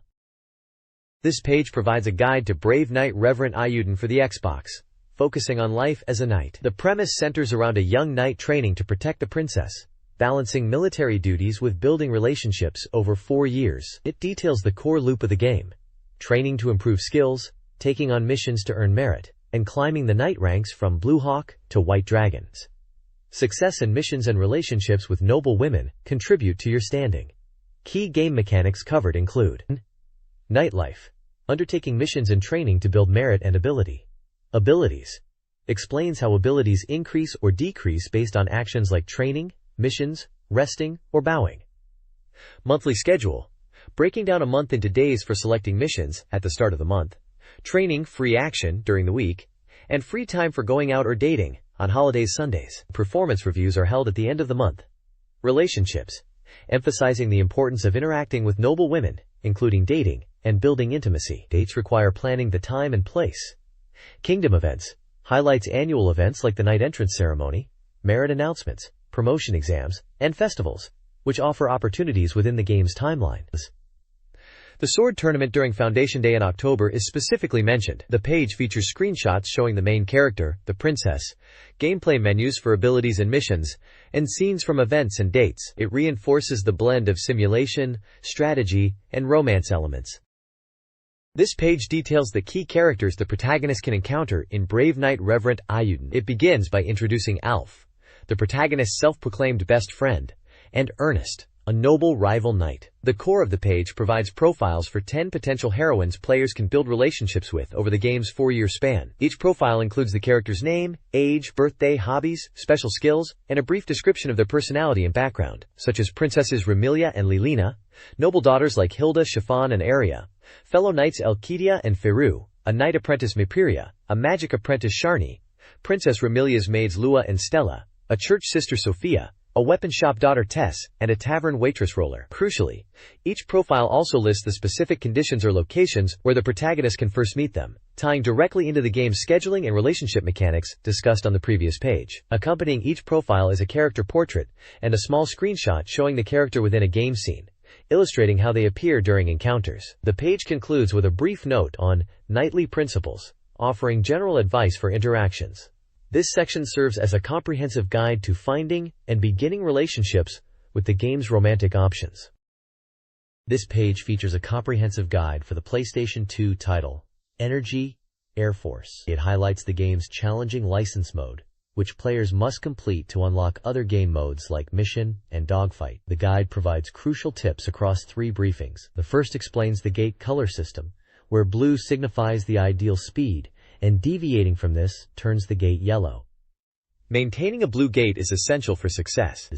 The second briefing covers adjusting speed according to the course and situation, detailing the use of air brakes and thrust, particularly during complex maneuvers like Immelman and splits. The third offers advice on recovering if you miss a gate, urging players not to give up and to quickly return to the course. Following the briefings, the guide details the first 4 basic training stages in license mode. This includes fundamental maneuvers like level flight, ascending, descending, and turning, emphasizing the use of the rudder for precise control. It also covers taxiing and takeoff, noting that proper engine output adjustment is key, and provides instructions for landing, stressing the importance of maintaining the correct speed, indicated by the throttle meter, to avoid mistakes. The guide uses several screenshots to visually demonstrate the flight paths and instruments discussed.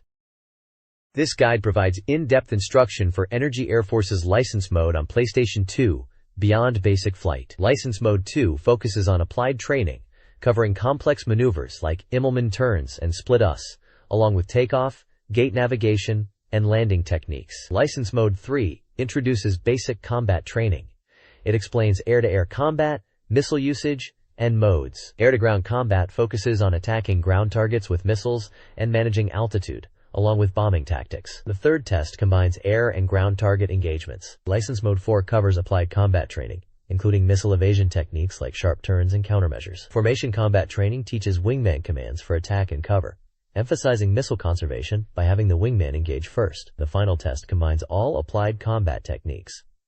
Screenshots aid in visualizing the maneuvers and scenarios.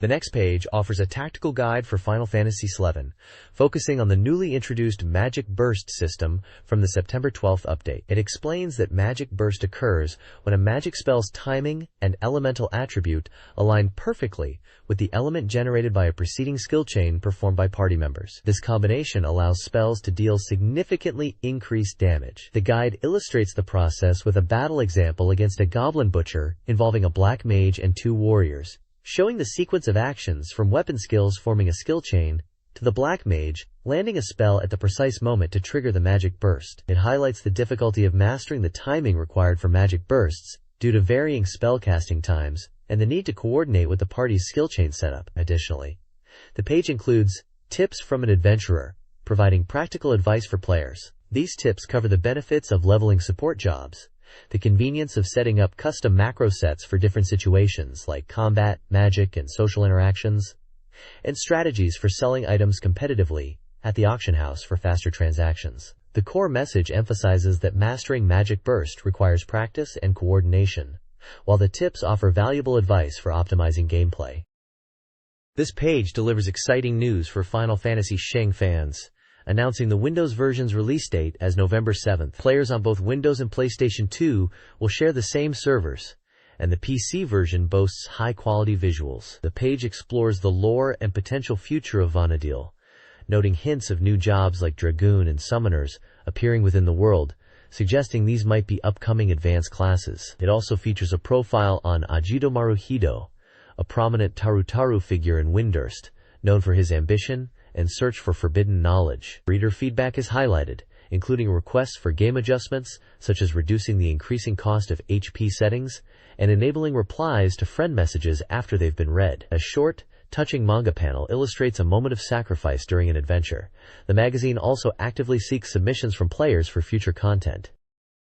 This page features the latest installment of the Steam Factory series, which delves into the world of Sakura Wars from a mecha and technology perspective. This is the 30th entry, showcasing artwork by Mika Akitaka and writing by Suzuki Doitsu and Ryuma Kaneko. The main focus is on a humorous new conceptual character called Spiritual Cat Nyan Ichiro, depicted as a dual-wielding feline warrior who is part of the Nyan Nyan Corps. The description provides playful details about Nyan Ichiro, noting its variable total length and dry weight, from 400 mm to infinite and 2 kg to infinite, respectively. Its special skill in sword fighting, Chanbara, its ability to increase trustworthiness, and that its owner is the Sakura Wars character Kokuriko. Its favorite foods are fittingly listed as various types of fish. The artwork captures the character's determined, sharp look, Kirit, and includes smaller cat figures celebrating with confetti. This page continues the insightful look into the world of Sakura Wars. The top section delves deeper into the origins and character of Spiritual Cat Nyan Ichiro, explaining its creation is tied to the strong spiritual power of both Kokuriko and Okigami. It highlights Nyan Ichiro's unique personality, described as charismatic and popular within the Nyan Nyan Corps, significantly boosting their fighting strength. Below this, a brief comic strip titled, Go! Episode 30 Nyan Nyan Purai, The Nyan Nyan Departure, by Yorin features the Nyan Nyan Corps. The short panels show the cats discussing Nyan Ichiro's departure, adding a touch of humor and narrative to the character's introduction. The small aside also mentions the popularity of the Sakura Wars series, noting a personal anecdote about purchasing a PS2 specifically for the PS Sakura series games. The lower portion features the conclusion of the Life with Steam article by Ryuma Kaneko, discussing the Taisho 16 Steam theory.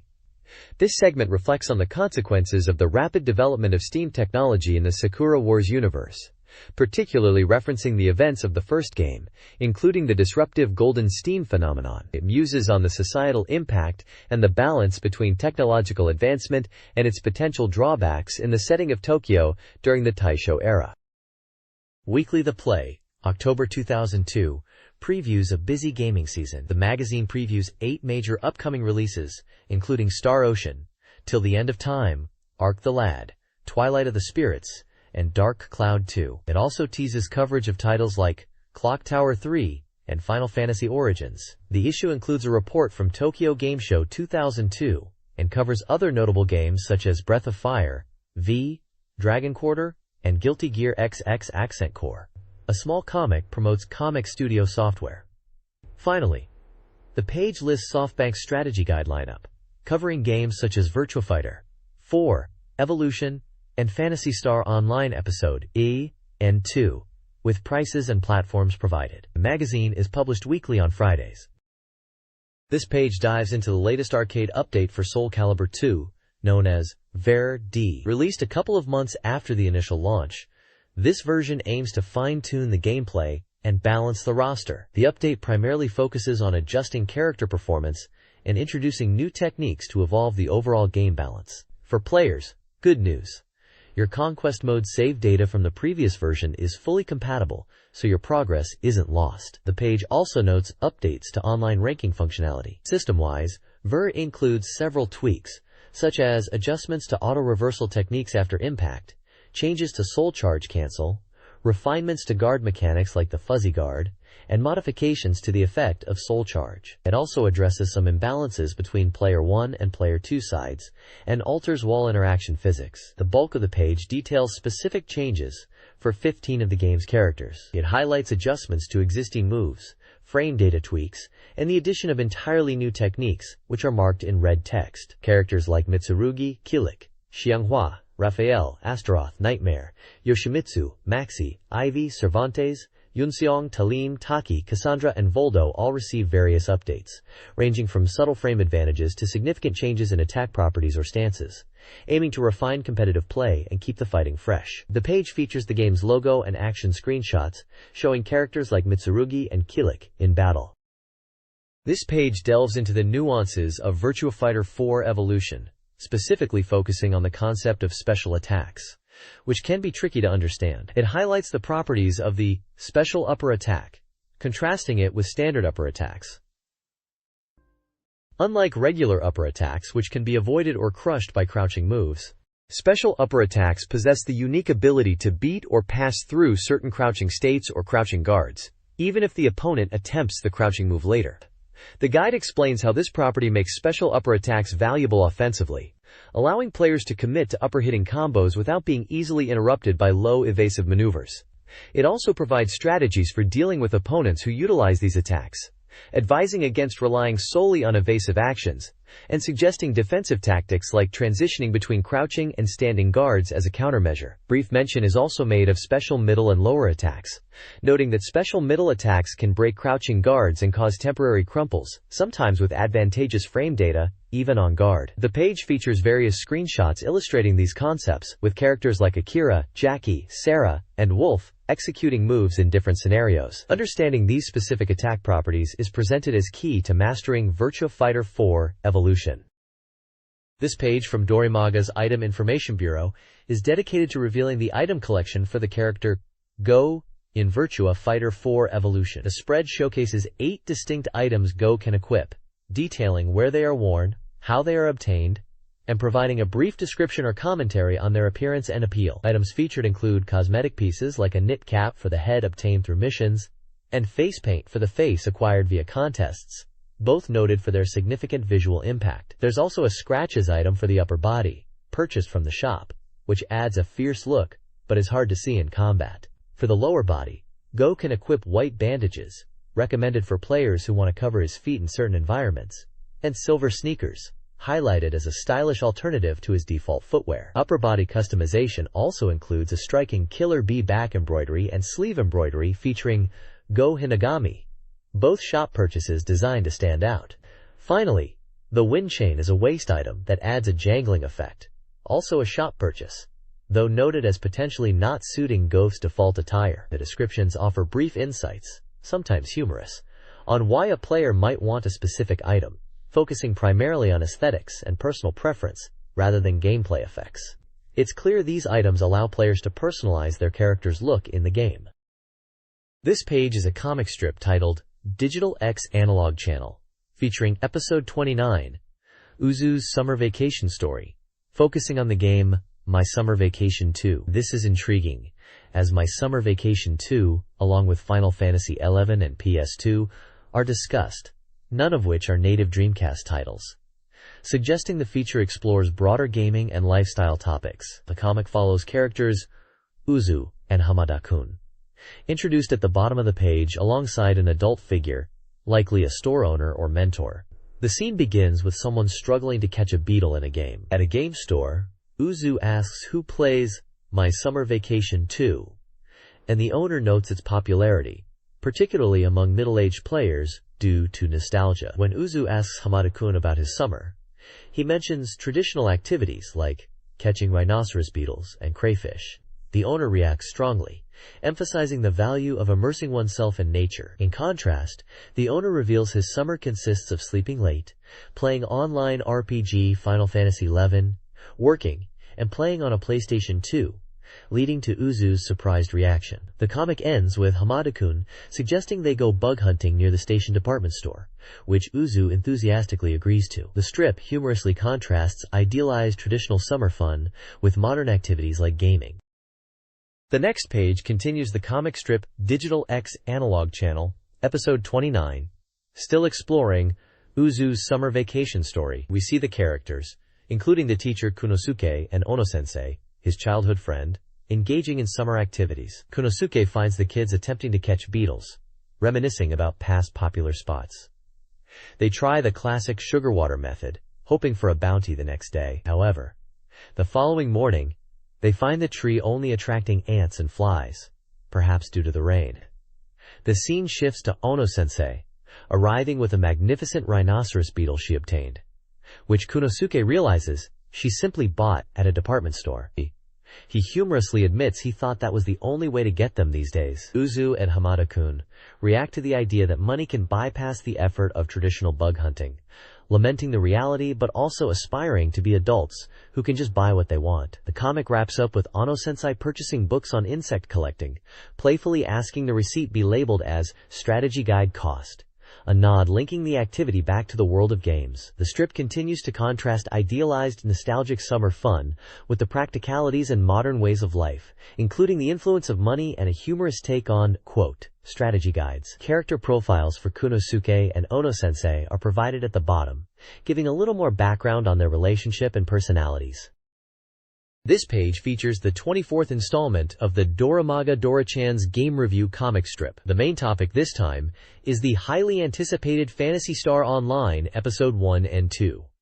The comic stars Dora-chan and other characters, offering their reactions to the game. They express strong feelings of nostalgia for the series and the previous content, noting how this classic title has returned, possibly mentioning its availability on new hardware like the GameCube or PC, but clearly relevant to Dreamcast players. One character remarks on the long wait for this release. A key highlight mentioned in the comic is the exciting rate at which rare items are dropping, which is a significant draw for players in action RPGs like Spiso. The review team for this section is introduced at the bottom, showing they cover games across different platforms, reinforcing the context of this review spanning Dreamcast and potentially other consoles, where Episode 1 and 2 appeared.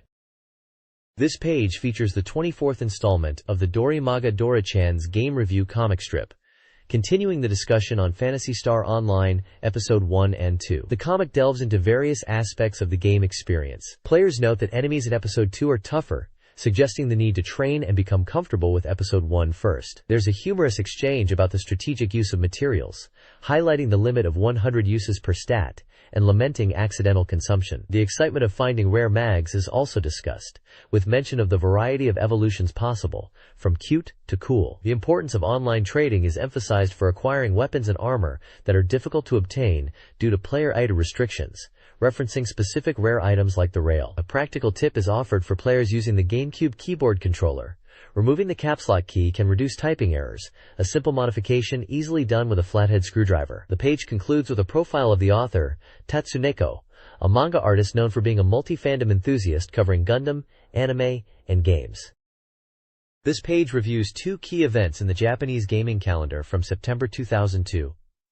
The 40th Amusement Machine Show and Tokyo Game Show 2002. The AM Show, focused on arcade games, is described as having a somewhat low overall energy this year. However, network-enabled games from major players like Sega, Konami, Taito, and Namco were highlighted. The review mentions games like Battle Gear 3 and The House of the Dead 2i. Notably, it points out the continued innovation in arcade hardware, discussing Sega's Chihiro board using Greydrums, the Triforce board collaboratively developed with Nintendo utilizing GameCube architecture, and Sammy's Atomiswave board built on Dreamcast architecture. The reviewer expresses reservations about the complex user authentication systems being implemented and the overall state of the arcade industry. Following this is the Tokyo Game Show 2002 review. The transition from a biannual to an annual event due to declining attendance is noted, along with its strong shift towards being a business event rather than a public festival. The timing is seen as inconvenient for general attendees, but potentially beneficial for retailers preparing for the year-end sales push. The location, Makuhari Messe, is criticized for its difficult transportation access. The review shows booths for SCE, PlayStation, and others, featuring displays like the PlayStation 2. A notable photo shows Yuji Naka, seemingly in low spirits. From Software is mentioned for showing a working prototype. The Xbox booth promoted Xbox Live. The reviewer concludes that TGS has become heavily business-oriented, impacting accessibility and public enjoyment. The next page features a bright illustration styled as a wedding invitation, celebrating the release of a compiled manga volume. The central image depicts characters in wedding attire under a happy wedding banner. A handwritten message explains that their work has now become a compiled book, thanking readers for their continuous support and inviting them to check it out in bookstores. This page promotes the release of Guru Guru Creature, a book collecting chapters 1 through 73 of the manga by Yumiko Uekusa, published by SoftBank Publishing on September 27th. The book also includes the complete Yume Miru Choki Choki series and illustrations. As a bonus, there's a present campaign offering figures and signed illustrations. The page confidently states that the serialization of Guru Guru Creature will continue alongside the book release. This page features Chapter 79 of the ongoing manga series Guru Guru Creature, titled Good Luck on the Test, by Yumiko Uekusa. The page includes introductions to the main characters, Aoi-chan and Jinmen, Aoi-san, Usagi, Rabbit, Yuki-chan, and Guru Guru, detailing their origins and personalities. The manga panels depict the characters in a school setting, dealing with an upcoming test. The dialogue focuses on their humorous takes on studying, intelligence, and the anxiety of exams, continuing the lighthearted adventures of Guru Guru and his creations as they navigate school life. This page features Chapter 79 of the Guru Guru Creature manga, titled Good Luck on the Test, continuing the story from the previous page where the characters face an upcoming test. The manga panels depict the characters preparing for and undergoing the entry test for the Dream Group, which is revealed to be the Drama Club. The dialogue highlights the difficulty of this test, explaining that the club's activities combine the intensity of a theater troupe, a sports club, and an academic research group, making the entry bar very high. The characters discuss the challenges, express anxiety about failing, and offer each other support. There are humorous moments, showing characters struggling with physical tasks, contemplating disqualification, and commenting on the seemingly unreasonable nature of the test itself, which one character suggests is designed to make people fail. On the right side of the page, several supporting characters are introduced. Ayase-kun, a mecha enthusiast devoted to Meishi-san.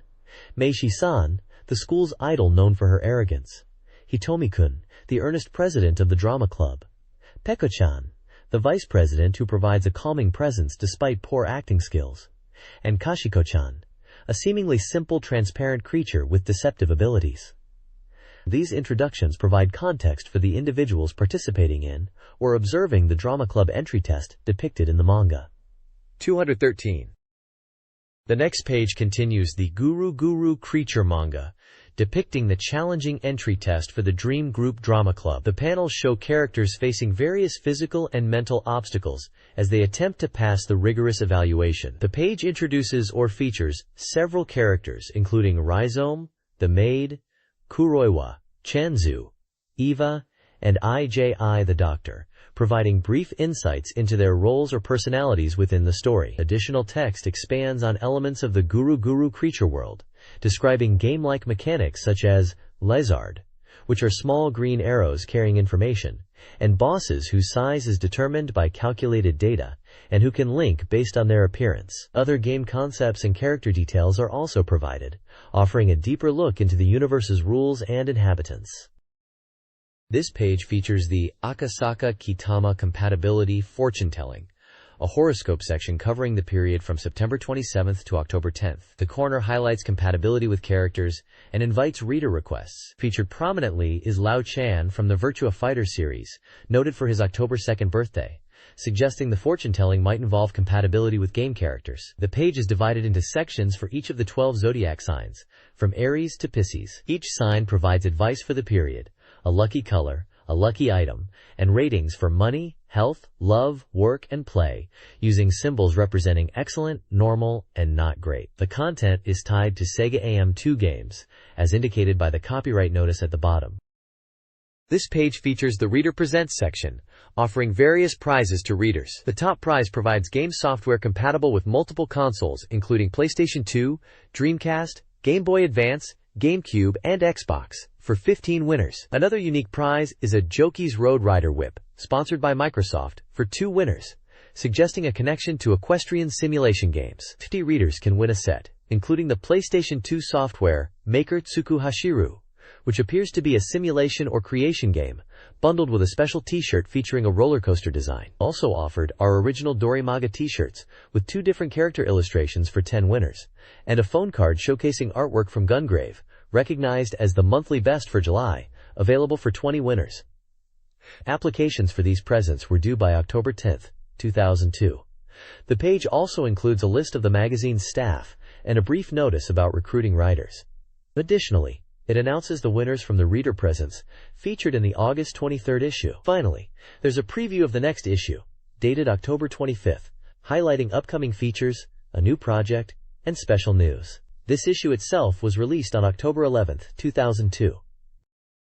This page features a vibrant illustration promoting the visual novel game Memories of Second. The artwork showcases several of the game's female characters in a bright, outdoor setting, giving a feel for the game's romance-adventure genre. Developed by Kid, a company well regarded for their work in the visual novel space, Memories of Second was released simultaneously on both the Dreamcast and PlayStation 2 consoles. The page confirms the release date for both versions as November 28, 2002.